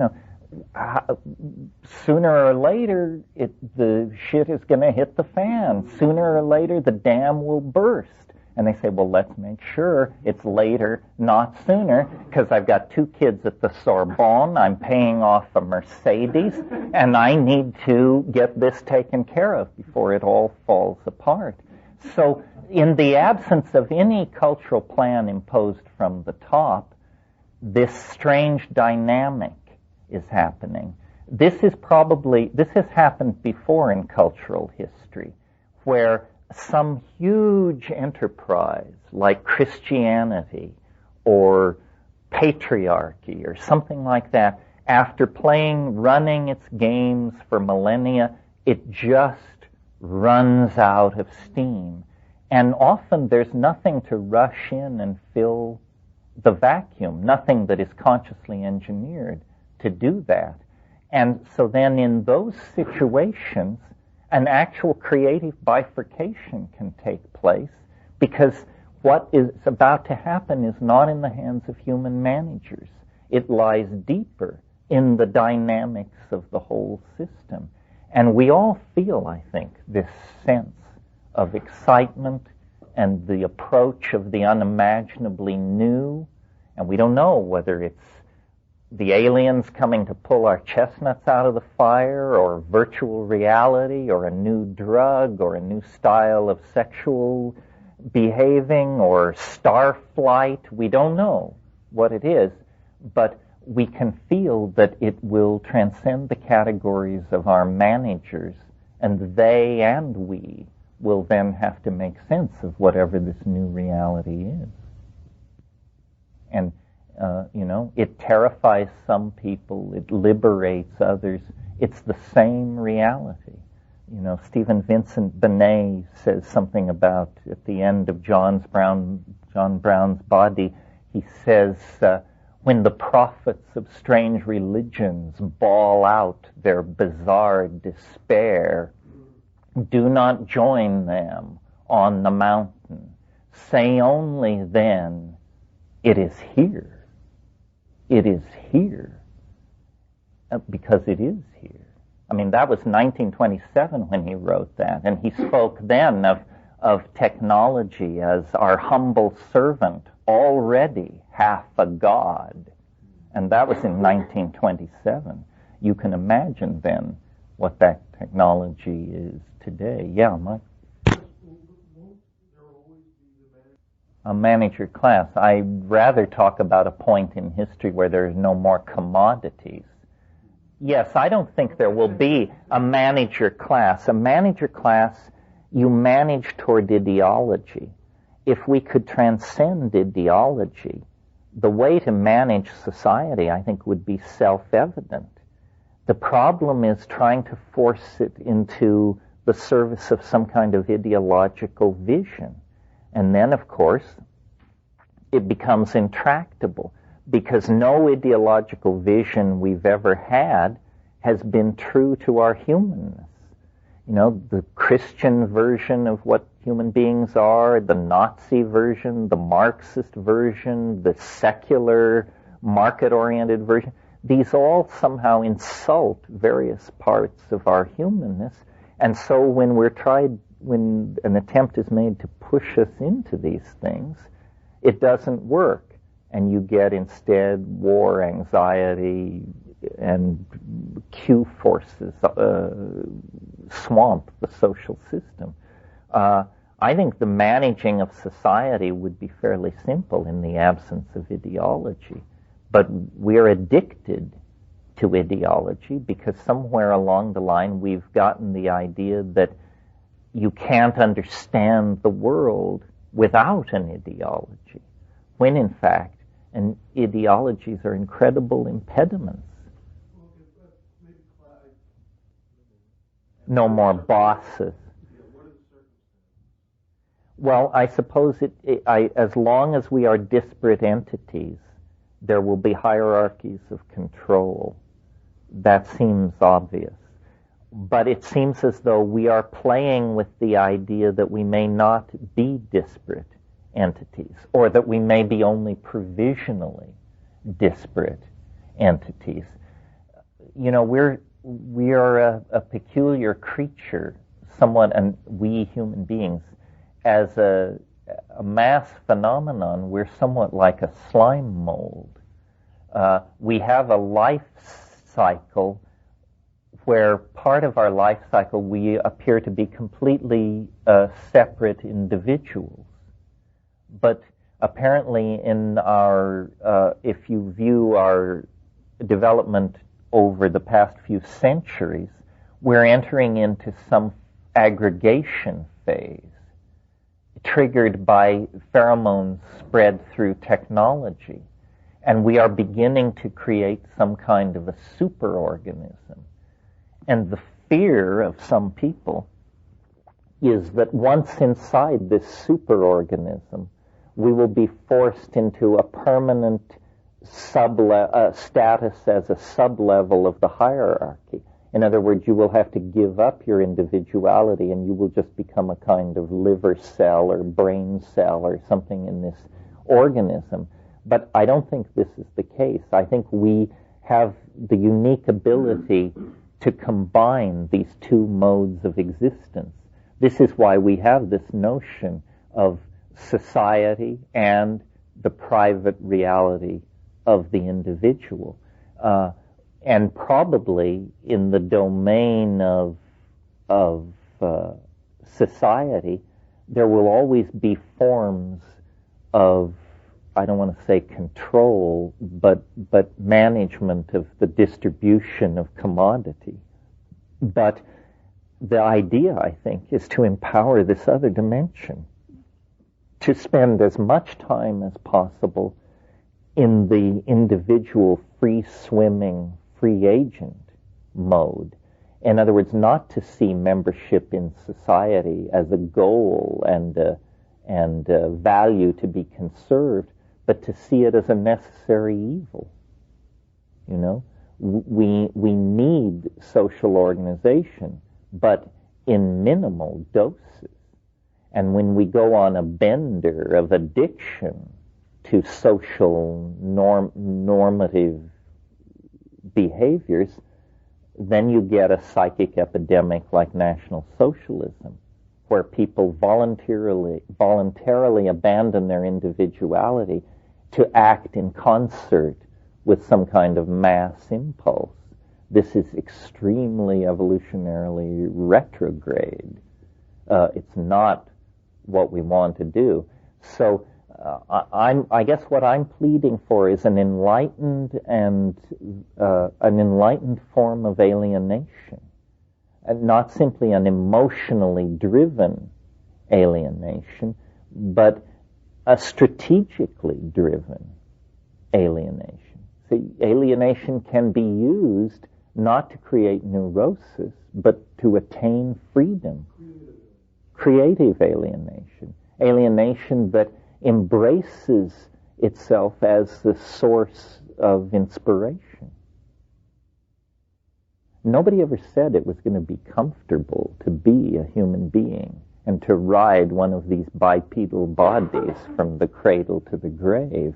I mean, it's an uncomfortable, but I maintain manageable situation.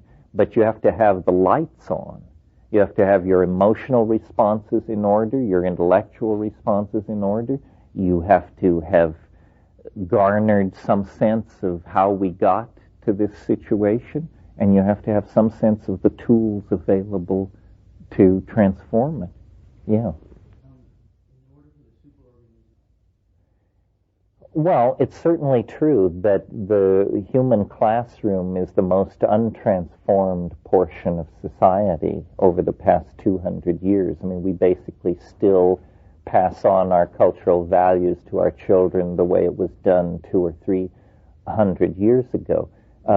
This may be changing. Again, I don't mean to make the internet the panacea of all problems, but it seems to me here is a problem that the internet can address, and you don't have to be a technocrat to see how it has enormous power, because education is a process on one level of putting correct information in front of people. And in the present form of education, the great choke point is the limitations of human teachers, who, while as finely and nobly motivated as they are, inevitably they pass on their own limitations to their students. In the presence of the internet, this is somewhat mitigated, and there's a great leveling going on in the educational process. The quality of information available to all of us, if we learn how to make our way to it, is orders of magnitude more dependable than it was a generation ago. I mean, we have basically traded in cultural illusions for hard facts. Did you want to say something else? Well, would you discuss because they now are not functional? Well, yeah. No longer functional. No, McLuhan talked about this. He talked about what he called electronic feudalism, and he said that the rise of electronic media would bring a retribalization of culture, and that the nation state would completely disappear. And I think this is happening. It won't disappear completely, but in the metaphor I made a few minutes ago, it will sort of take on the role of the church. It's largely irrelevant. Corporations now call the shots.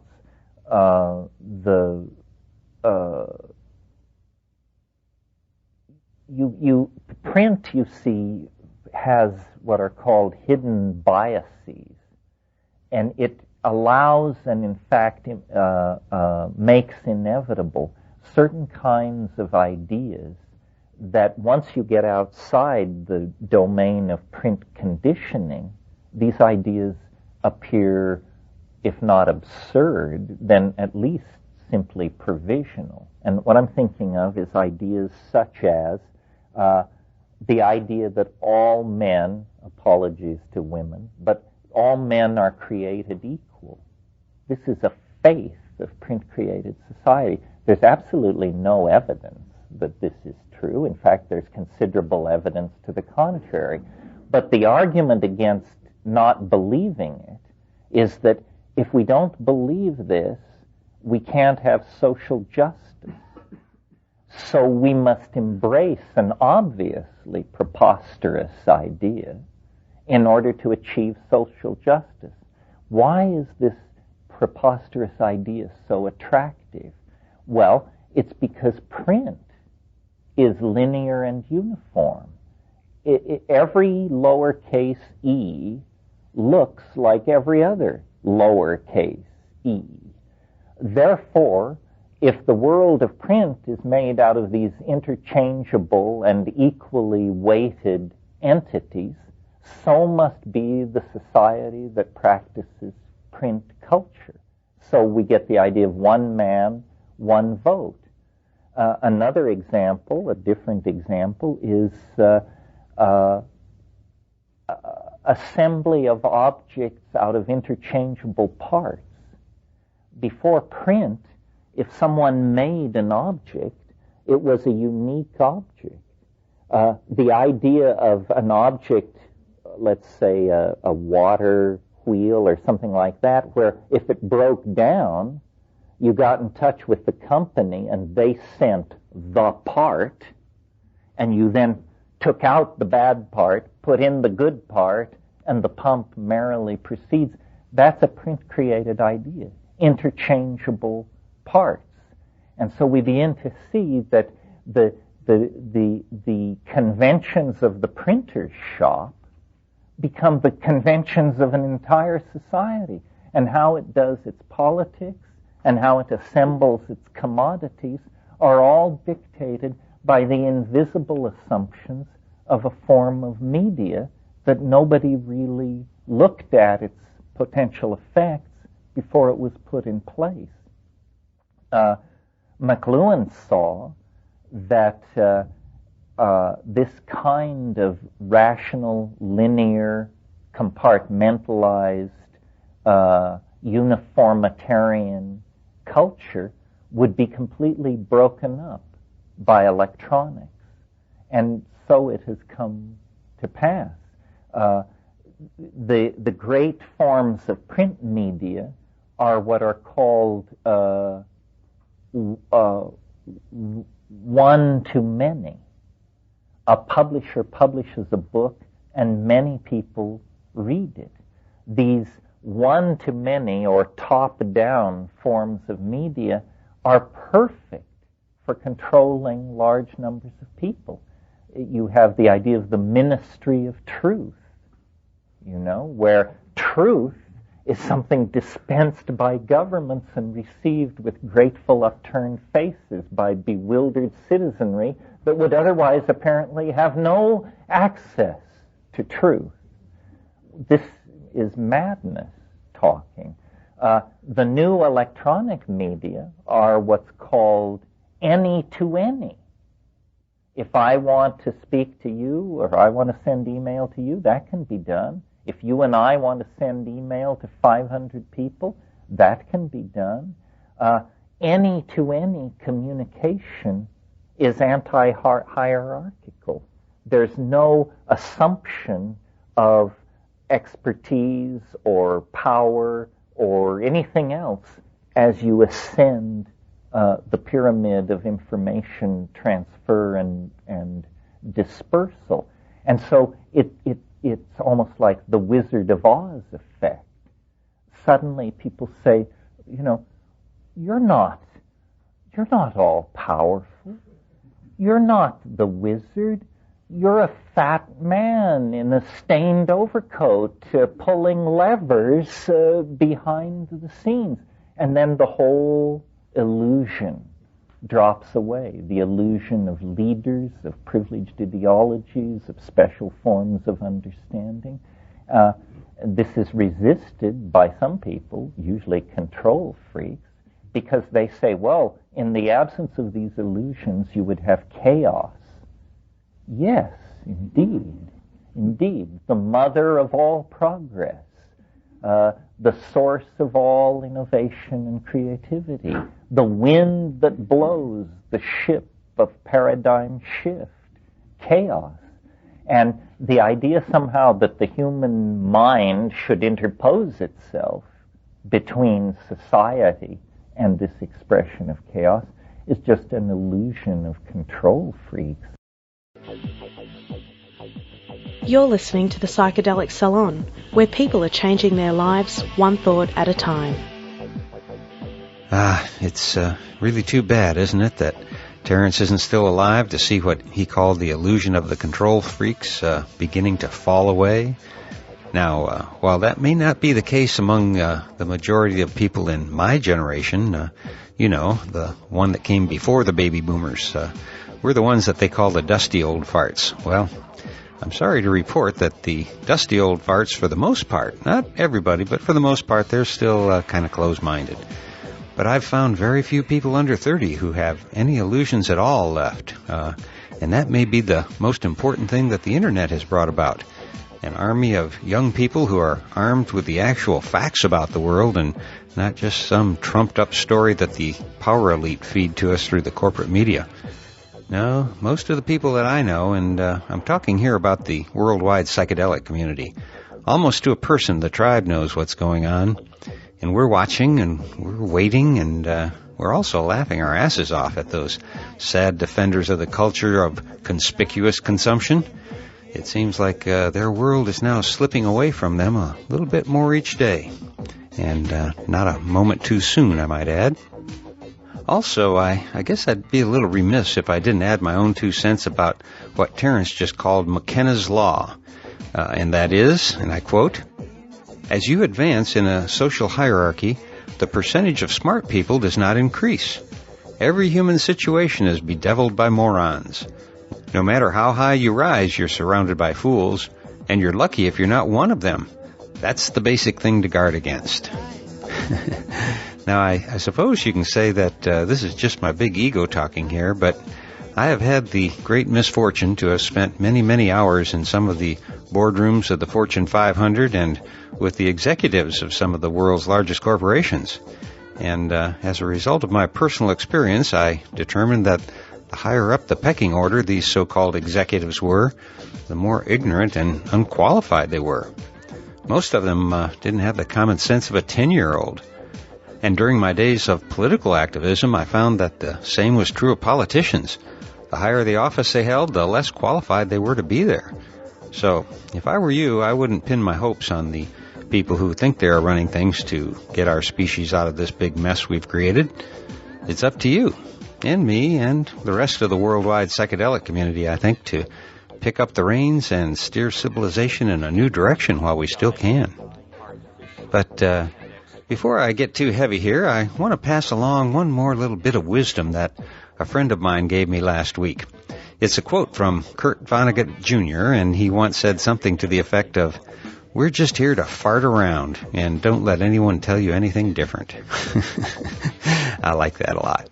So I guess you can tell that I'm still in a somewhat funky mood, but it was definitely lightened up considerably this morning with some music and comedy from my old friend Lefty, who you can hear on his Lefty's Lounge podcast over at dopefiend.co.uk. Personally, I find that whenever all of this heavy talk here in the salon starts making me think too much, I just surf on over to the Dope Fiends network and lighten up a bit. I mean, how can you not smile when you hear stories about doing chloroform and smashing muffins? You really have to be there. It's all in Lefty's number 64, and hey, give it a listen if you get a chance. I'm sure it'll do you as much good as it did me today. Well, that should do it for now, and so I'll close today's podcast by reminding you once again that this and most of the podcasts from the Psychedelic Salon are freely available for you to use in your own audio projects under the Creative Commons Attribution Non-Commercial Share-alike 3.0 license. And if you have any questions about that, just click the Creative Commons link at the bottom of the Psychedelic Salon webpage, which you can find at psychedelicsalon.org. And if you are interested in the philosophy behind the Psychedelic Salon, you can hear all about it in my novel, The Genesis Generation, which is available as an audiobook that you can download at genesisgeneration.us. And for now, this is Lorenzo signing off from Cyberdelic Space. Be well, my friends.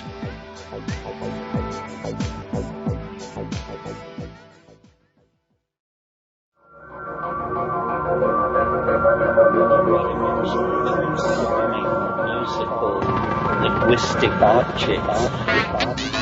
Elf machines.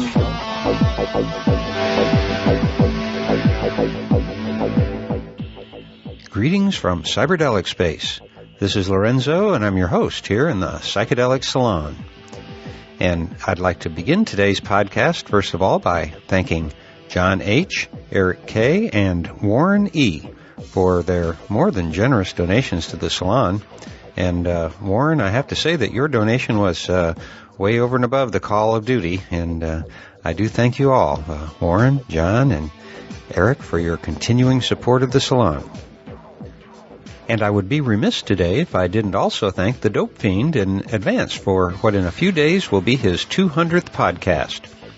And the truth is that he's responsible for considerably more hours of podcasting pleasure than the 200 programs of his own, because the Dope Fiend is also the mastermind behind the Cannabis Podcast Network over at dopefiend.co.uk. And collectively, they have produced over 500 programs already. At least, I think I counted right. That's an amazing body of work, I'm here to tell you, and I think that the entire worldwide psychedelic community owes the Dope Fiend a huge debt of gratitude. I can tell you from a personal standpoint that there has been more than 1 week where I thought about quitting my podcast from the salon just because it was a lot of work. But then here comes another podcast from the Dope Fiend, and I figured that as long as someone like him, who actually has a job and a real life, can take the time to do a weekly podcast, well, so can I. So, Dope Fiend and friends, thank you one and all for many years of friendship and fun, and that also goes for you guys over at the GrowReport.com forums. You're all providing the rhythm for the heartbeat of the tribe. I don't know what we'd do without all of you right now. And speaking of someone I can't do without, it seems that Terence McKenna also fills that bill for me. So we'll pick up where I left off in my last podcast, and that is with Terence talking about where ideologies fit into our pictures of reality. Then after 20 minutes or so, I guess there's a brief pause where they take a break for lunch, and after lunch he picks up with a discussion of his time wave hypothesis. Now, I'm only going to play the first 20 minutes or so of the time wave discussion today because there's another little soundbite I'd like to squeeze in here also. But first, let's rejoin Terence McKenna and his friends on a day late in 1997 on the campus of the Esalen Institute in California.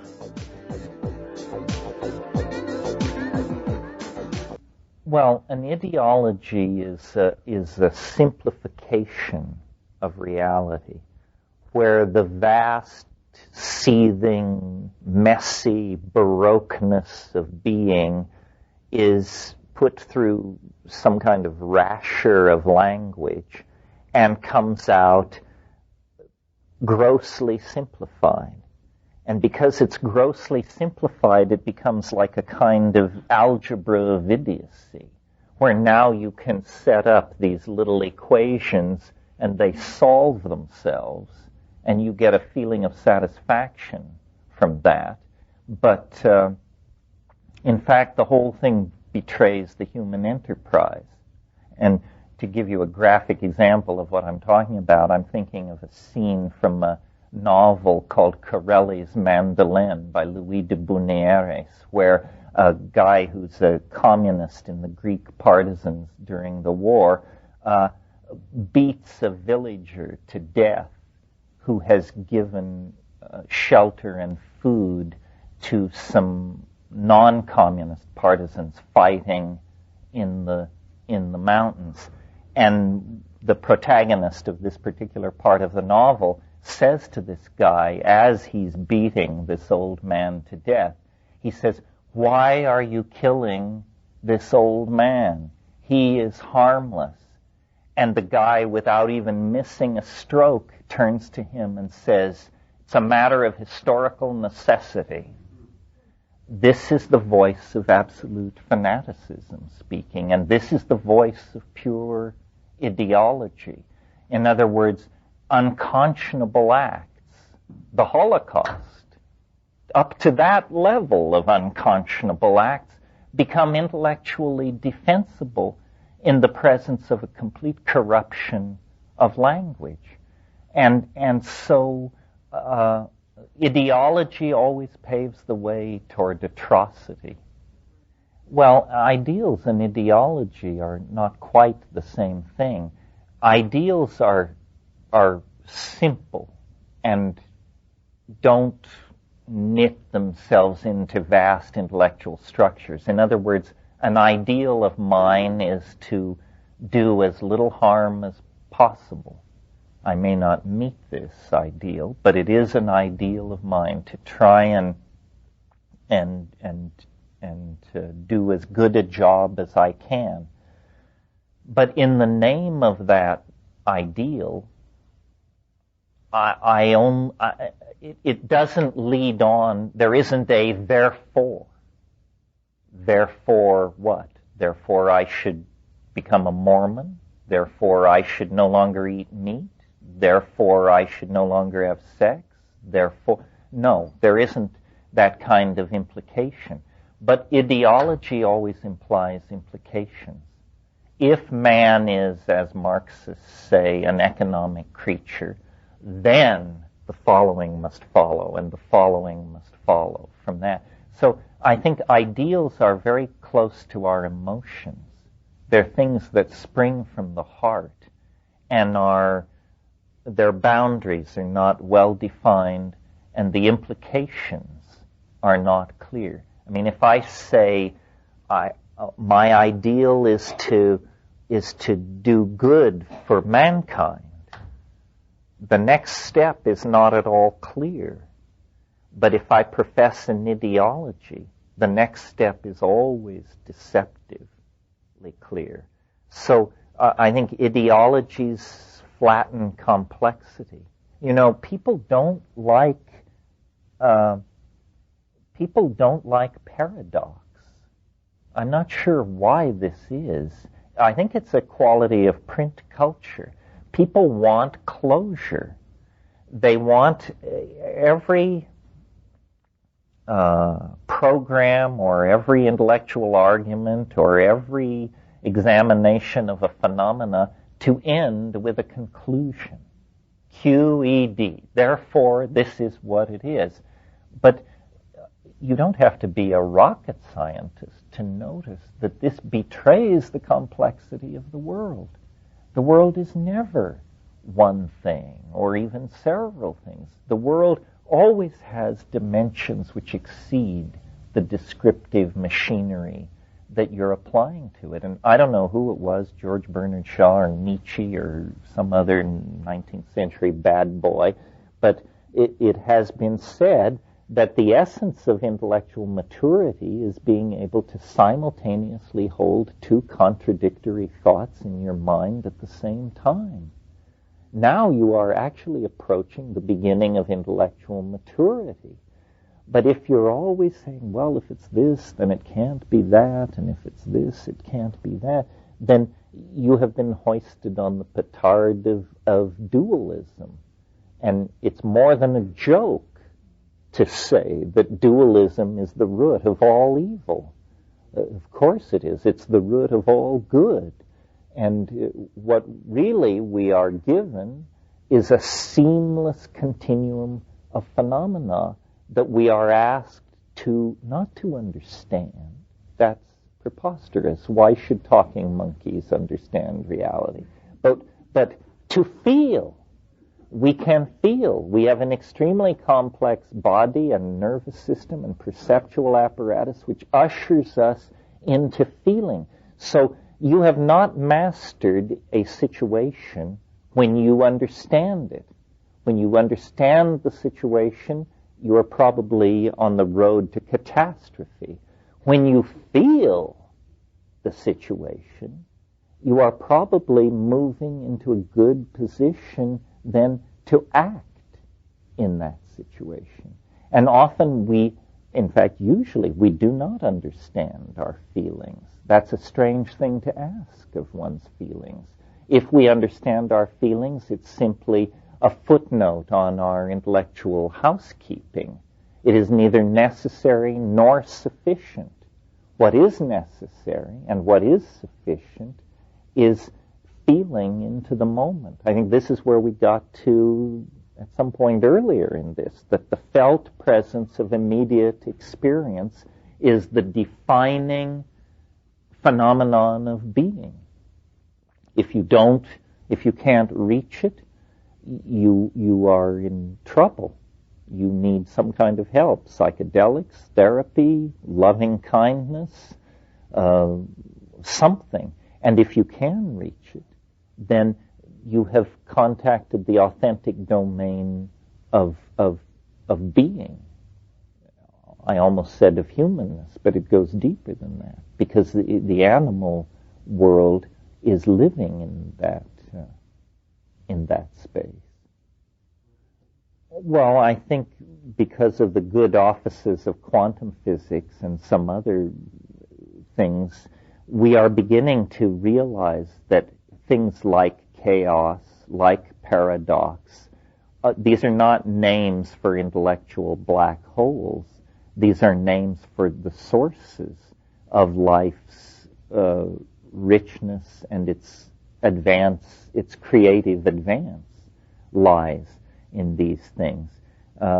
reducing, as we have done over the past 200 years, the universe to a machine, some kind of a machine, then robs it of meaning. And then we stand back and look at our lives and our societies and say, how come they have no meaning? It's because we labored like demons to make sure that they didn't have meaning, and now we have no one to blame but ourselves for the gross simplification of reality and the betrayal of experience that we achieved in that process.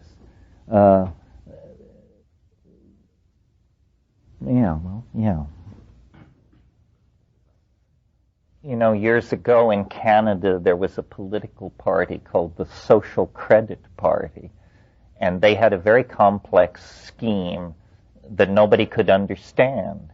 And they ran on the platform under the motto, you don't have to understand social credit in order to vote for it. So this is sort of what you're talking about. Harold Sasson's great thing was Harold Sasson's precedent. Why not? Yes. Feelings are primary. The primary datum of experience is feeling. And then out of that comes a logical reframing of experience. And then still lower on the rung, and I maintain low enough on the rung that one shouldn't go that low, is an ideological recasting of experience. And it's a delicate thing. I'm not offering a simple answer here. It requires constant fine-tuning and intelligence. And to look at, and every day I think we have to, it's almost like we need, what is it that the Marxists used to do? Criticism, self-criticism. We need to be alert to ideology. It's constantly seducing us. Yeah, dialectic. But the idea of criticism, self-criticism, that you and your colleagues or comrades constantly search your behavior for betrayal of the ideology. I think we need to constantly search ourselves, not for the betrayal of ideology, but for the embracing of it. And say, oh dear, I'm starting to believe something. Slap, slap. Ah, that feels better. Because these ideologies are incredibly draining and distracting. They get in the way between us and true feeling. On the other hand, if you don't apply logical razors to experience, then feeling is open to all kinds of interpretations that become somehow themselves springboards to ideology. I think it's really important to try to keep things as simple as possible, because they will still be hellaciously complex if you are true to experience. The simplest explanation of what is going on here is still maddeningly Baroque. So throwing on flying saucers and papal plotting and the plans of great Atlantis only further exacerbate the problem. If you just deal with the given of the fact of your history and your destiny, things are quite complex enough. And of course, again, what the psychedelics do is provide a reference point in organism. It's like a reset button. It says beyond ideology, beyond cultural programming, beyond language, beyond hope, beyond fear, beyond expectation, there is the raw datum of experience. Here, have a dose. Didn't work? Have a bigger dose. And if we keep returning to the raw datum of experience, then these other things, they will recrystallize around us, but not with the imprisoning intensity that they have for straight people. we know that behind all this constipated social stability lies the chaos of the psychedelic experience. It's important to keep it in mind in very unpsychedelic situations.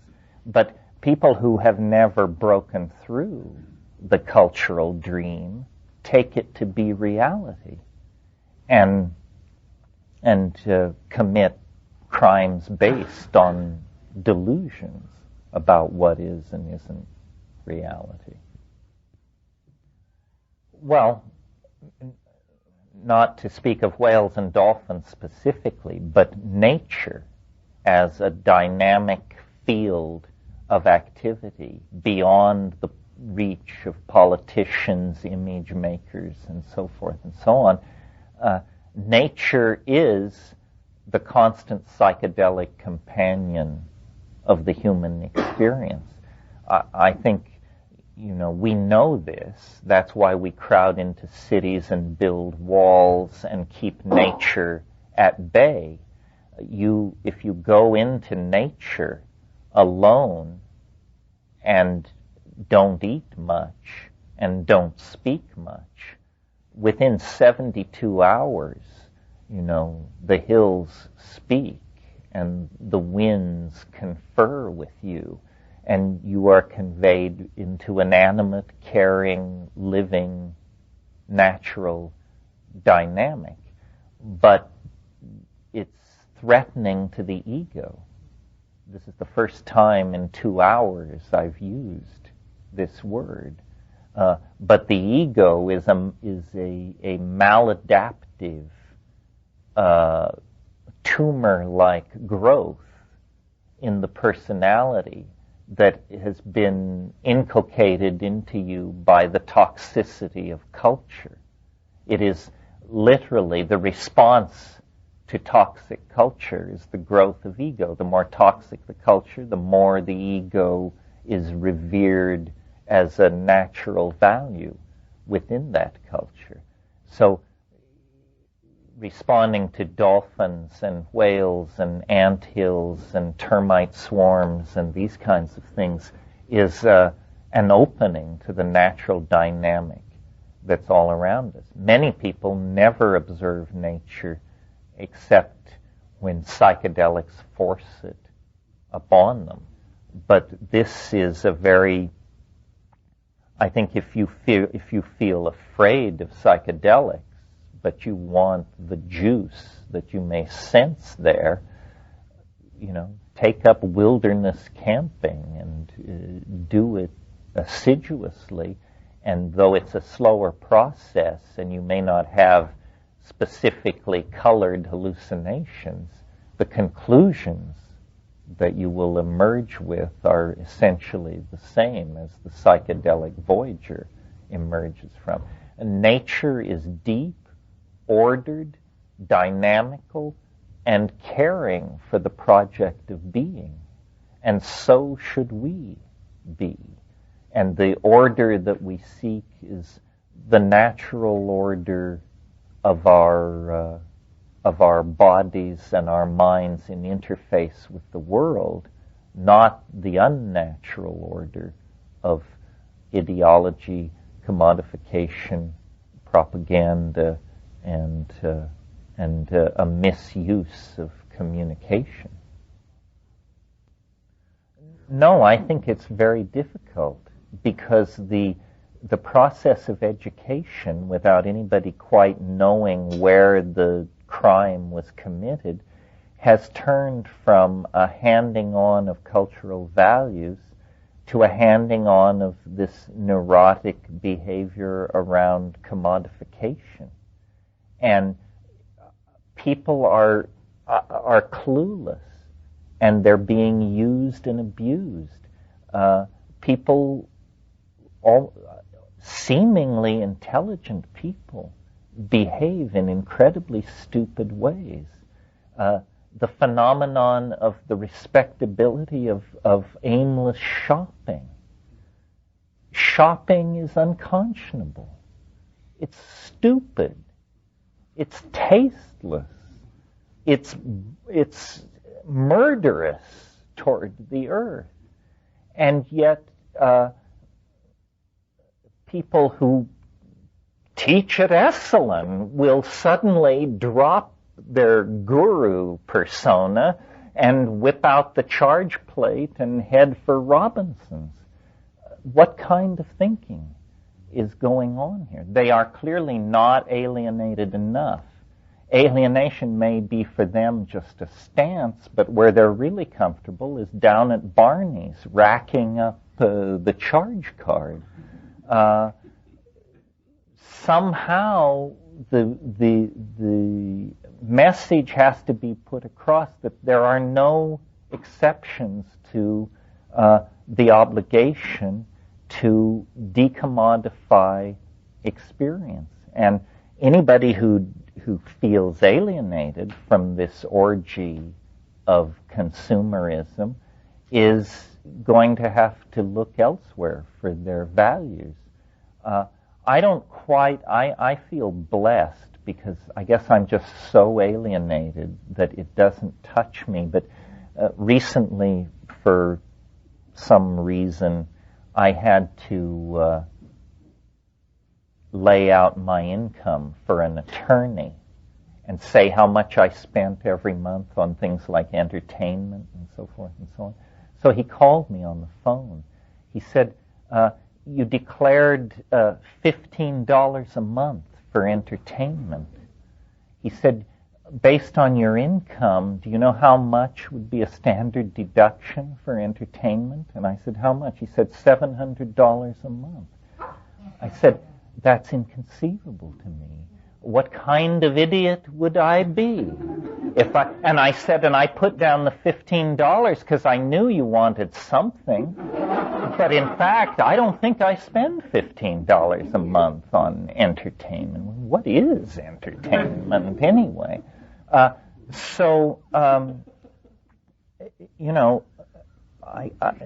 suppose it just sounds like preaching a kind of monkishness, but what is the charm of all this crap?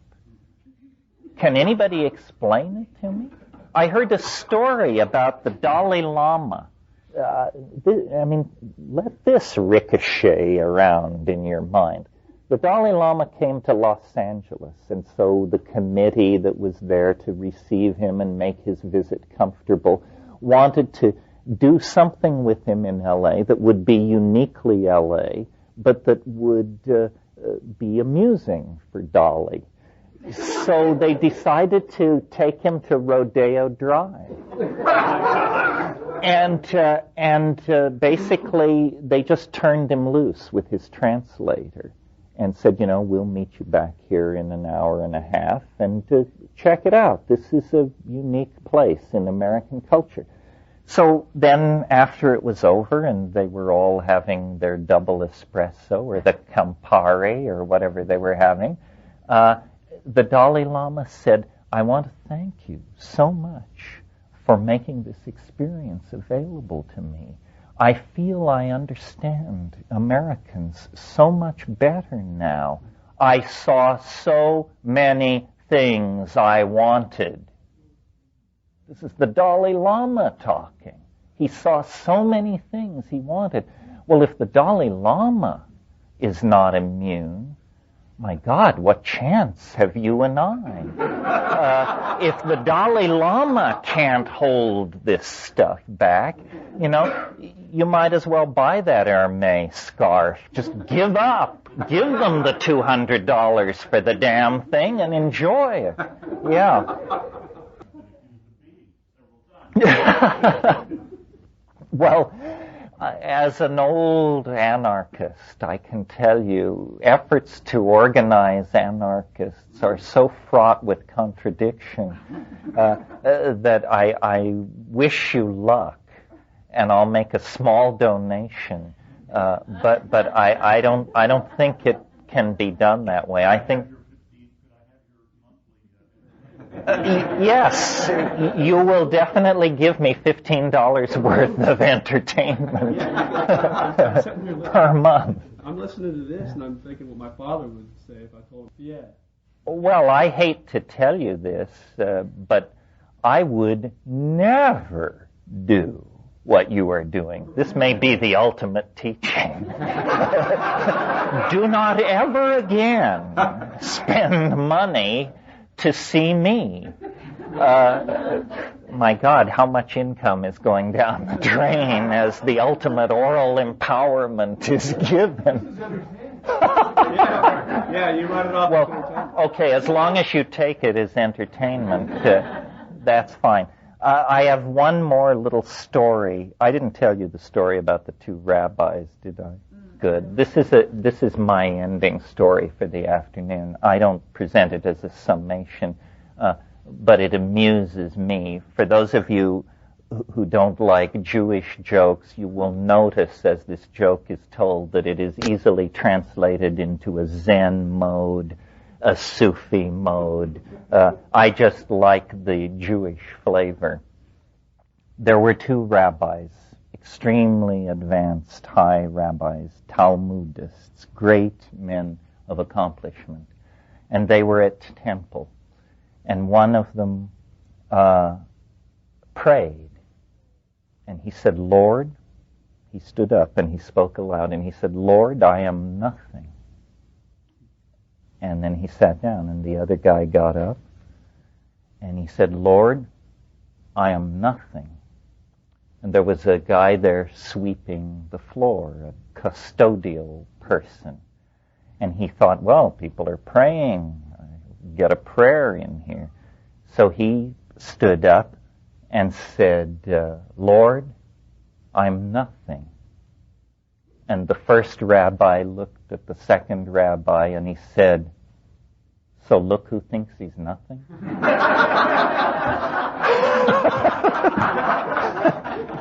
That's it. That's a story about the imagination. The time wave is a variable wave scaled against time and can be scaled against very large amounts of time, even amounts of time larger than the life of the universe, thousands, millions of times larger than that. And you might ask, what's the point of scaling a temporal description over periods of time so vast that there is no reason to assume they ever existed? Well, the answer is that at these transition points, these dramatic shift points, the software automatically, as in the course of running the algorithm, keeps track of days to end, until you get down here to a hypothetical end point. Even if this is not billions of years, but trillions of years, it will keep track of this day count number. And what we discovered to our bewildered amazement was these day counts were almost always prime numbers or the product of two primes.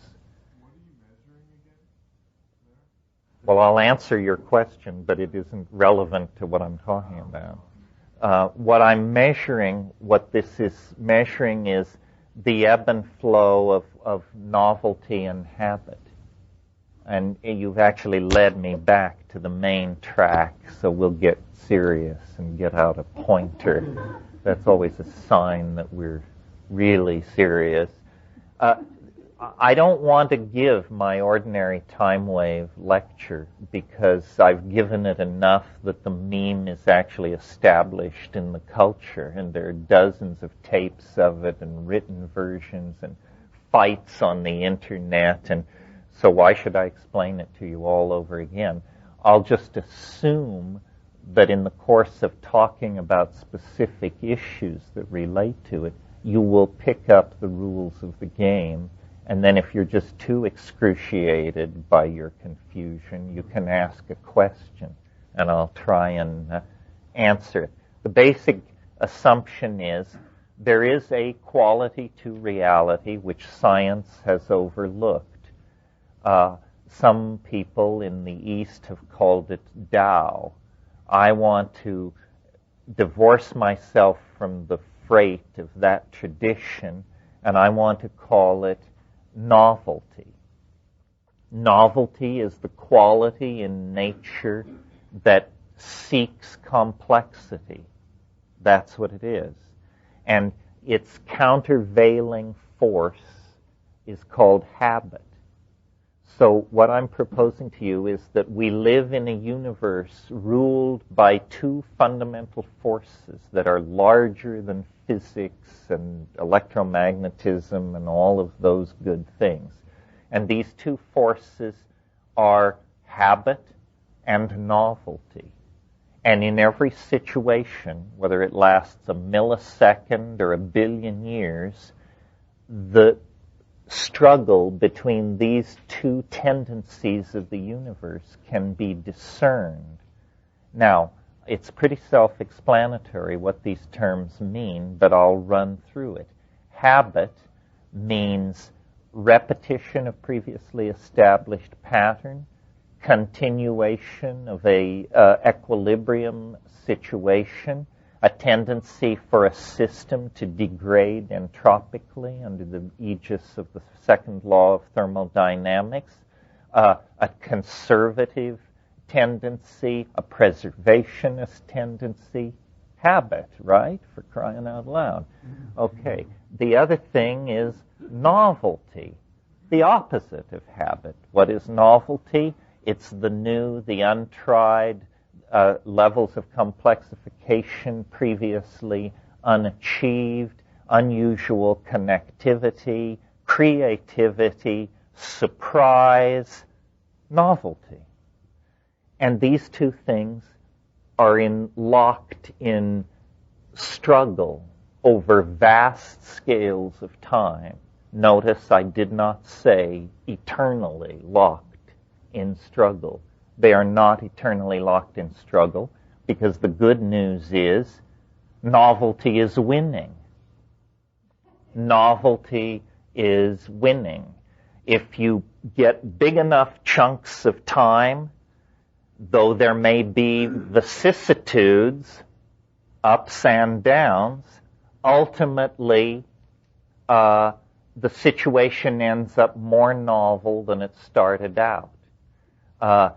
Ilya Prigozhin, who got the Nobel Prize for work in non-equilibrium thermodynamics, called this the principle of order through perturbation, a counterintuitive phenomenon in physical chemistry, because for a very long time, one of the strongest held faiths in physics was that the universe is undergoing thermodynamic degradation. In other words, everything is tending to fall apart. Prigozhin showed that this is not true, that even in physical systems, there can be simple physical systems, there can be spontaneous mutation to higher states of order. So what's really going on in the universe is a struggle between these two tendencies. Biology represents the emergence of a very novel set of chemical strategies for the preservation and maintenance of novelty. The emergence of higher animals and culture and language and technology, these things are also novel strategies building on previous achievements in the novelty department, building toward our dear selves. And one of the interesting things about this kind of thinking is it gives a new importance to the human world. Science will tell you that we're lucky to be here and we're simply the awestruck witnesses to some kind of incomprehensible thing that has nothing to do with us anyway.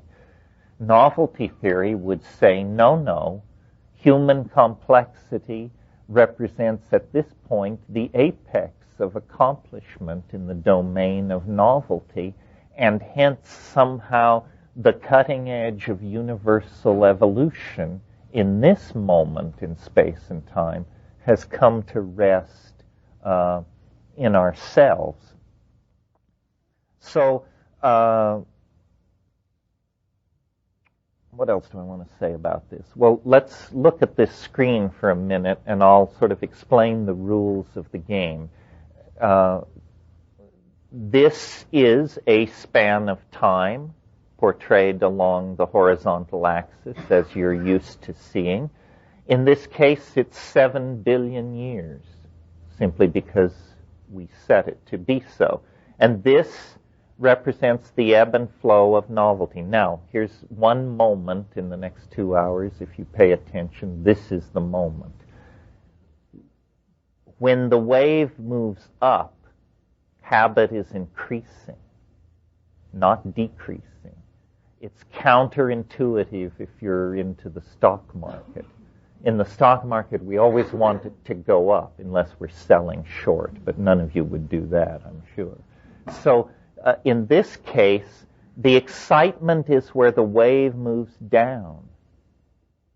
And if this is 7 billion years, notice that what I said is true of this screen. We end up in a far more novel position than we started. We started out up here. Habit was winning the battle for at least 700 million years along here. Then it lost its foothold, and novelty surged forward almost uninterruptedly, although this is quite a hiccup. It probably lasted 200 million years, this hiccup. And if you want to get a notion of the scale of what we're looking at, then life emerged from the primordial oceans at the top of this pimple. All this is what's called the Archaeozoic and the prebiotic phase of the Earth's existence. Yes? Good question. It derails my plan for economy, but since you had the intelligence to ask it, you should probably be told. The basic data, and I don't want anyone to laugh. My God, you laugh before I tell you. So that it doesn't hurt so much. The basic data comes out of the I Ching. And, thank you for being so polite. If somebody had told me, this is the most powerful attack on this idea, and it begins like this. So, you want to make a revision in physics based on a Chinese occult divinatory system? Are we getting this correct? Well, in spite of the sneering, let me see if I can make it make a little bit more sense to you. I'm not going to review what the I Ching is in an environment as exotic as this. That would insult our intelligence. The interesting thing about the I Ching, even its skeptics agree, is that it seems to work. Very puzzling. Other forms of sortilege seem much less certain. Here's what I think is happening. First of all, let's look at the Western notion of time as we derive it from Newton. The Western notion of time is that time is what is called pure duration. All time is, in Western physics, is the place where you put process so that it doesn't all happen at once. Time has no quality. It's pure duration. Think of it as a perfectly smooth surface. The only modification to this doctrine in the past 500 years is Einstein came along 100 years ago and said, in the presence of massive gravitational fields, this perfect smoothness is slightly distorted over very large scales. So we go from perfectly smooth, pure duration to very slightly curved space-time. But the main idea, which is contiguous through all of these intellectual evolutions, is the idea that the local fine structure of time can be portrayed as a zero-dimensional space. If that's too technical for you, it means that locally it is okay to think of time as perfectly smooth. I say it isn't. Why should it be? This has to do with a form, remember we talked about sentimentality and how it can distort thinking. This adherence to the idea that time is perfectly smooth is a sentimental notion left over from our infatuation with perfect geometrical shapes when Greek science kicked off about 2,500 years ago. It took Kepler and Copernicus to demonstrate that the orbits of the planets were not perfect spheres because God loves, or perfect circles, because God loves perfect circles. And one by one, the perfect objects of Greek mathematical and geometric theorizing have been laid aside.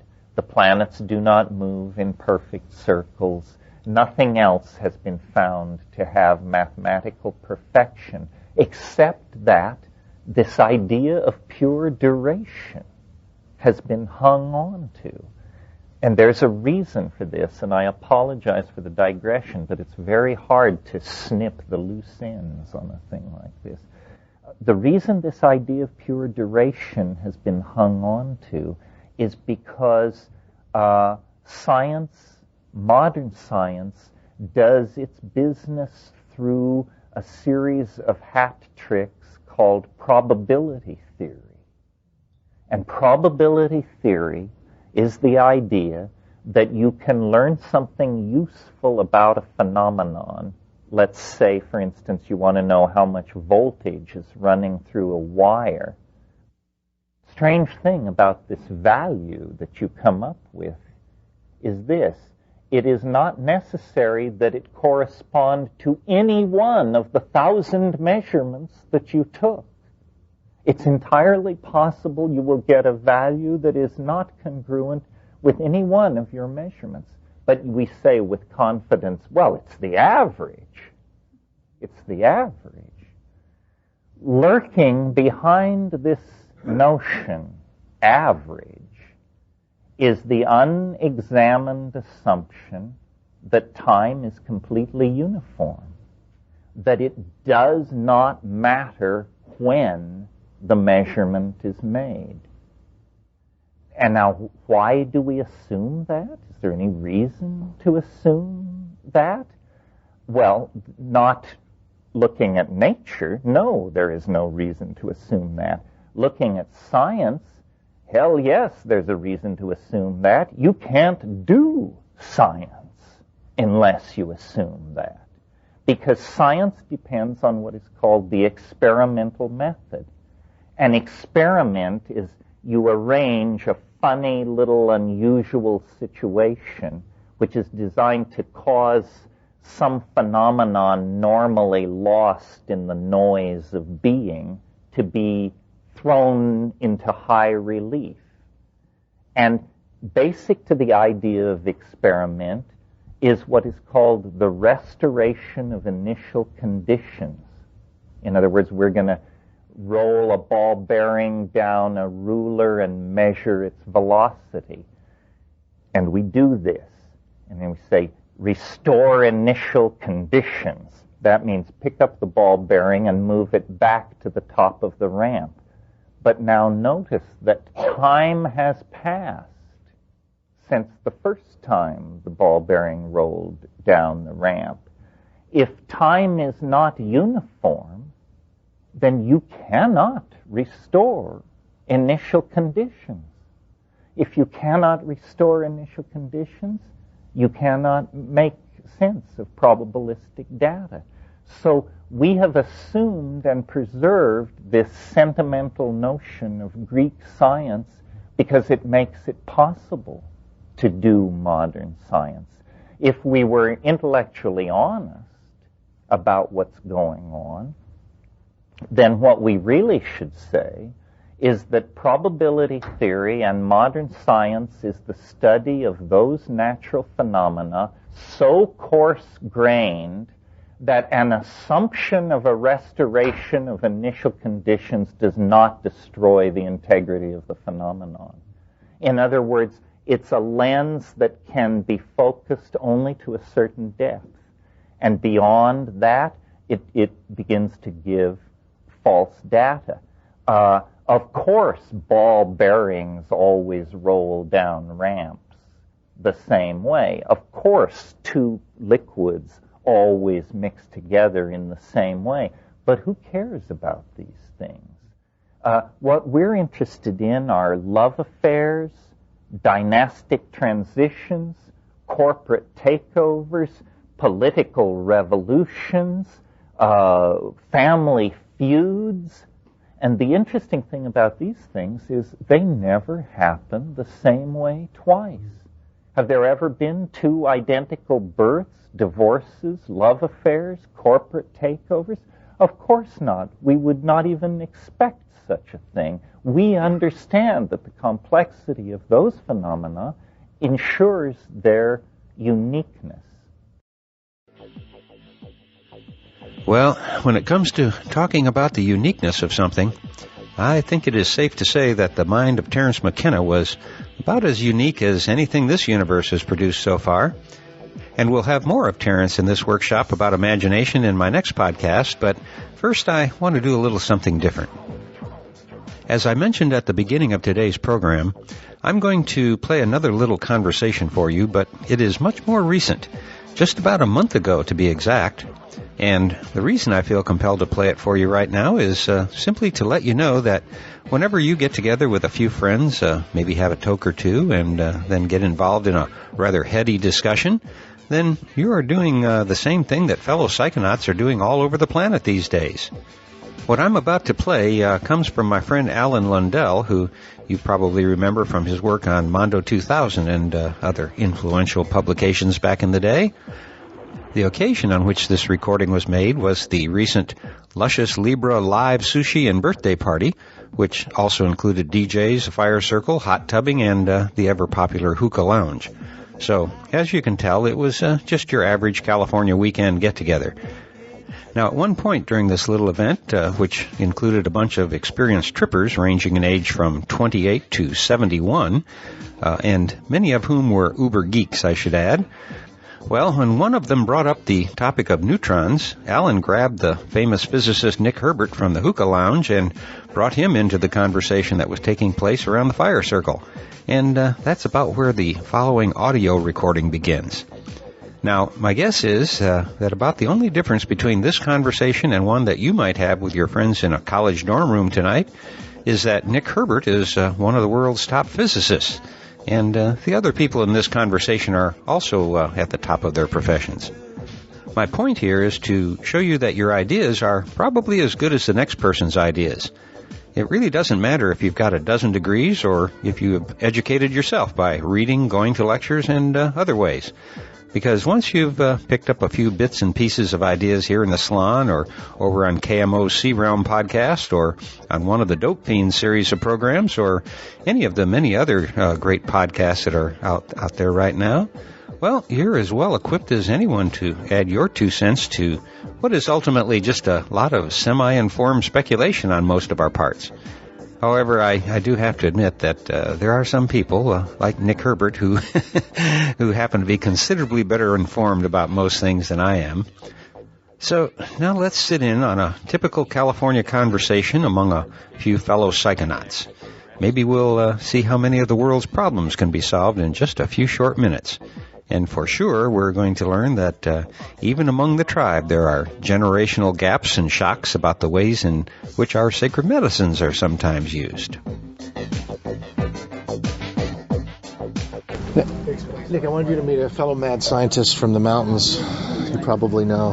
I don't know. Oh. He's talking to me. He's mumbling some serious physics shit, and I thought, you might see if this could be for real. Let's look at neutrons. About neutrons being exactly equal. Hi. My name Michael. is Nick. Hey, Nick. Michael, Nick, and Andy. Andy. Yeah. Yeah, so, Al wants me to moderate this discussion. Yeah, I'm just kind of curious what you think of this. Yeah, I am too. This is something you think about all the time, so I think it would be... But I'm a real specialist. My specialty is quantum physics. Excellent. Yeah. And you were saying about neutrons? Well, I was saying that from what I've understood, and I was an undergraduate physics major, not a enough to be dangerous. I actually scattered them myself. My experiment took deuterons, and hit them in their carbon target. A deuteron is a neutron and a proton. So, Right. and this carbon, we were trying to graze the target so it would minimally separate the two. And then we were going to study the properties of a deuteron by looking at an almost deuteron. That was our hope. So I was looking at, we couldn't measure the neutrons, they just went through everything, but we did measure the protons. Sure. And I was trying to measure the polarization of them. That was my thesis. Mm-hmm. And Fantastic. you're the first person I've talked to about this in 50 years. Once I got done with that experiment, I wanted nothing to do with it. Well, is that when you, I was so bored. Is that when you took acid? Well, yeah, I took acid too, but helps. well, it helped me realize what priorities were. That physics was just that way down at the bottom of where the mysteries were. That the real mystery is up here. But I couldn't think of anything to do. Except take more drugs. In doing that. I don't know. Just imagine taking acid right after an AI final, when in AI you're trying to replicate up here in the brain. It just made your job 100 times harder, didn't it? Well, I don't know. That was just the best trip of my life, though. That's all I'll say. But you realize what a problem. Well, not what a problem. What a gift or what a puzzle consciousness is after you take an acid. Yeah. I mean, before you're living a life. You've had some experiences down here and up here. You've had that experience. You think you know what life is all about. You take acid. Wow. Now you see all kinds of possibilities that could be up here. Before then, you fondly thought that you were actually seeing things with your eyes. Well, that and I thought I was pretty arrogant. Physics. I thought I knew, not only what I knew, but what I didn't know. I thought I knew all the areas, but acid showed me that there were a zillion things that I don't know about, especially about the mind. Mm-hmm. The mind is really big and hard to understand. I wasn't too disappointed on my first acid trip. It's just that I was kind of expecting more. You were expecting more? I did about second generation. 300 more on your first acid trip? I did at least 350 bikes. It was probably like Owsley acid because I was getting all of that. I was getting Owsley stuff. But you had heard something that was even greater that you thought you might experience? No, it was just that there was a lot of hype about it. It was like the pre-experience hype. I thought PR. I thought that acid is supposed to be an hallucinogen. Right? And therefore, you should hallucinate. See things that aren't there. Yeah. And when I looked, I just saw what was ordinarily there, except when you close your eyes. Oh, yeah. But then later, I learned that everything that you see is a hallucination. So that showed that really, my expectations were way off at the beginning. Well, just the fact that most of the time we don't see any auras on each other, that itself is a hallucination. Yeah, absolutely. Well, because we see things the way an ape. We see things that apes need to see, and slightly advanced apes. But all the other shit, what I would like, we were talking about what we'd like, technology. Yeah. I'd like some tech that will help me smell like my dog. A nose where I could amplify things about 100 times, like sound. 1,000,000 times. Well, 1,000,000 times. Wouldn't that be something to see, to perceive that world? Talk about a different world. The world, yes. And I've read hypotheses why we don't have a sense like that. We never get anything done. All these sets going around, you'll follow. Isn't that where the robots come in? Yeah.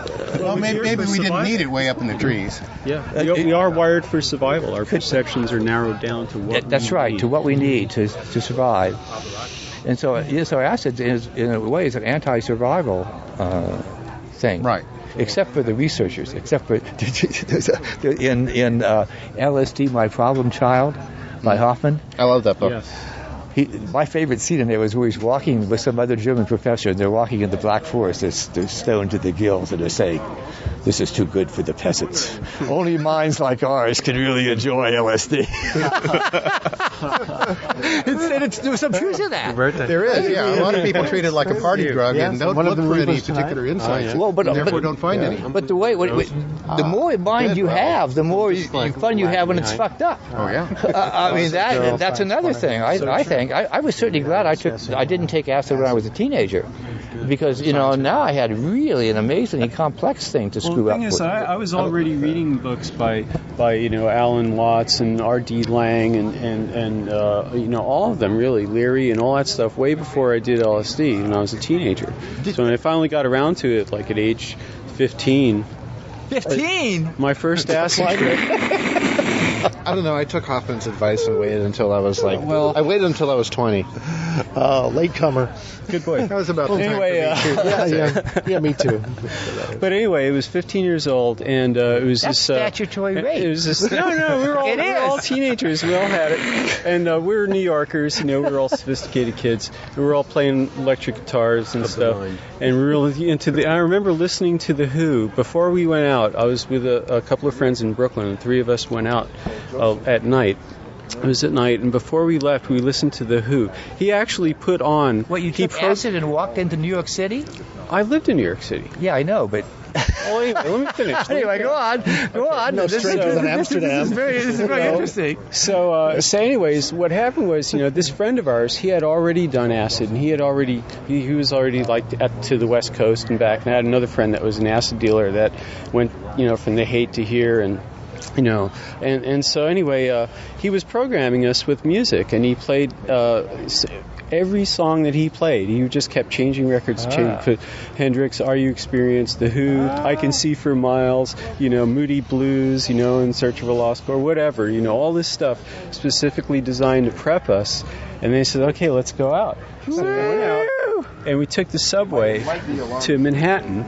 And it was late at night, and I remember the subway turned into a serpent. And I'm like, wow, we're inside the esophagus of a serpent, And I remember at one point, there was this group of people that walked by, because people passed through cars, and they walked through.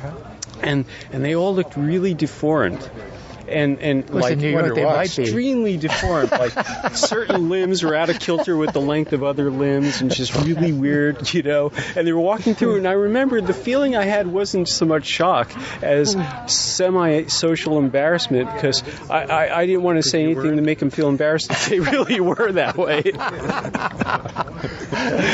It was really funny. That's good thinking. And for the whole train ride, one guitar solo was going through my brain on a loop, and it was John Cipollina's solo for a song called Joseph's Many-Colored Coat on the album Shady Grove. And if you ever get a chance to listen to that solo, think of me, man. That was a nice moment. But anyway, so we went to Central Park, and we spent a lot of the acid trip. During the day? No, at night. At night. Probably about 10 p.m. or something. Nobody was in the park. It was really dark. Nobody but the muggers, But you were, how many? They were afraid of you. Well, how many were were a little too weird? How many were there of you? 3? Yeah. 3. And it was great, because I remember we'd walk up these little hills, and it almost felt like night vision. Maybe the moon was full. And as we're walking up the hill, the feeling of pressure under my feet from gravity as I'm walking up the hill made my body feel smaller and smaller and smaller. And so I felt like I was shrinking. Then I got to the top of the hill, and gravity was releasing, and I felt like I was growing. Wow. I do remember that, And did you check to see if you were deformed or any body parts? It was not that easy. If you looked in the mirror, you might have seen. Oh, well, no. This is what shocked me most of all. I'd look in the mirror and I looked normal. The mind is amazing, isn't it? But maybe they could see you in the park, the muggers and all. They were like, "Whoa!" But speaking of shrinking, that brings us back to the original topic, which is, turtles all the way down, basically. There is this theory that in physics that there are worlds within worlds, and that it just continues to infinity, turtles all the way down.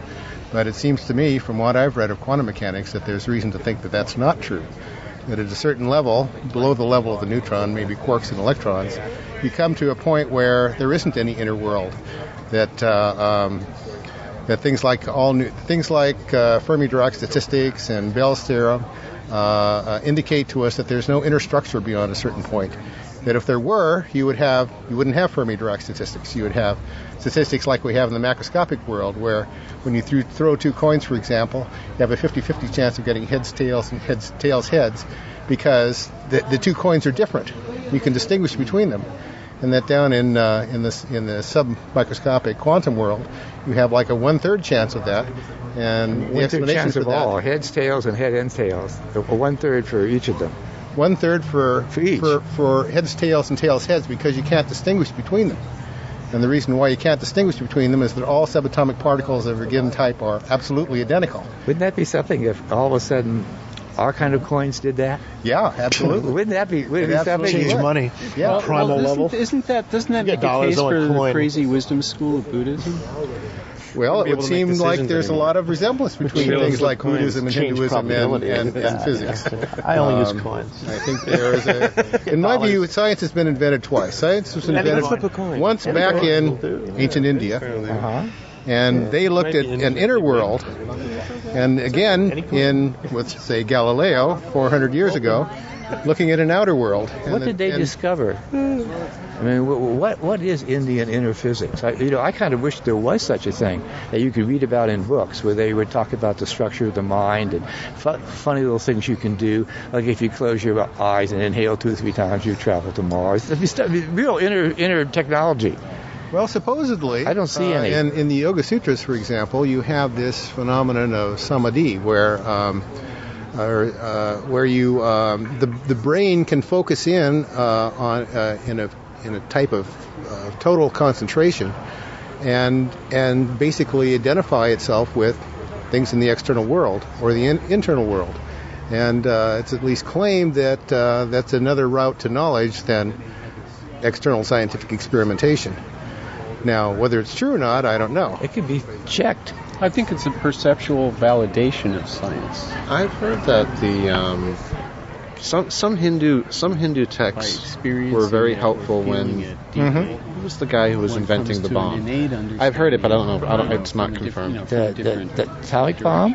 Yeah, the atomic Or bomb. perhaps it's a That type of they simulated consulted reality. Hindus to design? The Could text, be, because all perception the is text was influential. Oppenheimer, when the bomb went off, he was standing in the desert, and he says, Shiva. "I have become Shiva, the destroyer of worlds." Right.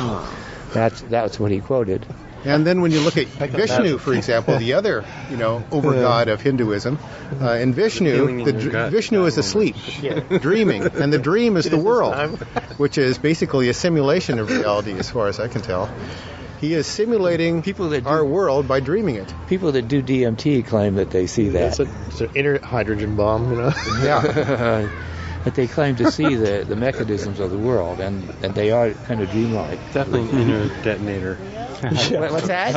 I said at least an inner detonator. Yeah, DMT. I've never had it. I did. You know Will, right? Sure. Is Will going to be here tonight? I invited him. I haven't seen him for a long time. Well, he presented me to my first full-on DMT experience. Now, did that meet your standards? Yeah. That's what I've heard. I've heard that. He put me in a room, and the room had posters of Tron and all these things. It's kind of high tech, and there was something about the things in the images that kind of affected my hallucination. Yeah. So I felt like it was a real comfortable leather chair, and he gave me a pipe load of it. A pipe? A whole bowl. Yeah, you smoke it. And I felt like I was an astronaut. I was in there, I was feeling this G-force, and I'm looking, and all of a sudden I closed my eyes for a minute, and I saw, hallucinating, I was going through this long tunnel, and it was like a Fellini movie. There were these little alcoves on either side with these strange people in them, their faces, but as soon as I tried to look, it was going so fast, and it was really weird. Wow! And the thing is, I started seeing that with my eyes closed, but then I opened my eyes and I kept seeing it. Oh my! Yeah, that's an interesting thing. That happens. There's no reason why not. Inner reflecting the outer and vice versa. It kind of mixed in a little and blended when you see in. with your eyes, you're really seeing with your brain, and your brain can project anything on the inner projection screen. Mm-hmm. If it wants to line the two up, it can easily do that. Whatever is occupying your attention more. I did 5-MeO DMT, but I didn't get a strong experience. I just kind of tripped for a minute or two. Well, you'll know when you do. That's kind of like the... Well, I think it was just a combination of things. I did a pretty large bowlful. Well, What do you have myself. to take before you see big luminous things connecting all of us, and these things shimmer and make noises? I mean, my heart and you and my lower chakras. Mescaline, that happens. You take mescaline and you begin to see the things that connect people together. When I was what was I? 16 years old, and I had a mescaline trip with Moondog's daughter. Upstate New York, we were on a camping trip with my sister and her fiance and some people having fun. The four of you took it? A few of us did, my sister didn't. But we were up all night, and I remember it was warm, and there was all this grass all around us, we were sitting like in lotus positions or whatever. And I remember I was looking at her, and she was really trippy, because I don't know who you remember Moondog was, but he's a pretty fantastic character. Google him. Anyway, we looked at it, and she said she saw something around me, she saw colors around me. And when she said that, I looked at her, and her saying that, all of a sudden it opened it up, and I saw it all around her too. Were you connected with colors too? Yeah. It was kind of like a ripples, coming out of each of us. That's pretty good. I mean, my experience was more of a reboot. Reboot? Yes, Mr. Tech Head over here. You totally go out. I mean, it dissolves your ego or any identity of being alive, like dirt clods in water, just... The hydrogen bomb is not a bad analogy. Are you still there? You come back. You come back. You recoalesce. Yeah, you recoalesce. This is like you must trust in your wetware. That's a surrender. Right. But you always come back, I mean, isn't that something? I mean, that's one of the most. It's like a reboot. I tell you, it's a reboot of our bodies. But that's one of the most amazing things about psychedelics. Almost, I've reached a point saying, "I'm never coming back. I've destroyed my mind completely. I'm never coming back." You always do. Most of it. Yeah. And it is so at least amazing. you think you do. Well, that's what's significant. It all depends on how wise you are. You do. It all depends on how wise you are. If you you think do you come back extremely high to dosage in the wrong set and setting. But if you're lucky, you remember some of those. Some of those, yeah. So anyway, you actually came back from the reboot. Yeah, it took a while. I mean, it took at least 5 minutes. You're listening to the Psychedelic Salon, where people are changing their lives one thought at a time. Well, there's really not much to say about that, other than to say that my guess is that you've been involved in discussions just like that yourself. Or at the very least, you've had some of these ideas pop into your head from time to time. So, you see, it doesn't really matter if your next-door neighbor is a quantum physicist or just your token buddy. You can still have as much fun kicking around these strange ideas as anyone. And didn't you just love it when Nick Herbert said, the more of a mind you have, the more fun you can have when it's fucked up. It's those little sound bites in our everyday bull sessions that I love to collect. So to further this cause along, I've added a Skype button for you to click on to leave a voicemail on our Salon blog, which you can find by going to www.psychedelicsalon.org. I don't know how or if this is even going to work out, but my thought was that if any of our fellow saloners wanted to leave an interesting message, that I could play a few of them here in the salon. So if you're in the mood to Skype us a message, well, please be one of the first to do so. Another little thing that came in this week was a question from Wears Glasses Has Dog, which is a handle that would have fit me a few years ago until my beloved dog Igor died. And in case you're wondering, Igor was a big old lovable Rottweiler who played with the children in my neighborhood. Good old Igor. I still miss him today. Anyway, Wears Glasses Has Dog writes, Lorenzo, I just finished Terence McKenna's True Hallucinations and wonder if you know anything about Vanessa's photography. In the book it states she was documenting the adventure, and I think it would be cool to see the places and people described. Well, I don't know Vanessa myself. In fact, I didn't even remember that part of the book. So if any of our fellow saloners knows Vanessa or can point us to some of the pictures she took, I'll pass that along. I sure would like to see some of those photos myself from that now legendary expedition. And speaking of legends, in last week's podcast from the Sea Realm, KMO interviews the legendary Bruce Damer, who gives an update on the evolution grid, or the Evo grid, the story of which has now even been picked up by the New York Times. And over at dopefiend.co.uk, you can hear a recording of an evening with Dr. David Nutt, who, as you know, created a great stir over in the UK after he was summarily dismissed from his scientific advisory post that was dealing with drug classification. Now, while this isn't a normal podcast from the Dope Fiend, I did find it extremely interesting to hear what some of the world's top minds are thinking about regarding the ways in which governments so cavalierly disregard scientific information when it doesn't suit their needs. So thanks for going out of your way to record that and podcast it, Dope Fiend. It really was eye-opening for me. Or I guess I should say it was ear-opening, huh? I don't know. What I do know is that I should close today's podcast by reminding you that this and all of the podcasts from the Psychedelic Salon are freely available for you to use in your own audio projects under the Creative Commons Attribution Non-Commercial Share-alike 3.0 license. And if you have any questions about that, just click the Creative Commons link at the bottom of the Psychedelic Salon webpage, which you can find at psychedelicsalon.org. And if you are interested in the philosophy behind all that goes on here at the Psychedelic Salon, you can hear all about it in my novel, The Genesis Generation, which is available as an audiobook that you can download at genesisgeneration.us.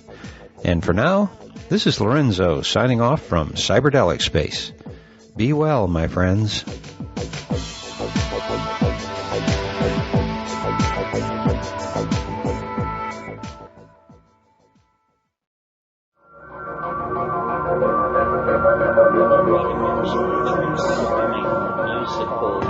Linguistic objects.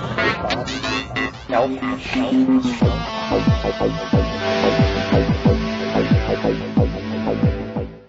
Greetings from Cyberdelic Space. This is Lorenzo, and I'm your host here in the Psychedelic Salon.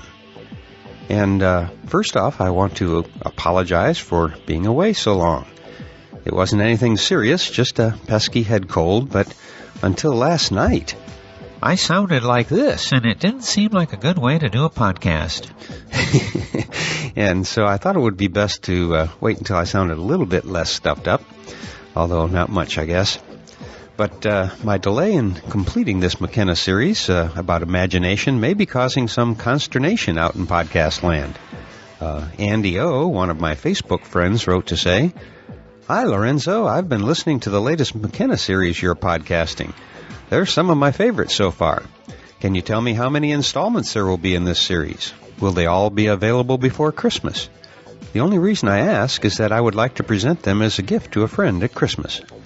Well, Andy, I have some good news for you. This is the next to last installment of this series, and I'll get the next one out this weekend if all goes according to plan. And I agree with you that this series is one of the best. And we have fellow saloner Brian Pitkin to thank for sending this series of recordings to me to podcast.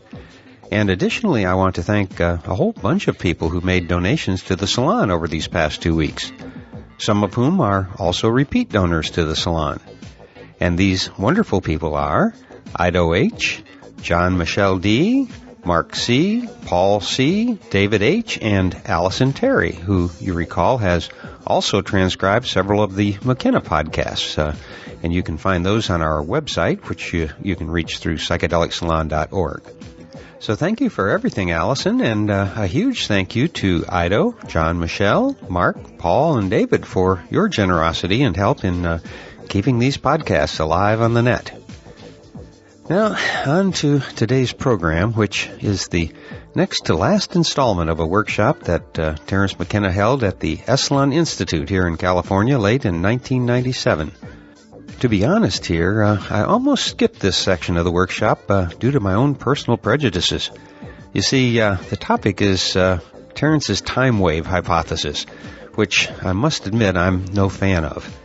To me, it seems too much like a fortune-telling thing or some of the less informed approaches to astrology that try to predict the future rather than simply to suggest what energy patterns are prevalent at any given time. The other thing that bothered me about it is that in one of the earlier lectures we heard Terence give, he initially set the end date at 2011, only to adjust it later on. And of course, the 2011 date is one that Carl Kalaman also pursues, but although he refuses to let anybody see his calculations that led him to arrive at that date.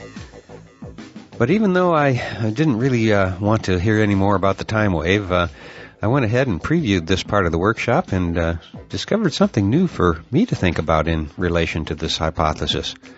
I'll save my comments about it until after you hear this talk yourself, and then you'll be better able to see where I'm coming from.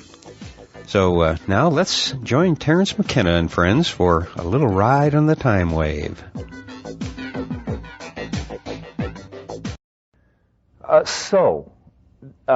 This theory has probably not stormed the intellectual battlements of Western civilization, for one reason, because it poses so fundamental a challenge. Science cannot swallow the time wave. You have to choose one or the other. The time wave is not a cult. It is not occult. But it is not science as we have done it for the past 500 years, because it assumes that one of our primary intuitions is actually true. The intuition that every moment is unique. It treats that as the central starting point for an entirely new metaphysic of being. And so the smooth duration, the simple answer, the parsimonious good try has to be put aside. Now, why the I Ching? Because in the same way that Western culture evolved a maniacal obsession with matter that ends with atomic fusion, sequencing of the DNA, room temperature superconductors, Buckminster fullerenes, and all that. In the same way that Western intellectual methods were relentlessly pushed toward an understanding of matter, in the East, a different obsession held sway. For cultural factors not needing to be discussed here, people were interested not in matter, but in time, the other great mystery given to us in this dimension, time. And if you're interested in time, you don't conquer time by building vast instrumentalities and seeking a primary particle and all that. The way you understand and investigate time is by moving inward into metabolism. The human body is a knot in time. It is a non-thermodynamic state of equilibrium maintained by the miracle of metabolism. Metabolism is a slow, controlled chemical burning of organic material, so subtle a form of burning that the energy is trapped in various membranes and cytochrome cascades and put to the work of organism. And if you imagine then, at some time thousands of years in the past, people possessing techniques which today we would call yogic, but what they really are simply probably what are now called stilling of the heart techniques. Techniques for suppressing gross bodily function. In other words, noticeable breathing, noticeable heartbeat, noticeable pulse. Techniques for stilling all this. It turns out that if this can be done, and it is persistently claimed that it can be done, as noise leaves the physiological circuits, the mind falls inward into a world of interiorized phenomena for which we have no language but the language of idiots, because this is not our cultural obsession. So we say, well, it's dream, it's hallucination, it's who knows, let's see what's going on with the 11 o'clock news. But in other cultures, complex vocabularies were produced to study these states. vocabularies as complex as our scientific vocabularies. And in the same way that in the 19th century, Mendeleev and those people came to discern that all matter is produced out of the combination of a limited number of elements, and there were arguments about how many, but it's generally assumed under 110, and that's generous. Out of 110 basic elements, the entire world of material phenomenon emerges. Similarly, in the inspection of time, it was realized that time, too, comes in flavors, if you will. Not 50,000, not 300 million, not 4, not 8, but 64. And this probably has to do something with the cube root of 4 and certain things having to do with the dimensionality in time and space. I mean, why this number is a reason for speculation. It's a number built into biology, too. There are 64 codons coding for the 8 amino acids. This is no coincidence. It's something about the basic grammar of being itself arises around these numbers.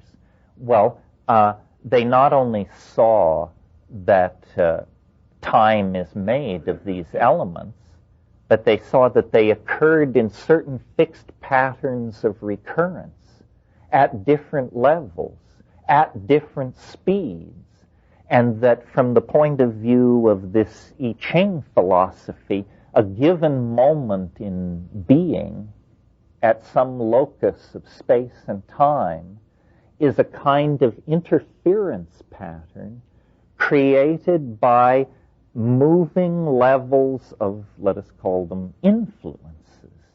And these influences interpenetrate each other on many levels.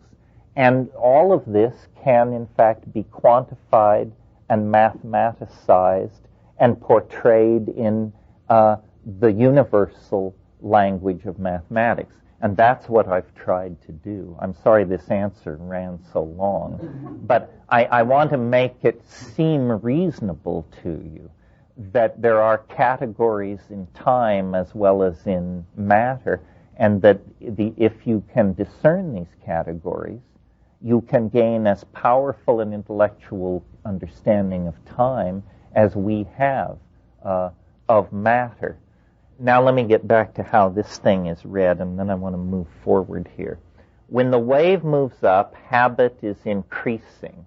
When the wave moves dramatically down, novelty is increasing. And time on all scales is made out of ascents into habit, plunges into novelty, novelty troughs, and further ascents into habit. And you can feel these things in your own life. You know, when the luck is running with you, nothing can stop you. When the wave is against you, God help you. And this happens to empires. It happens to political careers. It happens to species. It happens to entire orders of biological life. 100 million years of endless radiation into all kinds of niches across the planet.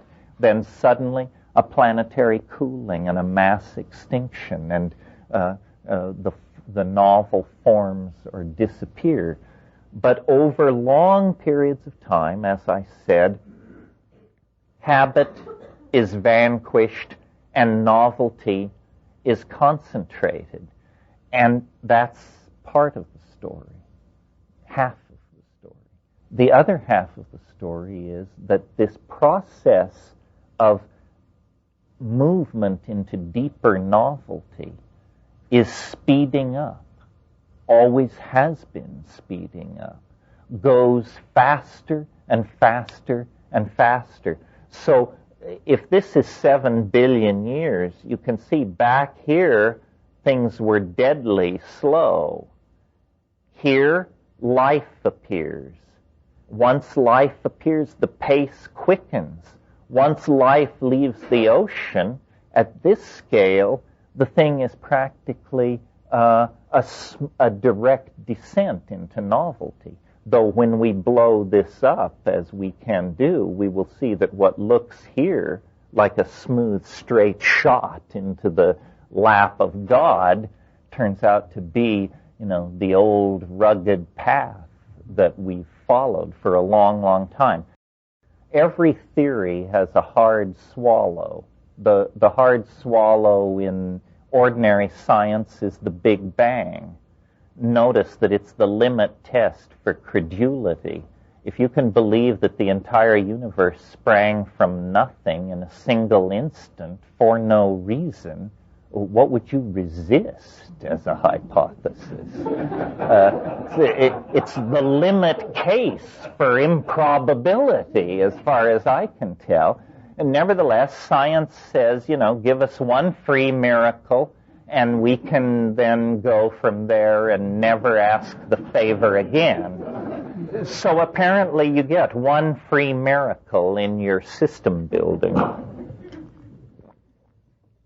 I prefer to locate my miracle at the end. And you may say, well, is that just arbitrary? Why December 21st, 2012? Well, obviously, if the theory has any utility, if this idea of habit and novelty has any instructive value at all, then we should find novel events clustered in these troughs, and we should find periods of constipated recidivism on these upsweeps. So now we have two data fields with which to play. We have the formal and mathematically defined and utterly inflexible wave, and we have the vicissitudes of natural and human history. On the natural history level, asteroid impacts, glaciations, extinctions, fluctuations in incidental incoming solar energy, cooling of the oceans, enormous volcanic eruption, this sort of thing. In the human world, wars, revolutions, technological innovations, migrations of people, introductions of new technologies. And so the idea then is to take the mathematically defined wave and the admittedly messy data of natural and human history and seek a best fit between them. And when you impartially get them lined up so that it seems that most major episodes of novelty that historians or people who care about these things agree on, and most low points in the wave line up with each other, then you simply go to the end of the wave and look at the end point, and it kicks out a date. And I did this, and I will show you my correlations. As a big picture, I think this is pretty accurate to how most educated historians would view what has gone on this planet in the last 6,000 years. It's telling us that 4500 BC, a descent into novelty is underway, and it didn't start very far back here. Quite a steep descent into novelty. And in fact, what we find here is Sumer, Ur, Chaldea, Babylon, Egypt. And so a series of civilizations, each leaping beyond the accomplishments of the other until we reach the pyramid building phase of Egypt, the Old Kingdom. And then, right down here, there's a kind of novelty trough. Egyptian civilization rages across here, and in fact, it does fulfill the intuition of theosophists and other people that Egypt achieved something that was not surpassed in novelty until early Roman times.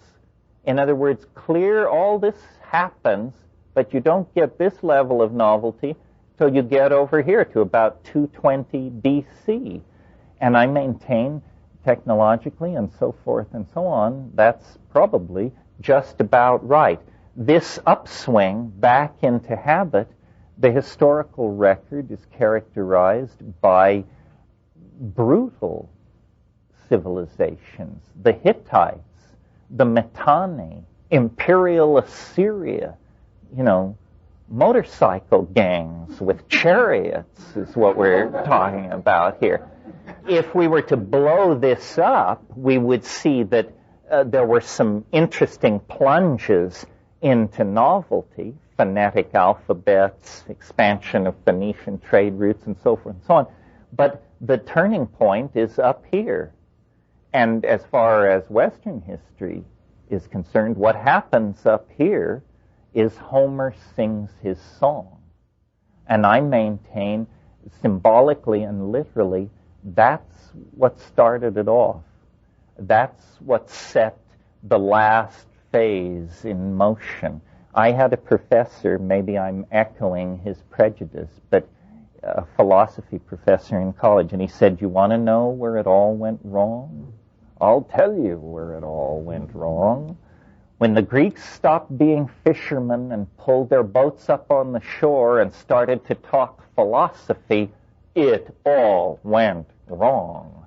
Well, I don't know if it went wrong. It certainly went in a different direction. Homer sings his song, and it begins an almost unbroken cascade into modernity. So I want to talk about this one for a minute because there is an aspect of this theory that I find very appealing that I haven't touched on yet, which is, if you've been paying attention, you've noticed that screens repeat themselves. Remember I showed you a screen where I said at the top of a certain mountain Homer sang his song? This is that same shape, but we're now not looking at thousands of years, we're only looking at 52 years. Well, what's the deal? Well, because this thing is a fractal, it has built into it automatic resonances. So it gives you a very rich data field to work with. If this is a span of time from 1944 to 1996, it on another level is a span of time from roughly late Egyptian time to the Umayyad Caliphates, with Homer singing his song up here. On the short scale, the 52-year scale, this is 1967. Now, these two things are in according to this theory, in a situation of resonance or geometrical relationship to each other. Is there anything about the world of Homer that is like the world of 1967? And I maintain, yes, a tendency to easy lifestyles, loose shoes, and sophomoric philosophy characterized both eras. And you see, it's a way of explaining such transient phenomena as fads and fashions. Why are we suddenly putting lion claws on the legs of our bathtubs? Well, because we're passing through a period of resonance when that was done in the past. In other words, the orthodox theories of history and time would tell you that the most important moment shaping this moment is the moment which just preceded this moment. It was, as it were, the conduit for the wave of causal necessity to arrive at this moment. But I'm saying something different. I'm saying that every moment in time is an interference pattern made by other moments in time that are related to each other not through linear seriality, but through this much more complex schema of relations. So, if you suddenly walk into a room and there's a heavy hit of black granite, inverted corners, and silver shadowing, it's a Jugendstil resonance. And I live in a kind of waking hallucination. I have a little aphorism which covers this. It's Rome falls 9 times an hour. It falls more than that and less than that, but let's say it falls 9 times an hour. Well, then your job is to notice every time it falls. In other words, what we think of as our random musings and our personal mental furniture is in fact our subconscious awareness of these systems of temporal resonance operating around us.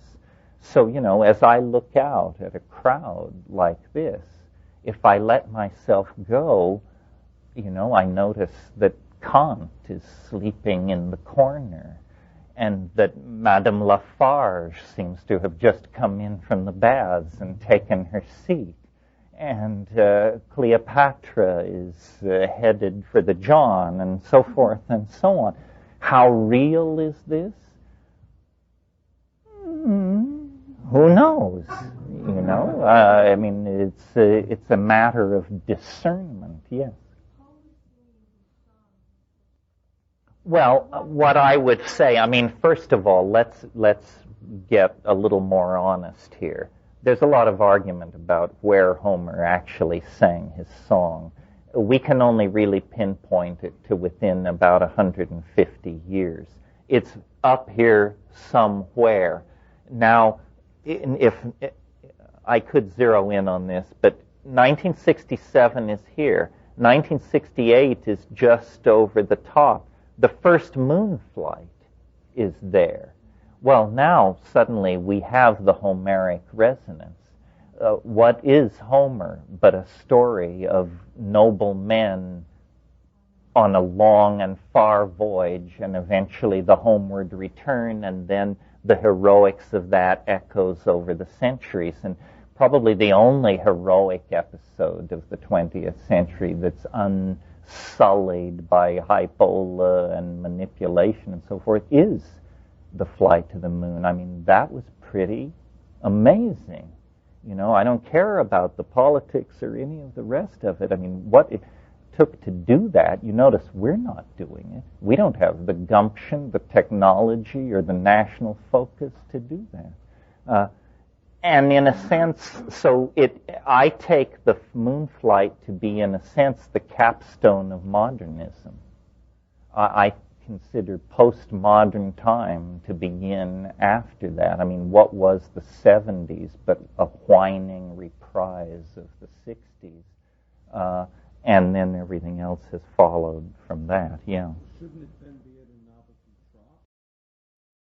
trough? I myself am more provisional. I will advocate this, but I'm aware, more I think than many in my audience, how unlikely this is. I'm basically a devil's advocate because I'm fascinated with the fact that I thought this up, and this is not my style. It's hard for you to believe that because I've been now talking about it since 1971. So it has become me in a sense, but it isn't me. This is not how I think. This is not how I ever thought. I had to be led by the hand. I'm sloppier than this. I'm not precise. This was told to me. And it's eerie. It's turned my life to science fiction because I don't know what this is all about. I don't know why I'm here talking about this. I don't know why you're here listening to it. And I'm puzzled that outside this room, the world is moving towards not this theory, but these kinds of conclusions. Is it the millennium?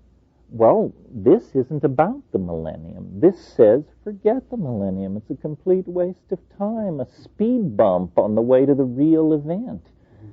I've tried to think of rational explanations for why this theory, and I've had to go pretty far afield. Here's a rational explanation. Suppose the millennium is so psychically charged that there's a danger of mass hysteria of some sort, mass suicides or something like that. Perhaps the collective unconscious senses this, and my mission is to smear the expectation. In other words, what this does is it says, don't get excited about the millennium. And then once the millennium is passed, people will say, well, and don't worry about McKenna either. In other words, it's a way of cheating you past the millennium. If there weren't people running around saying 2012, 2010, 28, 26, 2004, there would be so much energy concentrated on the millennium that there might be various forms of mass hysteria. I mean, I don't know, but it's a more reasonable explanation than that the secret of universal temporal architectonics has been handed over to an Irishman by a mushroom for the edification of mankind. I mean, that is too much. I'm amazed that, because you see, it's so precise. And I don't know if you can tell from what I've said this evening, but it's very clear to me that it's not about being right some of the time. If it fails once, it fails completely. There's no wiggle room. That's why it's so interesting to try to trap it. This is not something where if we get 7 out of 10, we're going to keep preaching. This thing must be right 10,000 times out of 10,000 tries. And as I offer it to you and to other people, because I think smarter people than me ought to be able to destroy it. You know, I remember when I talked about how science gets points for proving you're wrong. If I could prove this was bunk, I would get a lot of points. If anybody could prove it was wrong, absolutely wrong, but it's amazingly slippery. So slippery, in fact, that it's almost like a living thing. Just when you think you've pushed it into a corner that it can't escape from, you know, you get a Martian meteorite full of fossils right in your lap. So we're struggling to say, you know, is this a message? Is this meaning? Or is this self-generated hallucination? I don't know. I offer it as part of this weekend on imagination, because this is my best trick in the imagination. My little theory of evolution is no more than a conversational rap. How would it be if? This is considerably different because it rests on a mathematical foundation. And don't forget, it does come genuinely from the I Ching. So we have this peculiar three-pronged situation. We have a pattern in the King Wen sequence taken by an Irishman and contorted into a mathematical wave which gives a prediction for the apotheosis of the world, which matches the assumptions of a vanished Mesoamerican civilization. Huh? Why? So when you calculate your... Where does it end? Well, this question, when I calculate my own personal wave, first of all, I do entertain the idea that we may each have our own time wave, sort of following the model of astrology.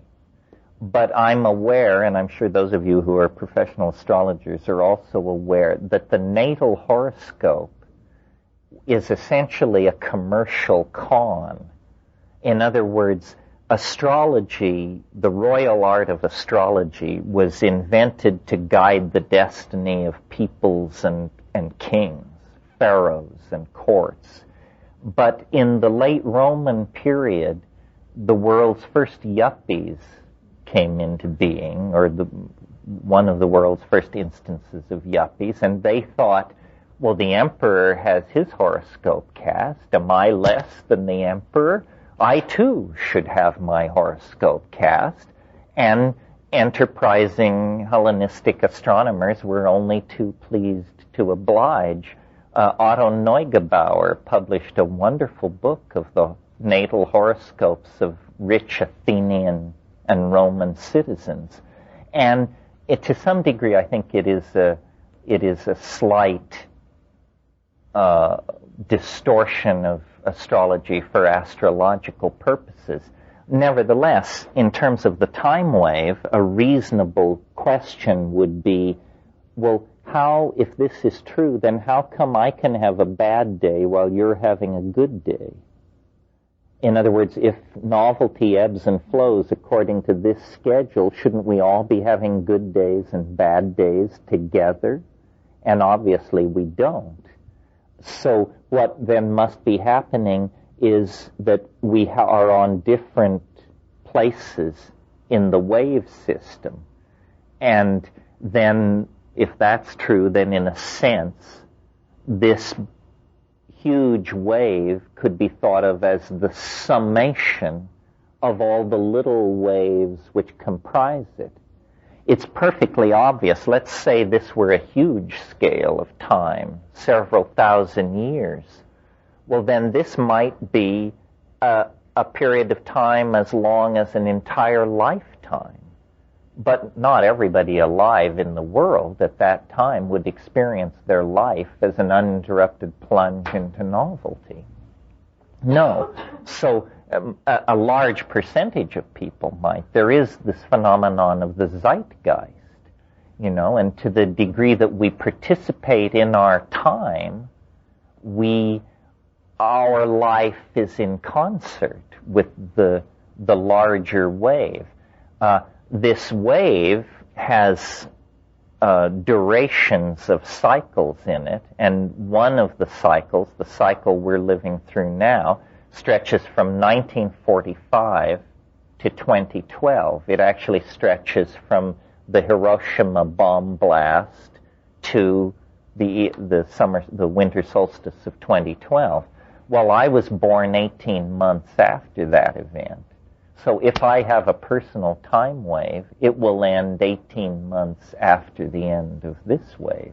How can that be when this wave seems to dictate the end of all lesser waves?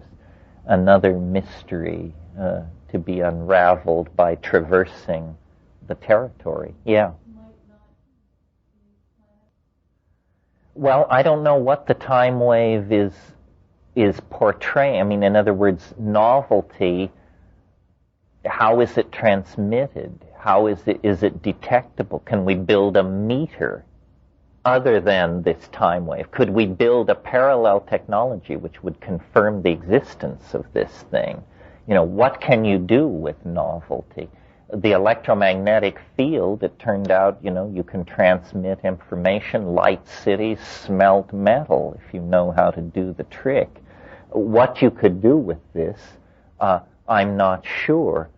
You see, if the last cycle from 1945 to 2012 is real, then in a sense, all larger cycles are compacted into it. In a sense, from 1945 to 2012, we're reliving the entire history of the world. If that's true, then we have reached roughly 1000 AD.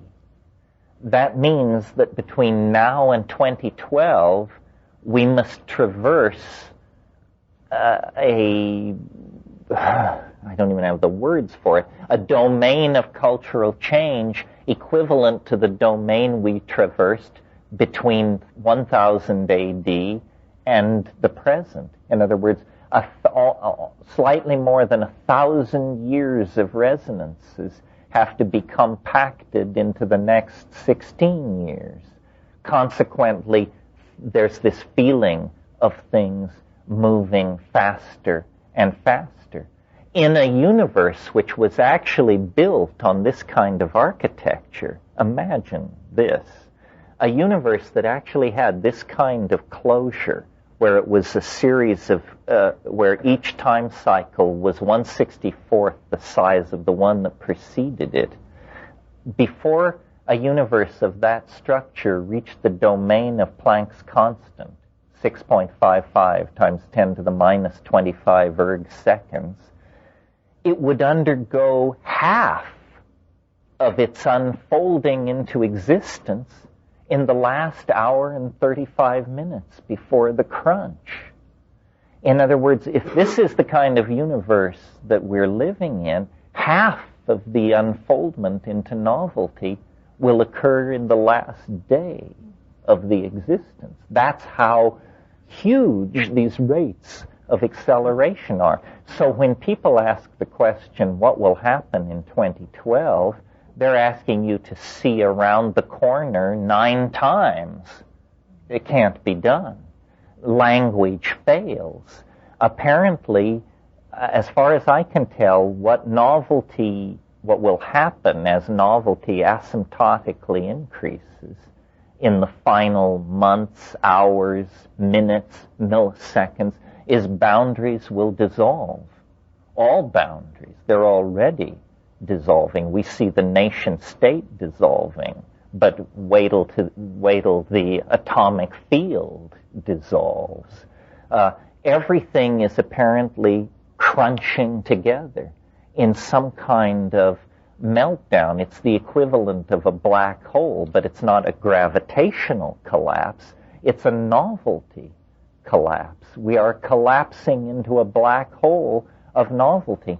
And I've tried to imagine how could this happen?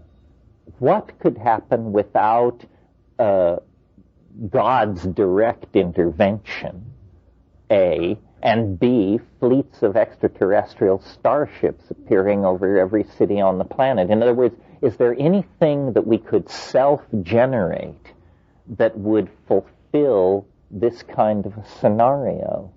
And it turns out I found at least one answer, which is time travel.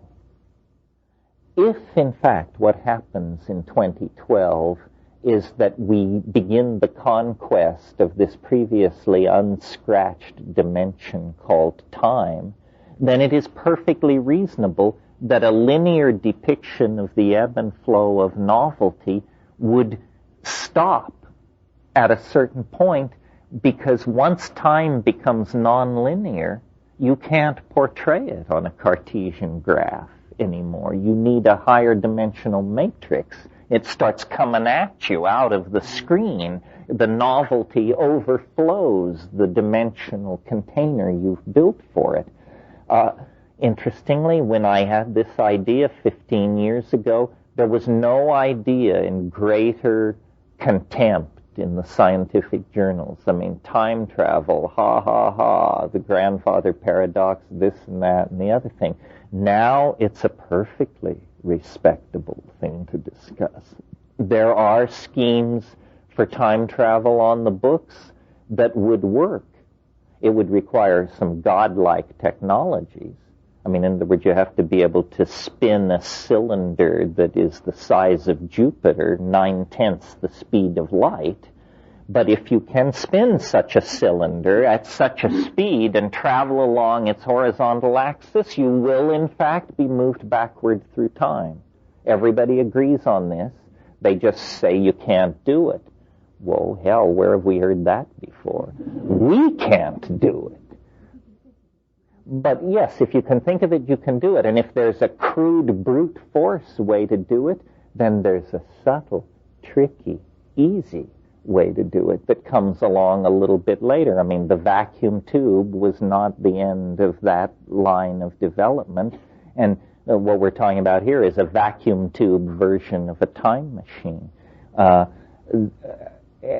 And a time machine may not be what we think it is. You know, the future is not like the past, except that it hasn't happened. If you were to suddenly find yourself in the future, it's a vector storm of unrealized possibilities. You've never seen an unrealized possibility. All you've ever seen are realized possibilities, and you don't know what an unrealized possibility would look like. There are a lot more of them than there are realized possibilities, and they fill the space called the future. If you suddenly found yourself in the future, you wouldn't even recognize it as that. You just think you'd gone mad, I think. So, I don't know, I should wrap this up, but the basic notion is this is what I learned from psychedelics. This is my show and tell. It's an indulgence of my ego to do this, because most of what I tell you, you could learn somewhere else. I just have read the books and can regurgitate this stuff, point you toward the plants, lead you through the philosophical issues, talk about the medical stuff. It's not particularly flashy. It's just a mental shortcut for you. This is original, and nobody has ever tried to wrest it from my grasp. That's how original it is. Nobody else wants the hideous responsibility of defending this particular piece of intellectual baggage.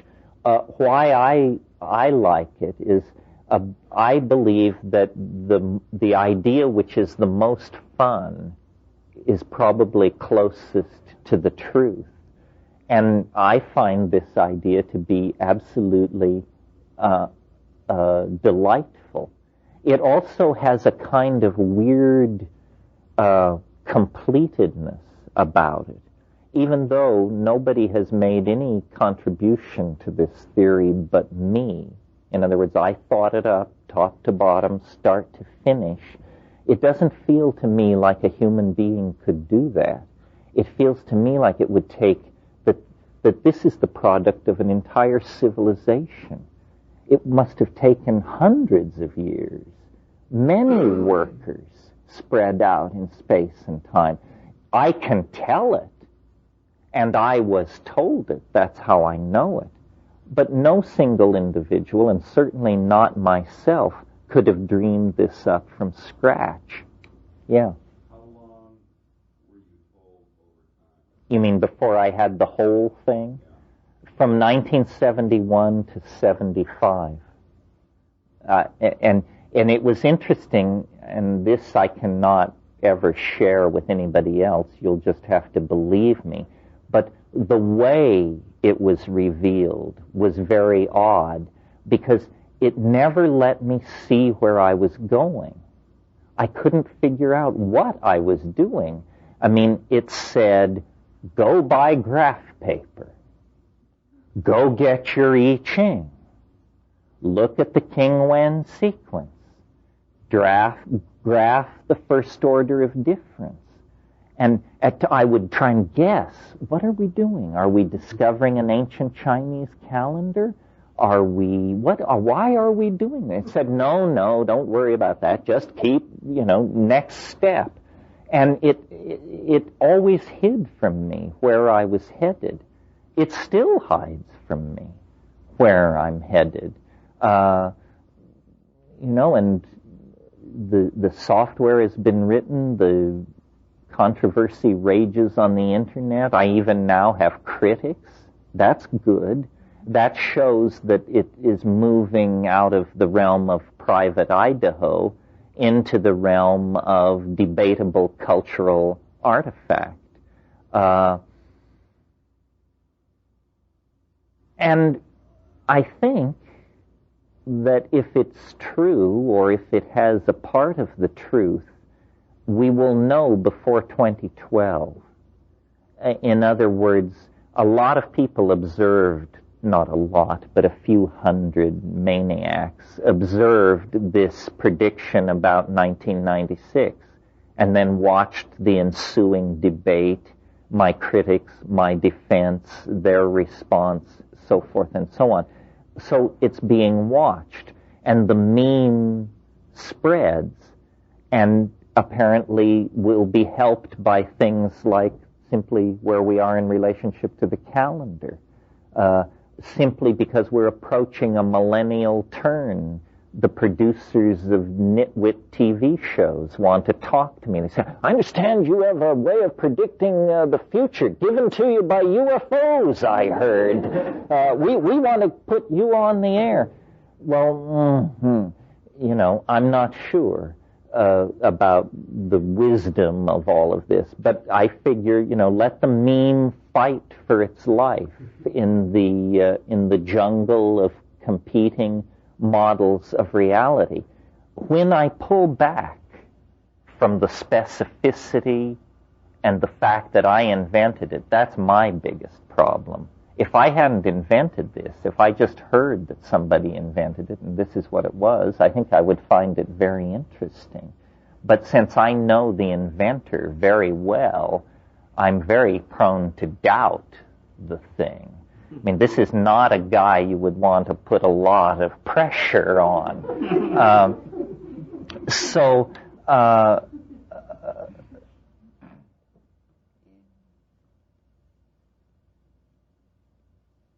I don't know.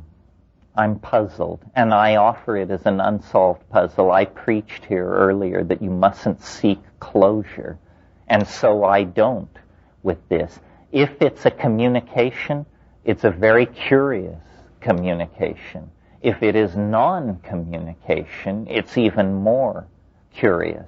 If it's a delusion, why is it so mathematically formal? If I'm pathological, why aren't there attendant sequelae? Why just this very defined thing? The whole thing smacks of the impossible. It's even pushed me toward the idea that maybe this is not actually a reality. We're trapped, or I'm trapped, I don't know if you're trapped, but we're in some kind of piece of fiction. It's like a Philip K. Dick deal, We're in some kind of simulacrum, and the clue to the fact that it's a simulacrum is this impossible idea. And so the point of the idea is not to believe it, but to use it as a wedge to fight our way out of this labyrinth and back to whatever reality we were in before we fell into this situation. Something like that. Anyway, I have the feeling that I'm blathering and spinning my wheels. Is there some final question that brings this all to a... Yes. Yeah, that is an interesting question. Like people say, well now, is this some kind of permission for irresponsibility? Are you saying that the world is going to transform itself no matter what happens? I'm enough of an old political activist to sense the anguish behind that question, because I don't want to say, yes, don't worry about the Palestinians, don't worry about the Bangladeshis, it's a done deal, it's all fine, you can take your eye off the ball and your foot off the pedal. That seems crazy to me, to give advice like that. And yet this thing seems to be saying, it is a done deal, it's going to be fine, it's going to arrive on schedule, under budget, you don't have to preach it, you don't have to worry about it. And so then apparently where it lies is that it is a done deal, but how the deal is done is not a done deal. That there will be a deal is sealed. That is written into the laws of physics, if this is correct. No escape from the transcendence. But how we present ourselves to it is our contribution.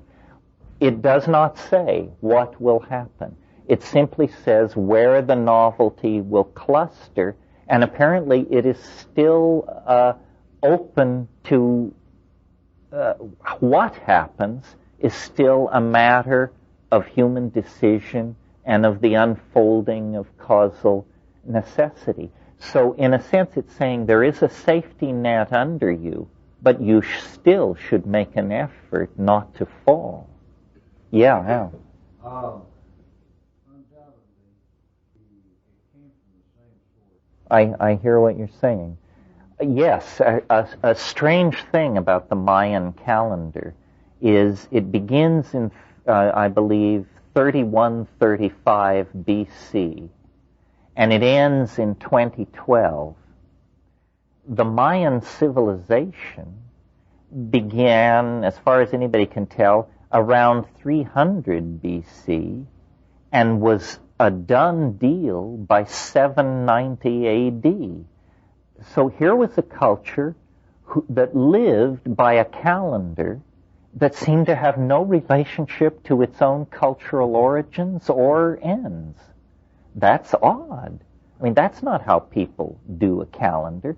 The weird thing about the Mayan calendar is it begins on a slow Thursday in August. In other words, it doesn't begin at a solstice. It doesn't begin at an equinox. It doesn't begin with a special astrological configuration in the sky. It begins on Nothing Burger Day in 3135 BC.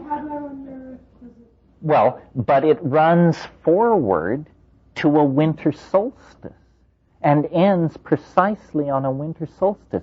Who ever heard of a calendar that was formed by calculating backward from a point thousands of years in the future?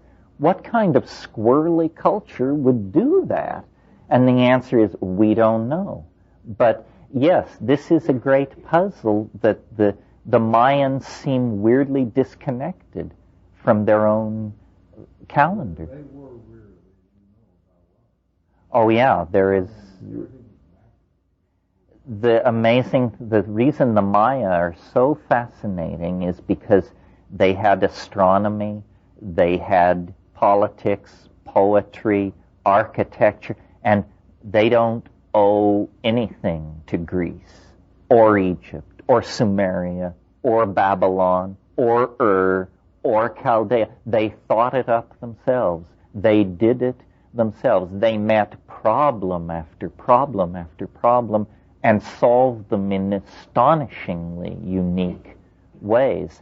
And, you know, it's just a matter of cultural accident. When Cortez sailed into the Bay of Campeche, the difference between medieval Spanish civilization and the civilization of the Aztecs in terms of technological level and understanding, they were practically on a par.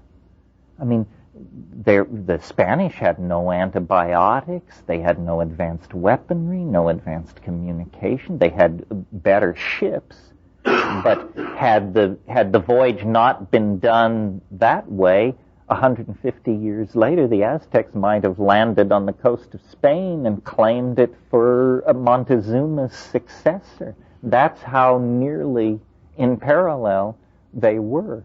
But then, of course, the bifurcation was tremendous. One civilization wiped out, and the other, through the looting of the former, finances its way into modern science. And 500 years later, we have atom bombs and antibiotics and DNA sequencing.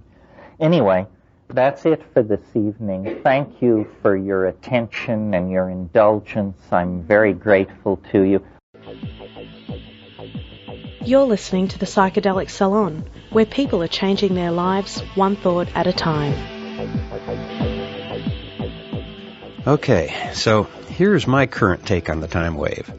But if you're hearing this after the end of the year 2009, I may have changed my mind once again.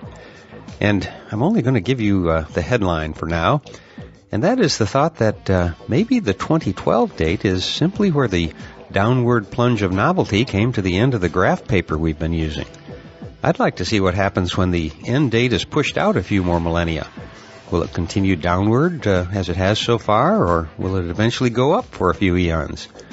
What I'm saying is that while I think there may be some uses for the time wave theory, it may be more along the lines of consolidating it with astrology or something like that, rather than to be used as a predictor of potential doom and gloom. So I'm hoping that sometime in early 2013, once things return for whatever is passing as normal at the moment, that work will begin in earnest to untangle the mystery of the McKenna time wave hypothesis. You know, it was kind of interesting to me when Terence said he thought that the U.S. moon flight was the capstone of modernism. That took place in July of 1969, and for many years I've been saying that I thought that was the peak of the American empire. Well, here's another thing that happened right around that time. At least according to Wikipedia, it was also in 1969 that President Richard the Dick Nixon first used the term war on drugs.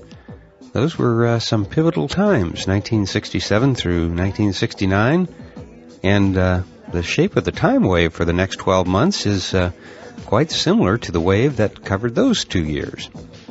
Interesting, huh? And if you've read Richard Tarnas's excellent book, Cosmos and Psyche, then you probably thought about it when Terence was talking about the similarity of the shape of the time wave between 1944 and 1996 with that of the shape of the time wave from the late Egyptian time to the Umayyad Caliphate, and then he asked the question, is there anything about the world of Homer that is like the world of 1967? Now, if you've read Tarnas, you know that he uses astrological configurations that affect entire generations to map over the ebb and flow of human history. And I guess here's a spoiler alert if you haven't read Tarnas's book, but he says that the times that we are currently in are closest, at least astrologically, to the year 1500. So that's your assignment for the week. Read a little history and figure out how today reflects those times. And if you're up to it, why not leave your opinion on our Skype voicemail, which you can reach through our Skype number, which is the word Psychedelic Salon, all one word, all lowercase. And here's another idea. Why don't you try to slide the time wave forward so that the ending point is thousands or even hundreds of thousands of years into the future? And see if it'll line up at important points just as Terence did when he ended it at 2012. Terence said that what he did was to take the two data sets and find the best fit between them. Well, maybe he got the best fit wrong. Maybe there's a better best fit that has its end date 20,000 years in the future. I messed around with this a little myself and discovered that I could find a lot of time wave matches with historical and geographical events in the past by just sliding it forward past its 2012 endpoint. So maybe it's time to reset the time wave and start both it and the Mayan calendar over again. Another interesting thing to do might be to consider the fractal nature of both the time wave and of history itself. For example, historians argue among themselves that the Roman Empire fell sometime between the years 350 and 1000. And if you look at the time wave, it more or less matches that period if you consider the end of the Roman Empire to be a descent into novelty. Of course, that could be argued as well, I guess. Now, if history repeats itself, or is perhaps fractal, then there may be some other interesting correlations there. But for me, all of this is a little too much like divination of some kind. Remember, early on in his talk, Terence went on at length that each moment is unique. And if that's so, then I don't see how history of necessity has to repeat itself. Unless, of course, we humans keep on making the same mistakes over and over without ever learning from them. And by the way, if you want to see the time wave for yourself and play around with it a little bit, you can find an interactive version of the time wave calculator at timewave2012.com/tools/calculator. And I'll post a link to that along with the program notes for today's podcast. Now, just a couple more things before I sign off for today. And the first is to give a shout-out to our fellow saloners in and around Nelson, Canada. Just before I came down with my cold, I had a great conversation with Dustin Cantwell on his Fane of the Cosmos radio program on Kootenai Co-op Radio. And his program airs from 10 to 12 on Sunday nights and streams over the net. So if you're up late on a Sunday night and want a little company, just surf over to 93.5 in Nelson, Canada, and join Dustin and friends. And I think there's also a podcast of some of his shows. Anyway, I send warm and sunshiny greetings to you saloners up in Canada from the beaches down here in Southern California. Actually, even though there's more stuff I'd like to cover right now, I guess I'd better cut this off because I'm getting stuffed up again and at least get this much out for today. Hopefully I'll be able to get the last part of this workshop out to you in the next few days. Well, so I'll close today's podcast again by reminding you that this and most of the podcasts from the Psychedelic Salon are freely available for you to use in your own audio projects under the Creative Commons Attribution Non-Commercial Share-alike 3.0 license. And if you have any questions about that, just click the Creative Commons link at the bottom of the Psychedelic Salon webpage, which you can find at psychedelicsalon.org. And if you're interested in the philosophy behind the Psychedelic Salon, you can hear all about it in my novel, The Genesis Generation, which is available as an audiobook that you can download at genesisgeneration.us. And I also want to add a huge thank you to the 16 kind souls who purchased a copy of The Genesis Generation last month. Your support means an awful lot to me. And for now, this is Lorenzo signing off from Cyberdelic Space. Be well, my friends.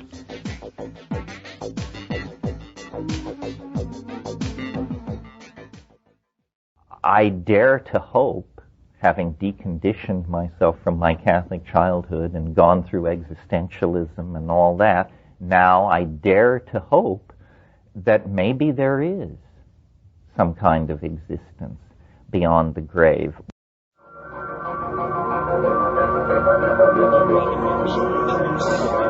Musical, linguistic objects,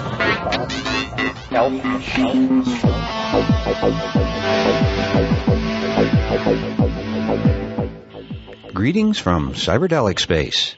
This is Lorenzo, and I'm your host here in the Psychedelic Salon. And before we get into today's program, I want to thank two fellow saloners who have made generous donations to help us with the expenses associated with publishing these podcasts. And those wonderful people are Brett J. and Perry B. So Perry and Brett, hey, thanks a lot for thinking of us, and I hope that your generosity is rewarded by Santa in a few weeks. And as for Andy O. and anyone else who wants to put the latest podcast of the McKenna series on some CDs for a holiday gift, well, today's podcast will wrap up this lecture series about appreciating imagination. And there are quite a few little surprises in the final talk of this workshop. For example, he begins with his bullseye metaphor for the relative powers of various psychedelic medicines. And then he goes on to make a statement about the DMT elves that I've never heard him make before. And that is where he says, I think that in service to the principle of parsimony, preferring the simplest explanation, these things, namely the beings encountered in DMT space, must be human souls. Now, I don't remember him ever saying this before, so watch for it, because I'm not going to have time to comment on it later. In fact, there are quite a few new and interesting ideas here, like his description of what he thinks the eschaton, the end of time, might look like. So sit back, strap yourself into your seat, and let's enjoy one last ride with Terence McKenna here in 2009. Well, first of all, let me say I don't know, but then here's what I think. The model that I've always carried in my head is of a target, like a bullseye.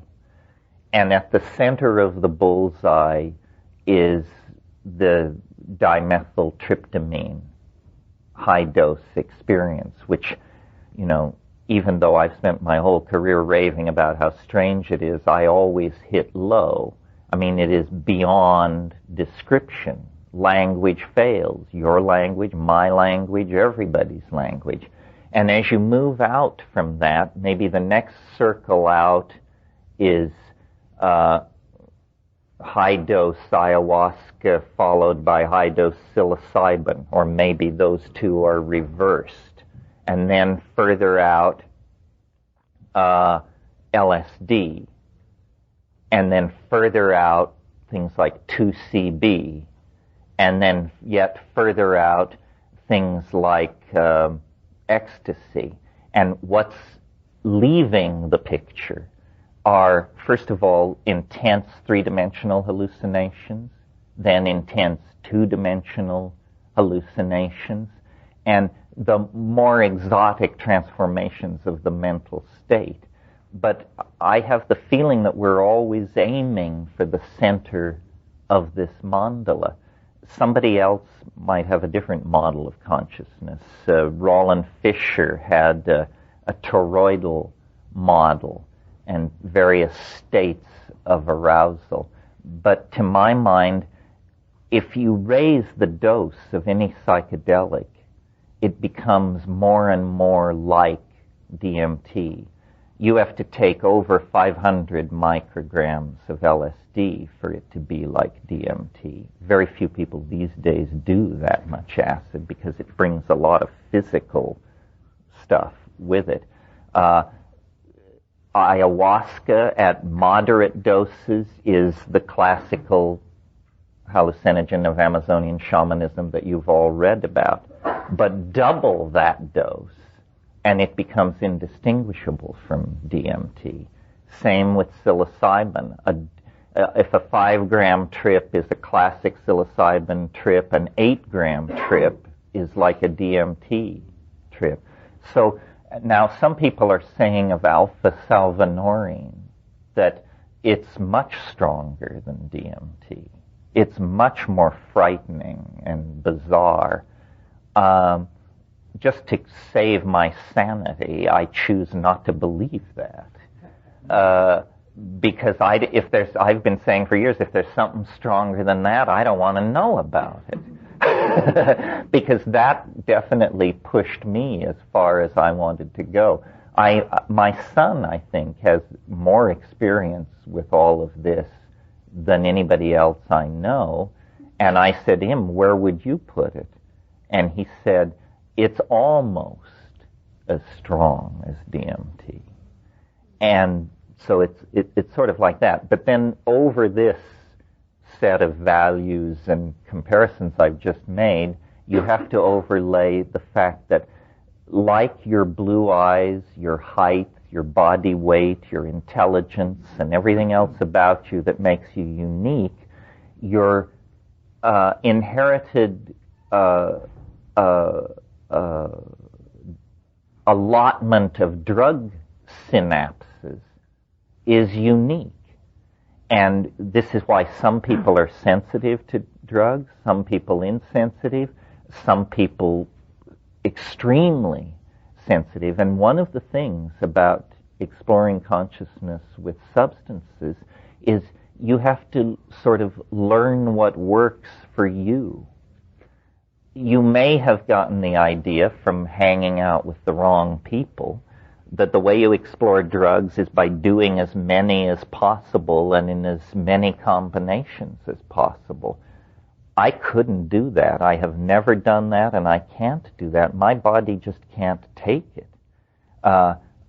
If I want a more intense drug experience, I take more of one drug.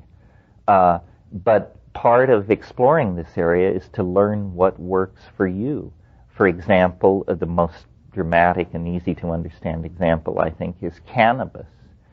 Most people, after a preliminary brush with cannabis, which may last years, tend to decide that it somehow interferes or that they have memory problems or feelings of social paranoia or something, and abandon it. Some small percentage of people experience no short-term memory loss and basically can't live without it. I speak from first-hand knowledge of this condition. So learning what works for you is very important, and then push that to its limits. What fascinates me, I'll just unload my personal opinion on you, are the tryptamine hallucinogens. I always found LSD too, what I call abrasively psychoanalytical. I don't want to endlessly reflect on my childhood upbringing and whether I'm a good or a bad person. I mean, I'll do a little bit of that, but I think I got that under control. I'm not interested in myself in quite the way some people are interested in themselves. What I'm interested in, and what's always been the holy grail for me, are visual hallucinations. And people have said you're a nut on this subject. But the reason I'm so into visual hallucinations is because when I'm seeing something that I could not previously have even imagined, then I am completely convinced I'm in the presence of an other, because I couldn't think that up, and yet I'm looking at it. Low doses of psychedelics, or moderate doses of psychedelics, transform the quality of thought. You think faster, think deeper, think odder, think broader, but you need more for that to burst through into hallucination. And that always has fascinated me it's just, I guess, in my personality. I was thinking some months ago about the books that have really influenced me in my life, and, we try to make a respectable list that makes us seem profound. So, Moby Dick, Finnegan's Wake, Whitehead. Yeah, say, okay, that's the public list. What are the real books? Well, Bartholomew Cubbins and the 500 Hats, that was a biggie. But a really important book for me was a little book that Aldous Huxley wrote almost as a throwaway. I'm sure he barely gave it a thought. It's a book called The Art of Seeing. Seeing. And it basically, the message of this book can be given in one sentence. Pay attention to what your eyes are telling you. The eyes are it. And it's the visual thing that is so thrilling, so sexy, so infinitely deep. And in that book, Huxley tells you how to look at a painting by basically clear your mind, open your eyes, stand still. That's very important when viewing paintings. Stand still and let it come in. And then he gave advice. And, this is advice which I've seen acted out in both of my children. Incredibly simple advice in the world of child rearing, and incredibly important. And the advice was, draw from nature. Literally, with a pencil. Draw things. Because drawing things forces you to look at them. And don't draw from pictures. If you want to draw a bowl of fruit, get a bowl of fruit. And then what you look at is you see how, you say, oh, I see, when an object is red, its shadows are not black, its shadows are deep pink. And when an object has this curvature, then it spreads light around itself like this. And as you learn to look, this is a very impersonal process. You're not thinking about your childhood traumas or any of that stuff. You're really getting into the world, and this is how the world can communicate back to you. The world is something to look at, and that attitude in the presence of psychedelics will throw open a cornucopia of riches to you. Did you want to say something? Yeah, I was just curious. You said what about... Oh, well, I mean, cannabis is in a different category. I mix cannabis with air, with light, with being awake, with being asleep. There was a period in my life when I used to awaken at 3 a.m. in order to smoke because I couldn't go from 11:30 to 6 without it. I mean, granted, I was in Asia and the rules were different. No, I don't know what life is like without cannabis. I hear there is such a thing. But, no, what I mean is, I know people who say, well, we had a really far-out time Saturday night.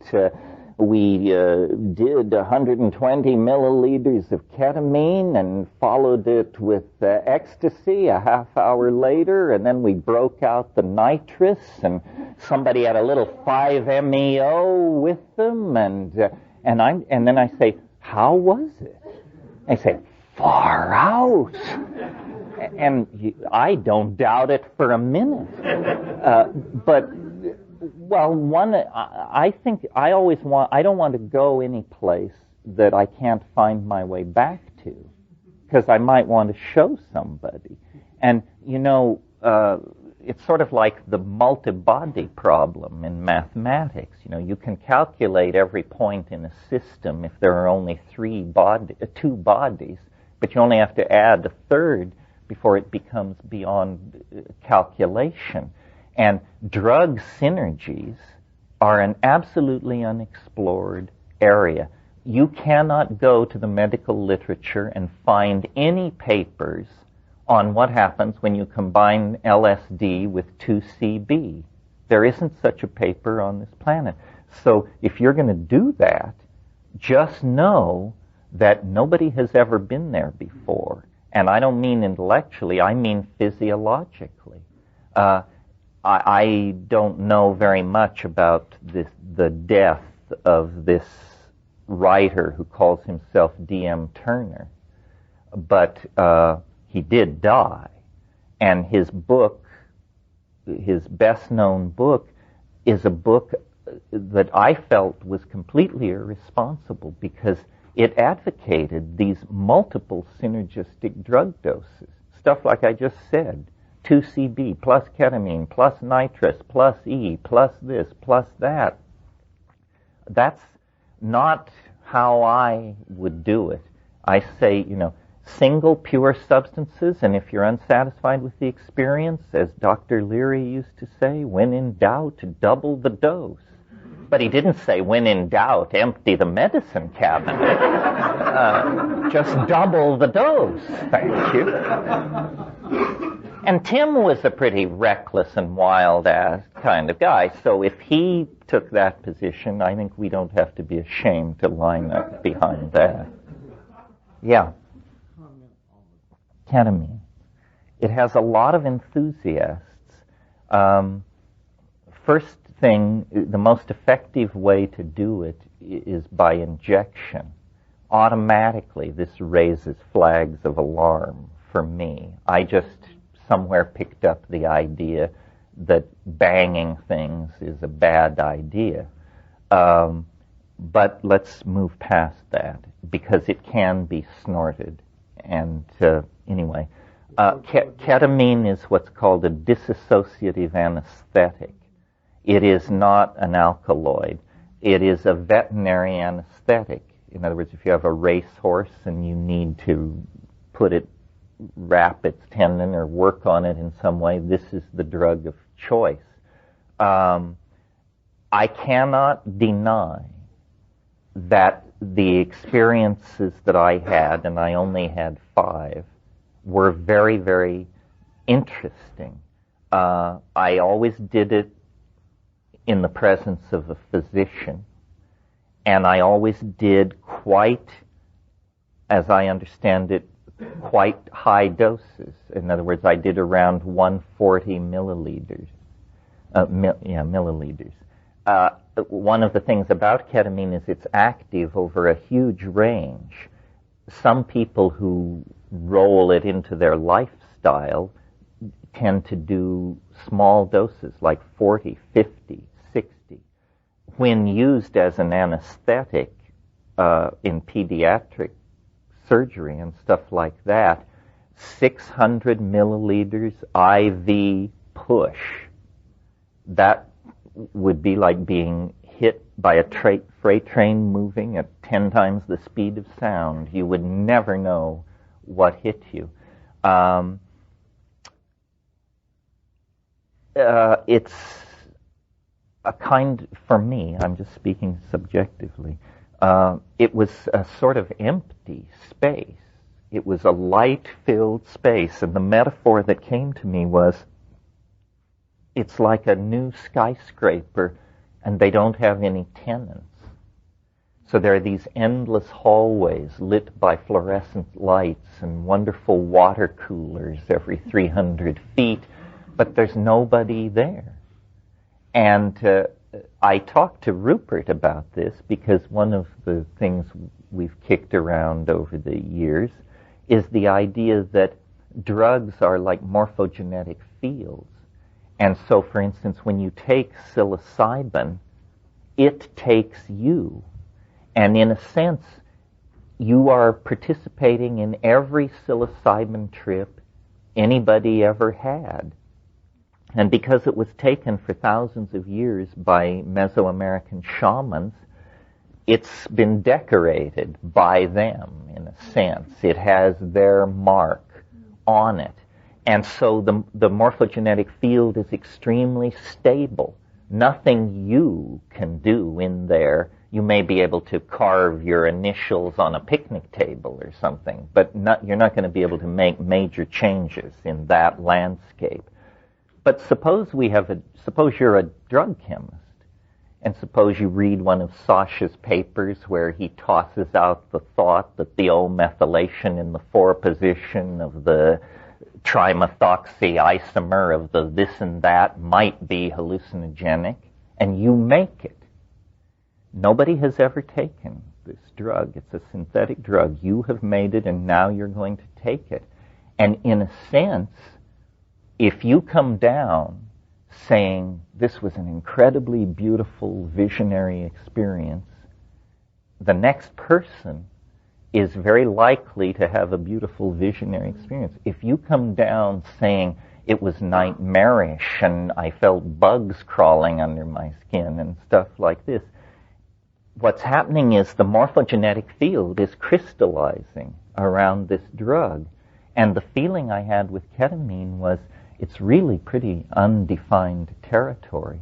The one thing I learned from ketamine, and I have to give it credit for this, is I got so loaded on that stuff that I lost the concept loaded.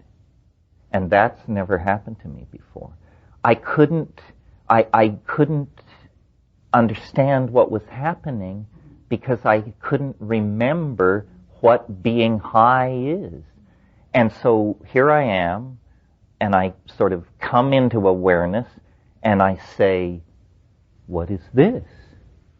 And then the answer is, who knows? Next question, who's asking? Answer, who knows? And so I just look at it for a while, and then suddenly, out of left field, this aha experience. I must be stoned. And then it's like everything crystallized. That's it! I'm a human being. I took a drug. I'm lying on the floor. This is a trip. He said, oh, this is a trip. Gotcha. Now I know what's happening. We're having a trip. Okay, let's have the trip. But until I got that sorted out, it was like the biggest, so I would not, I don't prefer it because part of my ethic, I guess you would say, is that you should be able to communicate your experiences. It's almost like an obligation. It's like if you go fishing on our lake, you should give some of the fish to the village. If you go fishing and catch a lot of fish and eat them out in the boat and come back with nothing but bones for the village, then this is kind of bad behavior. So I stay clear of ketamine. I have a bias, it used to be stronger, against synthetic substances. But again, in fairness, I have to say, these drugs, people have different kinds of experiences. Like I've said to people on ketamine, you don't really hallucinate in the way that I want to hallucinate. People say, oh no, I had fantastic, it was beyond DMT. So again, the individual thing. And then what's the final thing? And then just physical things about ketamine. I don't like a drug so strong that the house could burn down around you and you would never bat an eye. And that could certainly happen on ketamine. At height, you have not a clue. They could remove your head and you would not bat an eye. And the other thing I noticed about ketamine is it really sticks to your ribs. In other words, the experience lasts an hour, you come down, but the next day you're driving on the freeway and comes a wave where you say, oh my God, what is this? And I think it sequesters in fatty tissue or something. And so that makes it a little dicey. Hope I didn't rain on anybody's parade here. The people who are into it are passionately into it. I accused one guy one time of being a monopharmaphile. I said, my God, you won't take a drink, you won't have a hit, you won't do... But this stuff, 5 times a day. Well, I'm as interested as you are. I don't have any special information. I did talk earlier in the weekend about this model of the hyperdimensional object intruding into three-dimensional space-time and through the miracle of metabolism, wrapping matter around itself for a few years, and then when the hyperdimensional form retracts out of this lower dimensional matrix, the matter that it's organized simply falls apart. I like that model. My DMT trips, as I think I mentioned this too, I've given it to some Tibetan guys, and they said, you can't go further than that and return. What he actually said was, it's the lesser lights. The lesser lights appear at the beginning of the bardo. The thing about DMT, and we didn't talk about it much this weekend, is that it is an inhabited space. A huge percentage of the people who take it encounter entities of some sort in there, not entities like wombats and foxes, but entities with intelligence of some sort, with language of some sort. Well, remember I talked about the principle of parsimony, of preferring the simplest explanation first. Well, when you have a drug which conveys you into an inhabited space, even the simplest explanation is going to be pretty baroque. Some people, including myself, wanted to leap to the conclusion, well, these must be the aliens. We finally found their hive. It isn't under the Atlantic Trench. It isn't inside Mount Everest. They're hiding inside this organic molecule. But I think in service of the principle of parsimony, preferring the simplest explanation, these things must be human souls. It's easier for me to believe in the human soul than to believe in a colony of extraterrestrials camped inside an alkaloid. But it's not that easy for me to believe in human souls. But still, the feeling you have from these things is one of immense affection for humanity. That wouldn't come from a diplomatic mission from Zenebel Ganubi.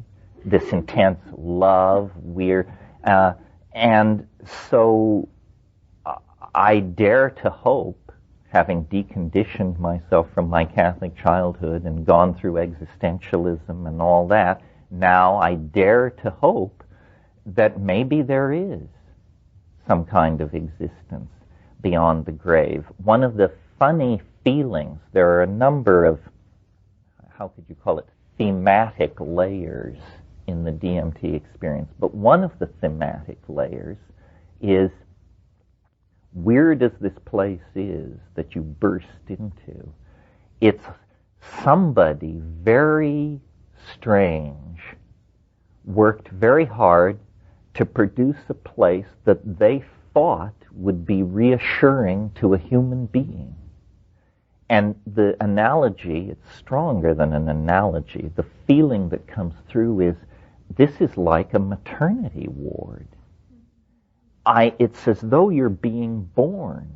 And these marvelous, self-transforming, Fabergé, crystalline 4D toys that they're handing out in this space may be, to them, nothing more than the equivalent of those extruded plastic geometric shapes that we hang on a string over a bassinet.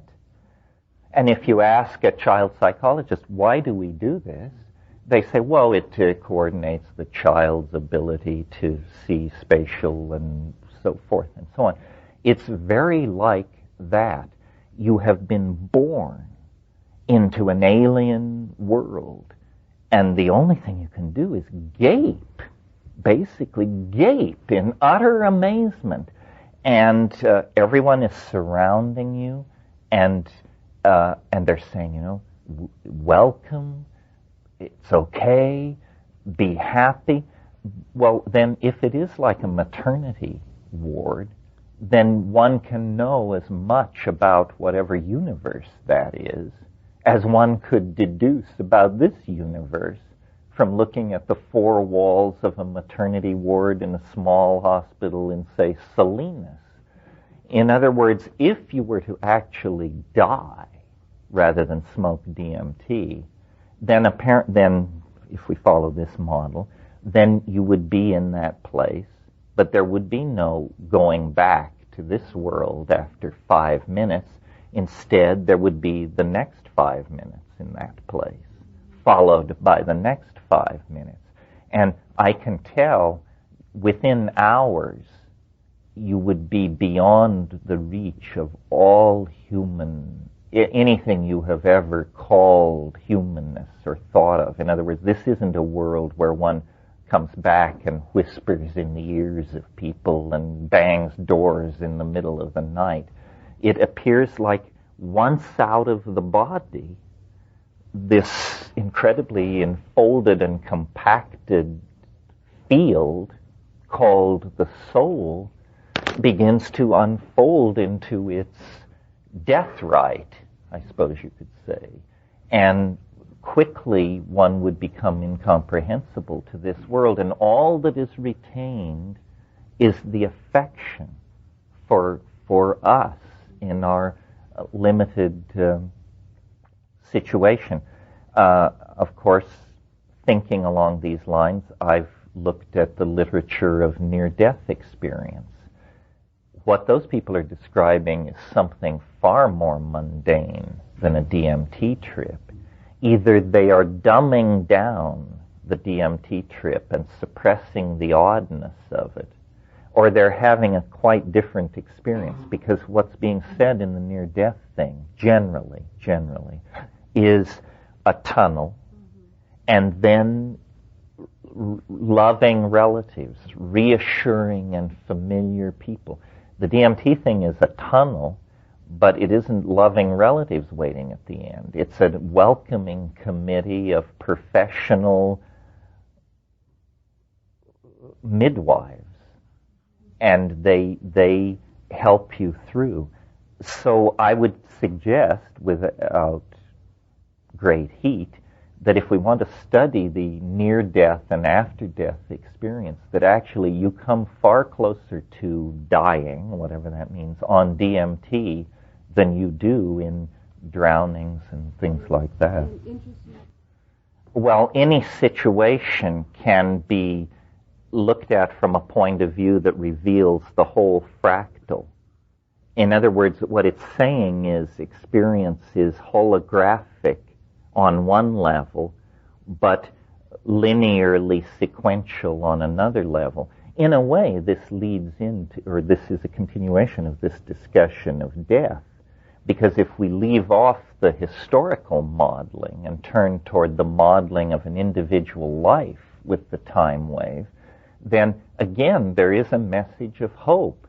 It says the most novel and amazing thing that will ever happen to you is the last thing that will ever happen to you.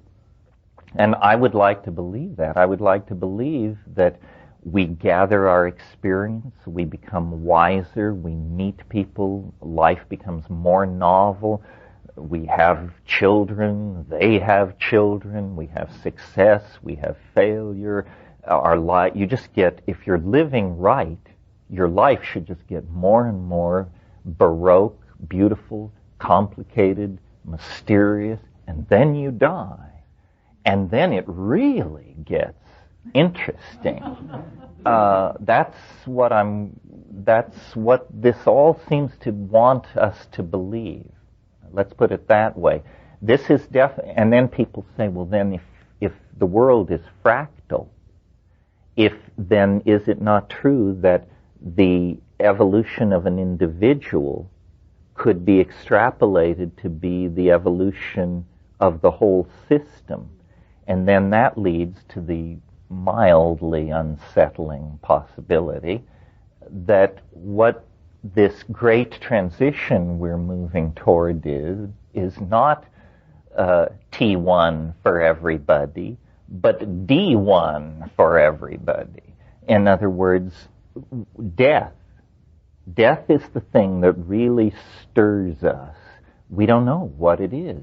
We don't know whether we're supposed to flee from it or race toward it. And people say, well, then is it possible that, just to take the date 2012 as a marker, is it possible that everyone would die?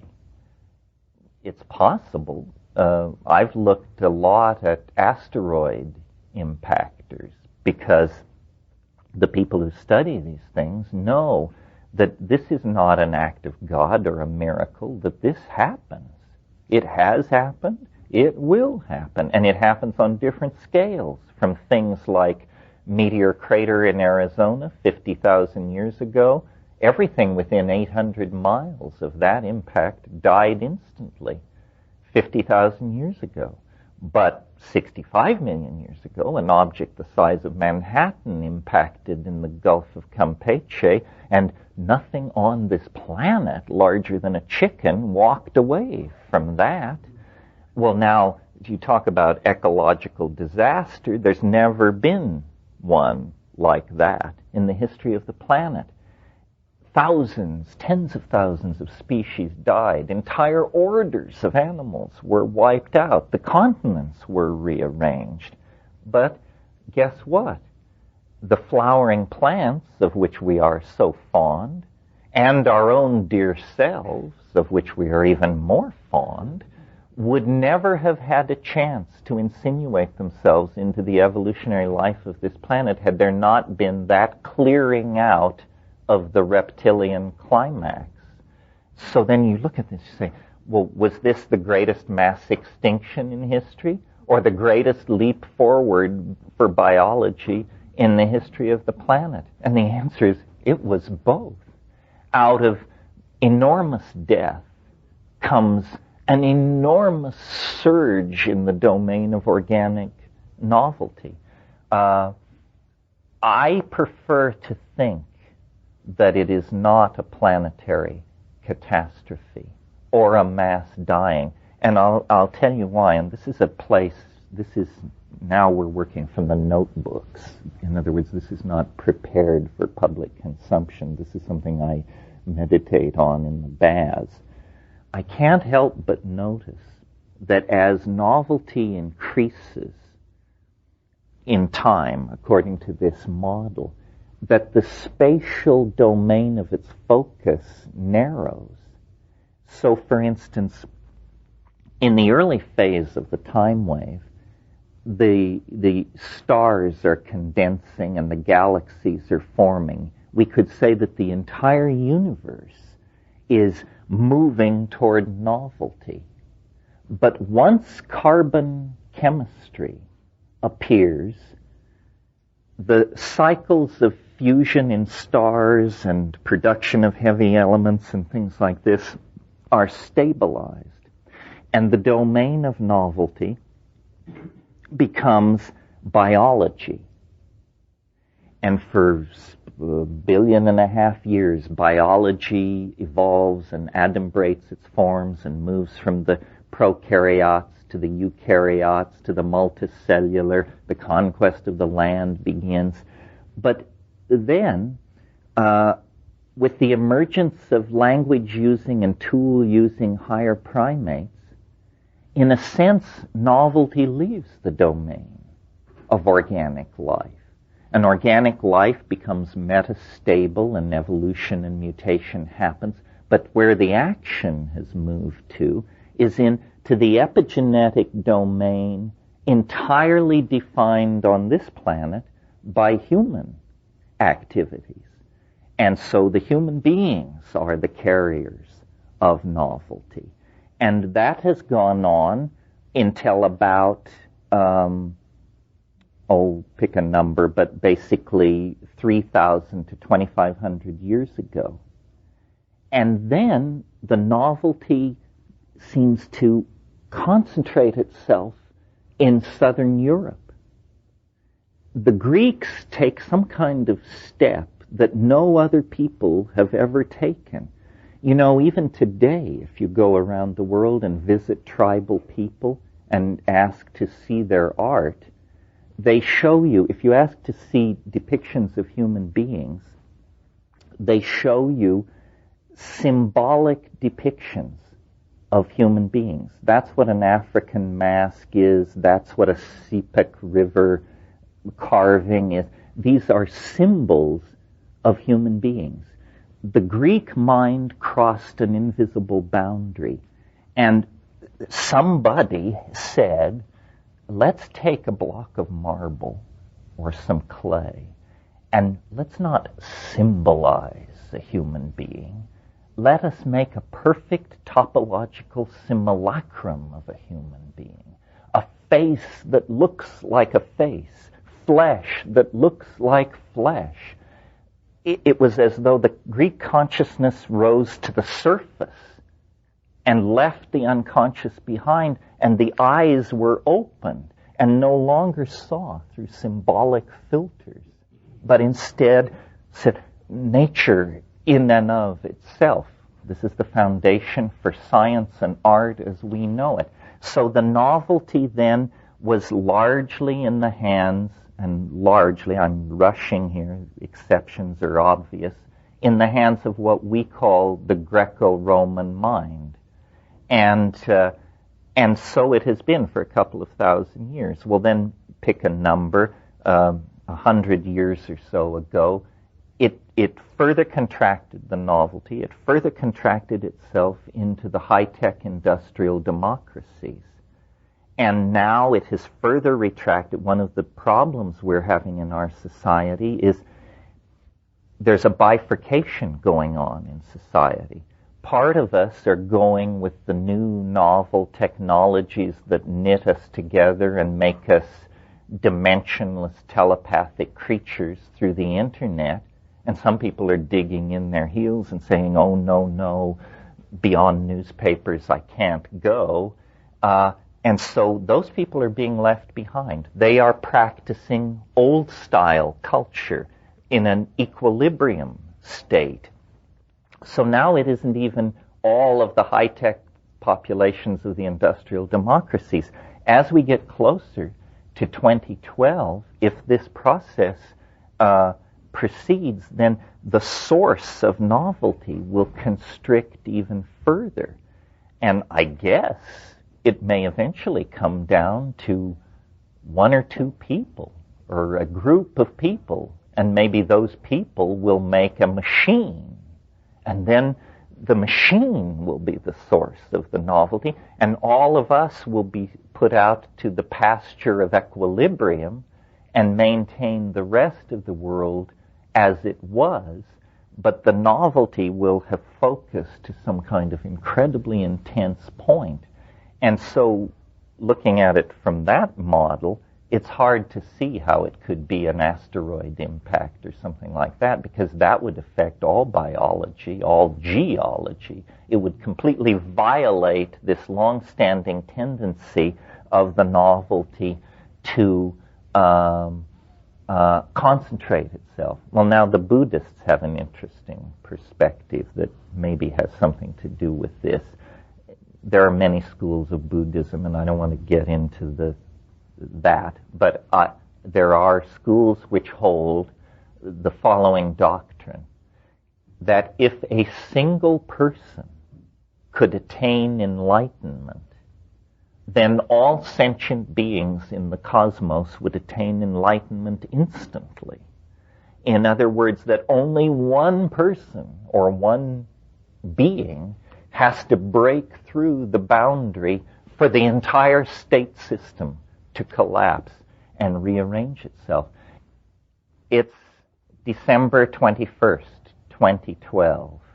And through the worldwide VRML hookup of the Internet, everybody with an IQ above 10 has gathered in the great collective space to witness the first attempt to send a human being through time.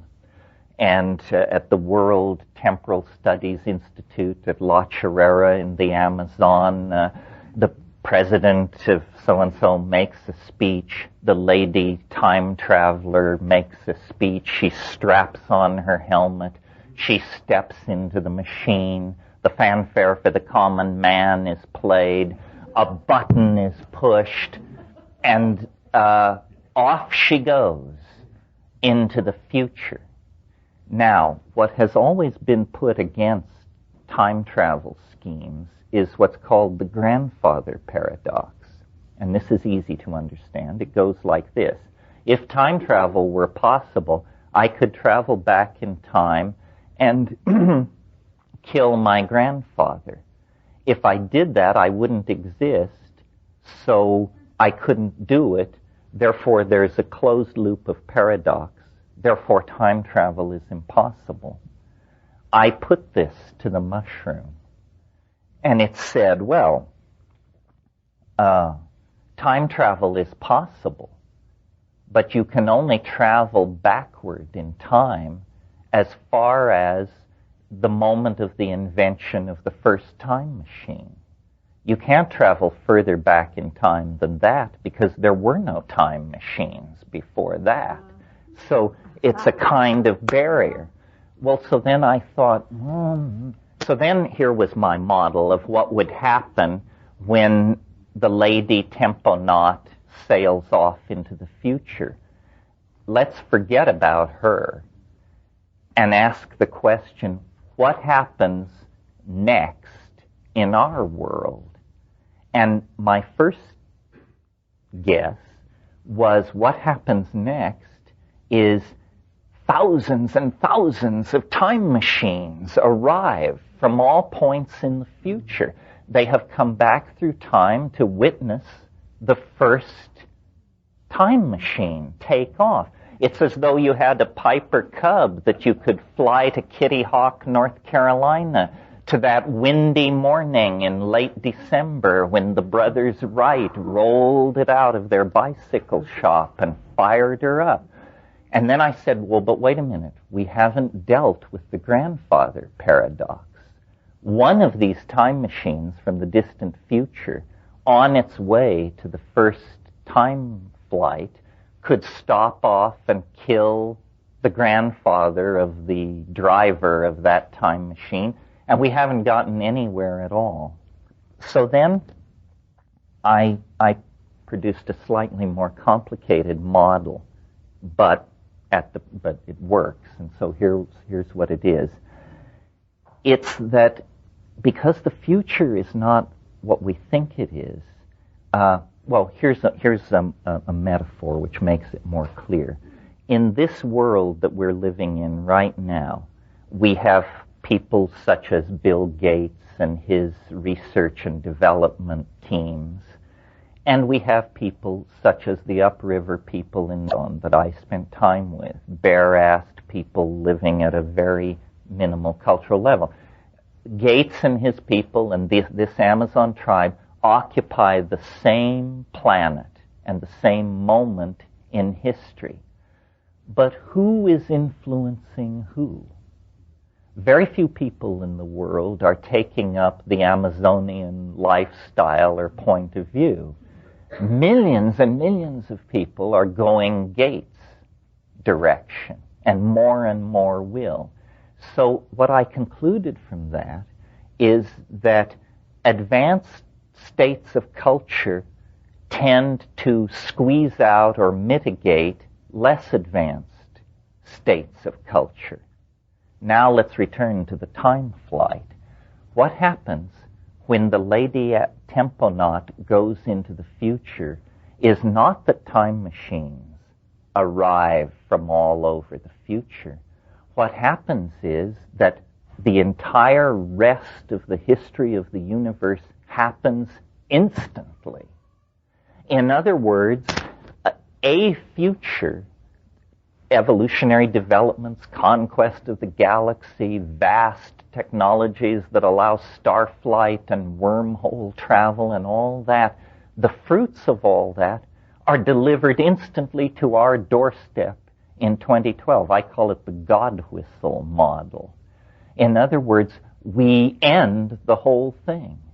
We collapse the state vector, and everything goes into a state of novelty. And what happens then, I think, is the universe becomes entirely made of light.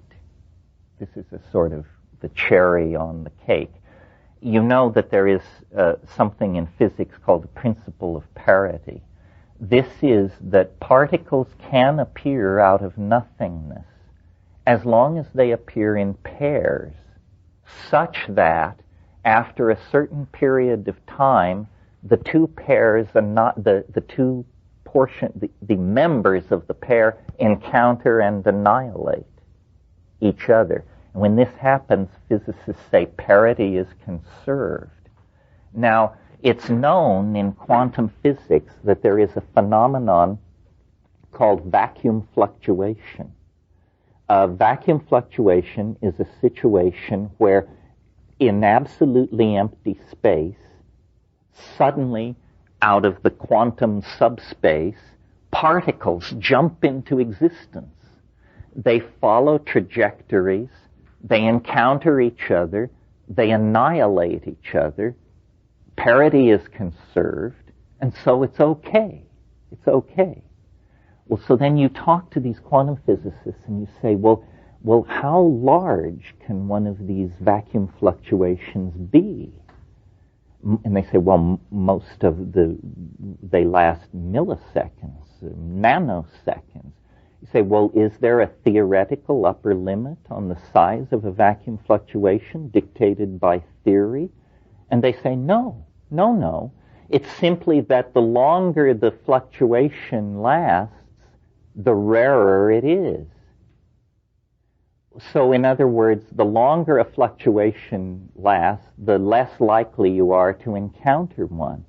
Well, then you say, well, is it possible that this entire universe is such a vacuum fluctuation? You say, well, yes, but that would be very rare to have such a long one. You say, well, hell, you only need one. Calculating the probability of a unicate event is a fool's game. I mean, it's either 100% sure or zero sure. So here is a model, and I took this from the Swedish physicist Hans Alfvén, who hasn't gotten enough credit, but who's really a very interesting thinker. Imagine that the universe is this kind of vacuum fluctuation, a 17 billion year long vacuum fluctuation. Well, what it means then is that at the Big Bang, not one universe was born, but two. And they sailed off into superspaces and have no connectivity with each other, or they have Bell non-local connectivity or something. But anyway, they are distinctly separate. But they are, unbeknown to each other, on a collision course with each other. Parity must be conserved eventually. And a model like this holds open the possibility of the instantaneous transformation of the entire cosmos, because the collision of these two universes would not occur in three-dimensional space. It would occur in a higher dimensional space. So this cosmological model holds out the possibility that all matter in the universe could be instantaneously canceled in this encounter with the antimatter twin that was born at the beginning of the cosmos. Okay, if you're still following, we're almost to pay dirt. Every particle known to physics possesses an antiparticle, which is locked into this parity-conserving thing I've laid out for you, with one exception, one astonishing and amazing exception. The photon has no antiparticle. There is no antiphoton. So this universe that is on a collision course with itself in hyperspace, at the moment of the conservation of parity, all matter vanishes. And what is left is a universe made entirely of light. And we have no model or I have no model for a universe made of light. There would be no gravity, because gravity is a property of matter. Such a universe could be modeled. And then the question is, well, then what would happen to forms? What would happen to your body, my body, this planet? The answer is, no one can know. But it is very interesting that the esoteric traditions of nearly every religion talk about light a great deal. Talk about ascent to the light, cultivation of the light, the after-death vehicle as a thing made of light. So I just put this out here because it occurred to me. My imagination, in an effort to make the assumptions of novelty theory congruent with the known laws of physics, I discovered, this sounds like wild hair stuff, but no violation of the known laws of physics is involved in this scenario. So perhaps what enlightenment is it happens to an entire universe when it drops its matter and antimatter out of its structure, and it becomes entirely made of light. That would certainly fulfill the novelty theory. Anyway, that's enough of that malarkey.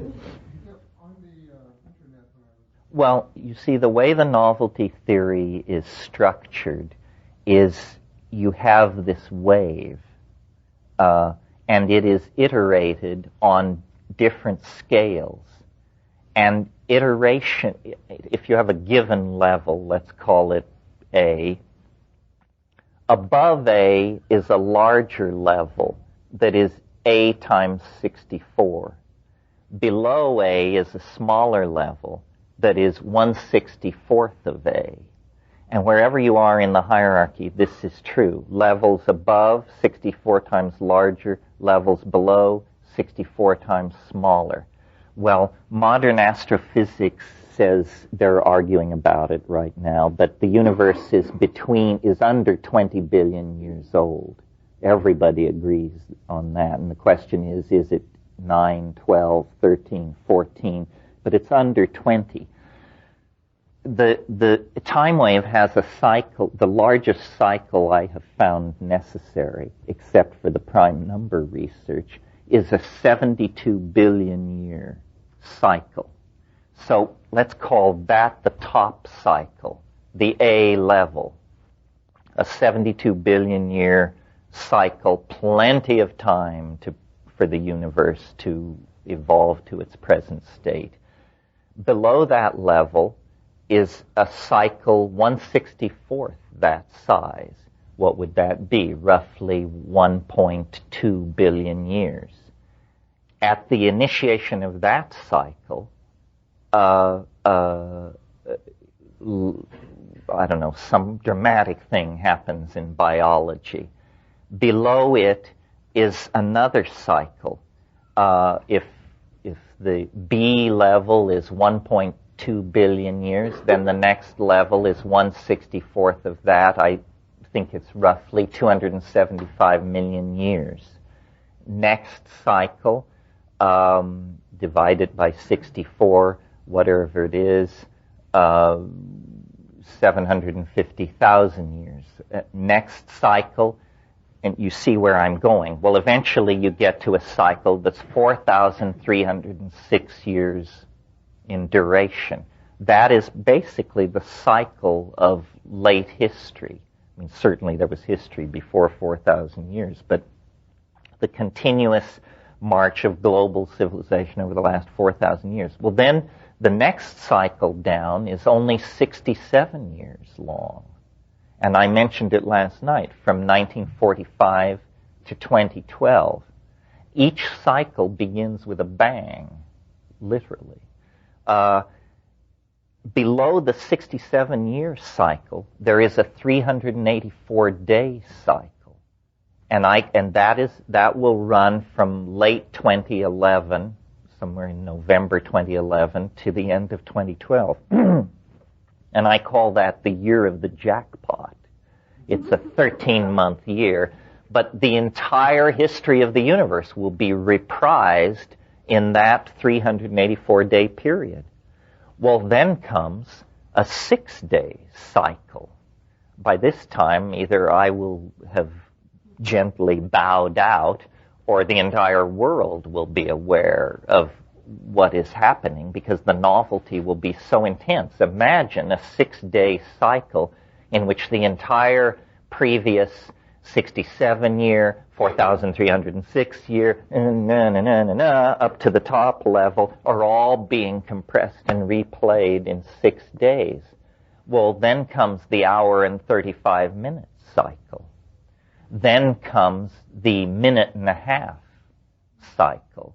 Then comes the 1.3 second cycle. Now, at that point, 1.3 seconds, if we assume that the cycles cannot be iterated beyond the level of Planck's constant, which is 6.55 times 10 to the minus 23rd erg seconds, the way for you to think of that is as a jiffy.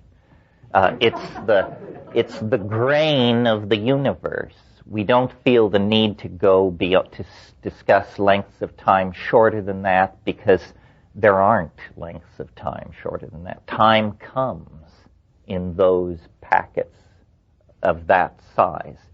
Well, if you're at 1.3 seconds cycle, you still have 13 cycles to go through before you reach the realm of Planck's constant.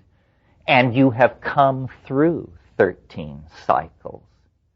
So the universe is only half done 1.3 seconds before its end. That's why asking what will happen in 2012 is preposterous. The mind fails. Half of the universe's evolutionary unfolding will occur in the last few milliseconds of its existence because of the asymptotic acceleration of the expression of novelty.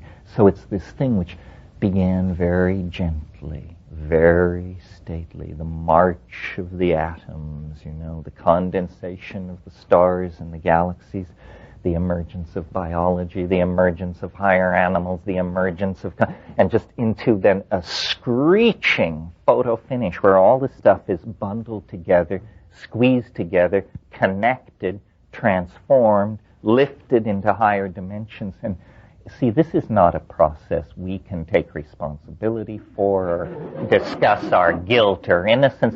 This is the cosmos itself tearing loose from its previous constraints and moving ever faster toward ever greater freedom with ever more appetite and momentum until it achieves its goal, which is infinite novelty throughout all space and time, holographic connectedness, God-mindedness, whatever your vocabulary is. Yeah. Oh, yeah, this is a completely legitimate move. I mean, it's mind-boggling to think of this in human scales of time, that half of the universe's becoming occurred in a few milliseconds. But dig the fact, that is the position of orthodox physics as we sit here. It's simply that they say it happened at the beginning. I say it'll happen at the end. What they're saying in physics now is that the universe came into, the Big Bang occurred, and then a few nanoseconds after the Big Bang, there was this thing called the inflationary expansion phase. It lasted a few nanoseconds, and in those few nanoseconds, the universe became tens of orders of magnitude larger than it was. So it's a legitimate move in physics, however counterintuitive it may seem on the human scale, yeah. Have you worked with the many worlds? Well, the problem with the many worlds theory is it violates the principle of parsimony. In other words, that is not the simplest explanation. That's do you all know what this is? It's the idea that whenever a process in the universe encounters a bifurcation point, that it goes both ways. In other words, and so the multiplication of possibilities in a situation like that is staggering, and I just don't feel the need for it. If I understood Wheeler's mathematics better, I might, but that theory has been around since the middle 70s, and he has a very respected position at Princeton, but he doesn't seem to be able to sway his colleagues, which doesn't mean he's wrong. I'm just saying it's a bit baroque for my taste. Well, once beyond the 0 point, by definition, novelty must mean the simultaneous realization of bifurcations of all sorts. In other words, what ultimate novelty must mean is anything we say it means. There are no limitations when novelty soars to infinity. The universe is a series of impediments to the expression of novelty. And when it has overcome all those impediments, there is a flawless, higher dimensional matrix throughout all being, I guess, is how you'd put it. Yeah. No, that's another can of strings.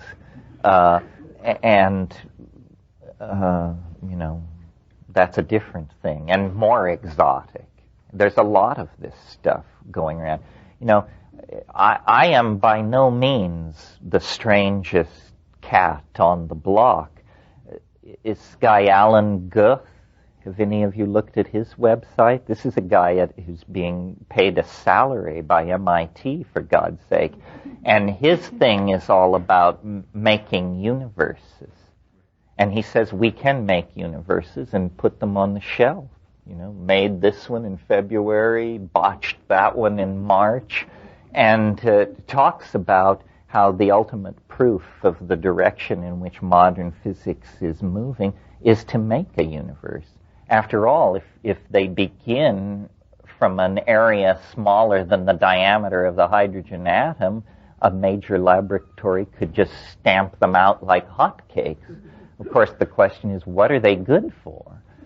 What do you do with a universe once you've made one? But as an exercise in the imagination, take a look at what this guy is into.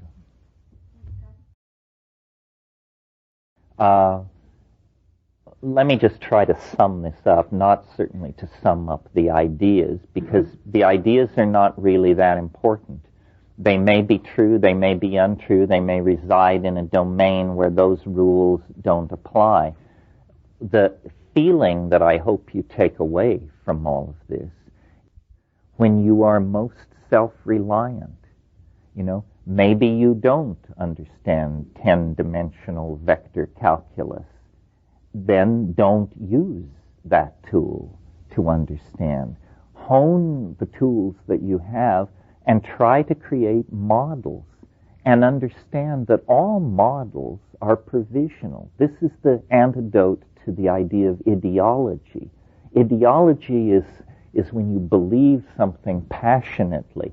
Models are when you dispassionately attempt to define the operation of a system, and the word model implies that you are perfectly willing to discard the model when a better model comes along. I mean, get a grip, people. Where is it writ in adamantine that talking monkeys should be able to understand the universe?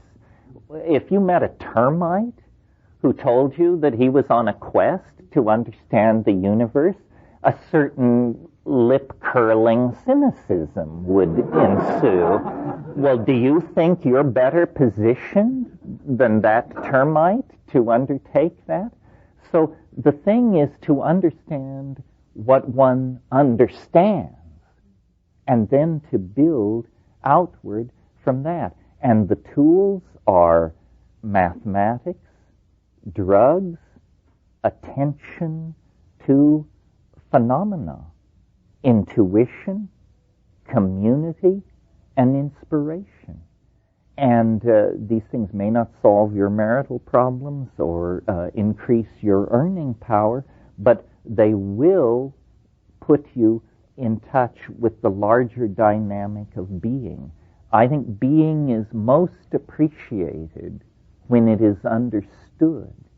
That's why worship raises my hackles. Worship is what animals do to the mystery, because they can't assimilate or understand it if they even deal with it at all. But true religiosity is signified by honest intellectual efforts to model and understand. And it's by that process that we increase our connectivity to the universe and the depth and richness of our connectivity to our community. That's what it really is all about. That's our glory, to understand, to model, to describe, to explore, to appreciate. So meet me at the waterfall at the top of the river. Thank you very much.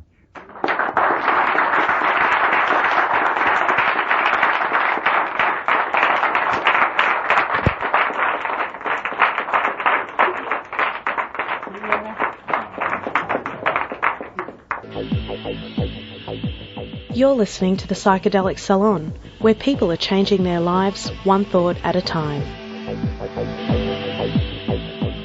Meet me at the waterfall at the top of the river. That sure has a nice ring to it, don't you think? But as I said earlier, I won't be commenting on today's talk because there are a couple of other things I want to cover, and we're already over my normal time limit. But there is one thing I've been putting off for the past couple of weeks, and I want to be sure to cover it now. While we've talked about it here in the salon before, I thought that maybe we're due for another go at it. And that is the desire of some of our fellow saloners to become involved in psychedelic research as a profession. Now, Rosemary, one of our fellow saloners, raised the issue again in an email, and here is part of what she asked. I know you've had a couple of podcasts that answer this question that I'm about to ask, but there's so many to sort through to find this one little answer. One of the podcasts had a letter from Ann Shulgin stating how young people can get involved in psychedelic research. All I remember was to volunteer as much as possible. And then Rosemary went on to describe her particular situation, which I won't go into here in order to maintain her privacy. But her situation isn't all that different from yours or many of our other fellow saloners. So Rosemary then goes on to say, so I figure I have two choices. Save money as much as I can and escape from this whole mess, or I could go back to school and try to find my place in this broken society. Well, one of the few hopes I have for society is psychedelic research. How do I get involved again? What's the best degree to start with? Neurosciences? Psychology? Anything else? I'm also saving up for the next Burning Man to hopefully meet more people in this community, the people that want to make changes. Also, I want to thank you for what you do and for giving me hope that there's still people out there that care as much as I do about our sacraments and how they can change this world for the better. Well, thank you for those kind words, Rosemary, and I certainly understand your predicament. To be honest, I'm glad to be in my 68th year and not my 18th year. While life may be a lot more interesting these days, it also is considerably more challenging, and there are a lot more choices to be made. Now, I can't remember either what podcast had that advice from Ann Shulgin, so I took the lazy way out and contacted a few of the elders and asked their opinions. And one of the people who quickly responded was John Hanna, the producer of the Mind States conferences, and who is currently a senior editor at the Arrowwood Center. John has also been the editor of many publications and books involving psychedelics, and including my book, The Spirit of the Internet. Here's what John had to say. If she has not yet read it, I'd point her to Andrew Sewell's article that appeared in the Entheogen Review titled, So You Want to Be a Psychedelic Researcher. It's posted online at Arrowwood here, and he gives the URL, which is a long one.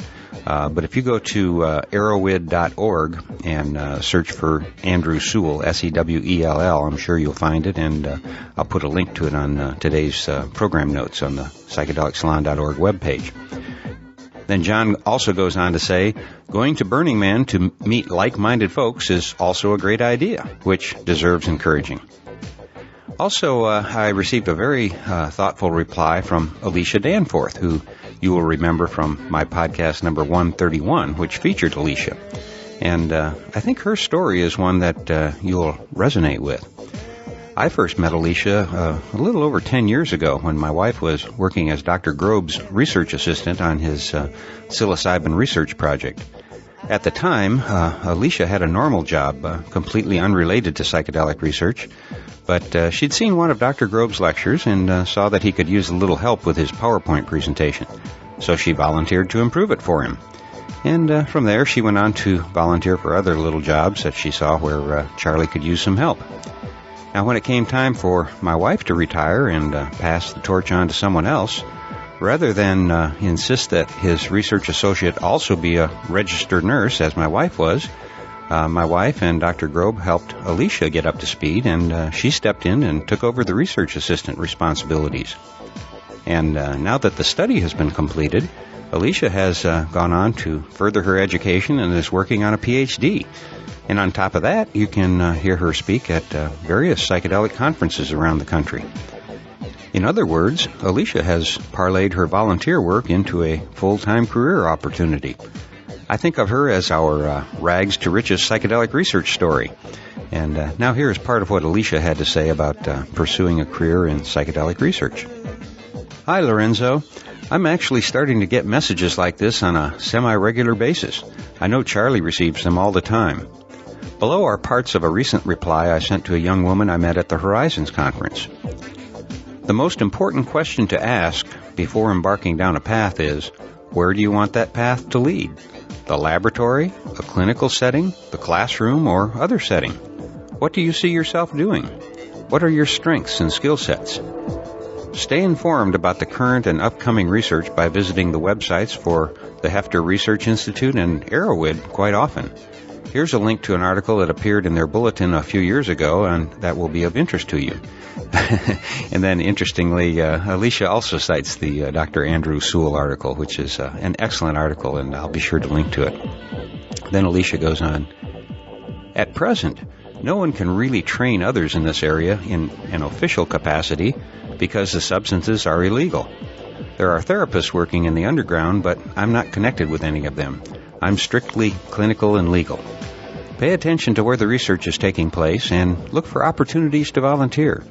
Places like Burning Man and similar festivals sometimes have harm reduction activities that might include helping people who are having a crisis due to a bad experience with substances. I hope some of this will be helpful to the saloner who contacted you. Much love, Alicia. And then she added a little PS and said, what did you think of the Nat Geo program? I thought it was interesting that I was the only woman in it who wasn't tripping, doing something illegal, or both. Yes, I noticed that too, Alicia. And by the way, I was pleasantly surprised at how well that special turned out. Usually these mainstream programs are more biased against psychedelics than this particular program was. So if you get a chance to see it when it repeats, you might want to give it a look. Anyway, hey, thanks for the input, Alicia. And as you can tell, there is still no clear career path in psychedelic research. But if you're called to explore this field, I think now is really a great time to make your move, because in another decade or so, I think the field is going to be very crowded. So if you want to make your mark in this area, hey, don't wait too late in life, like I did. Well, that's all for today, and next week we'll be hearing from someone other than Terence McKenna and Timothy Leary. I'm not sure who it's going to be yet, but I'm sure we're going to like it. We've gotten so many submissions from some of our fellow saloners that I'm really looking forward to previewing some of them now. So I'll close today's podcast again by reminding you that this and all of the podcasts from the Psychedelic Salon are freely available for you to use in your own audio projects under the Creative Commons Attribution Non-Commercial Share-alike 3.0 license. And if you have any questions about that, just click the Creative Commons link at the bottom of the Psychedelic Salon webpage, which you can find at psychedelicsalon.org. And if you are interested in the philosophy behind the Psychedelic Salon, you can hear all about it in my novel, The Genesis Generation, which is available as an audiobook that you can download at genesisgeneration.us. And here's a last-minute thought. I know that Andy and a few other fellow saloners are making CD copies of various podcasts to give as holiday gifts. Well, that got me to thinking about the fact that since the Genesis Generation isn't in paperback, you really can't pass it along to a friend once you're finished with it. Of course, I have been pleased to hear that a lot of people are listening to it more than once. But if you're finished with it, you certainly have my permission to make a copy and pass it along to a friend. So, hey, between now and the end of 2009, if you own a copy of the Genesis Generation and want to give it to someone else, well, you have my permission to make a copy and pass it along without any feelings of guilt. Happy holidays to everyone. And for now, this is Lorenzo signing off from Cyberdelic Space. Be well, my friends. If you're living right, your life should just get more and more baroque, beautiful, complicated, mysterious, and then you die. And then it really gets interesting.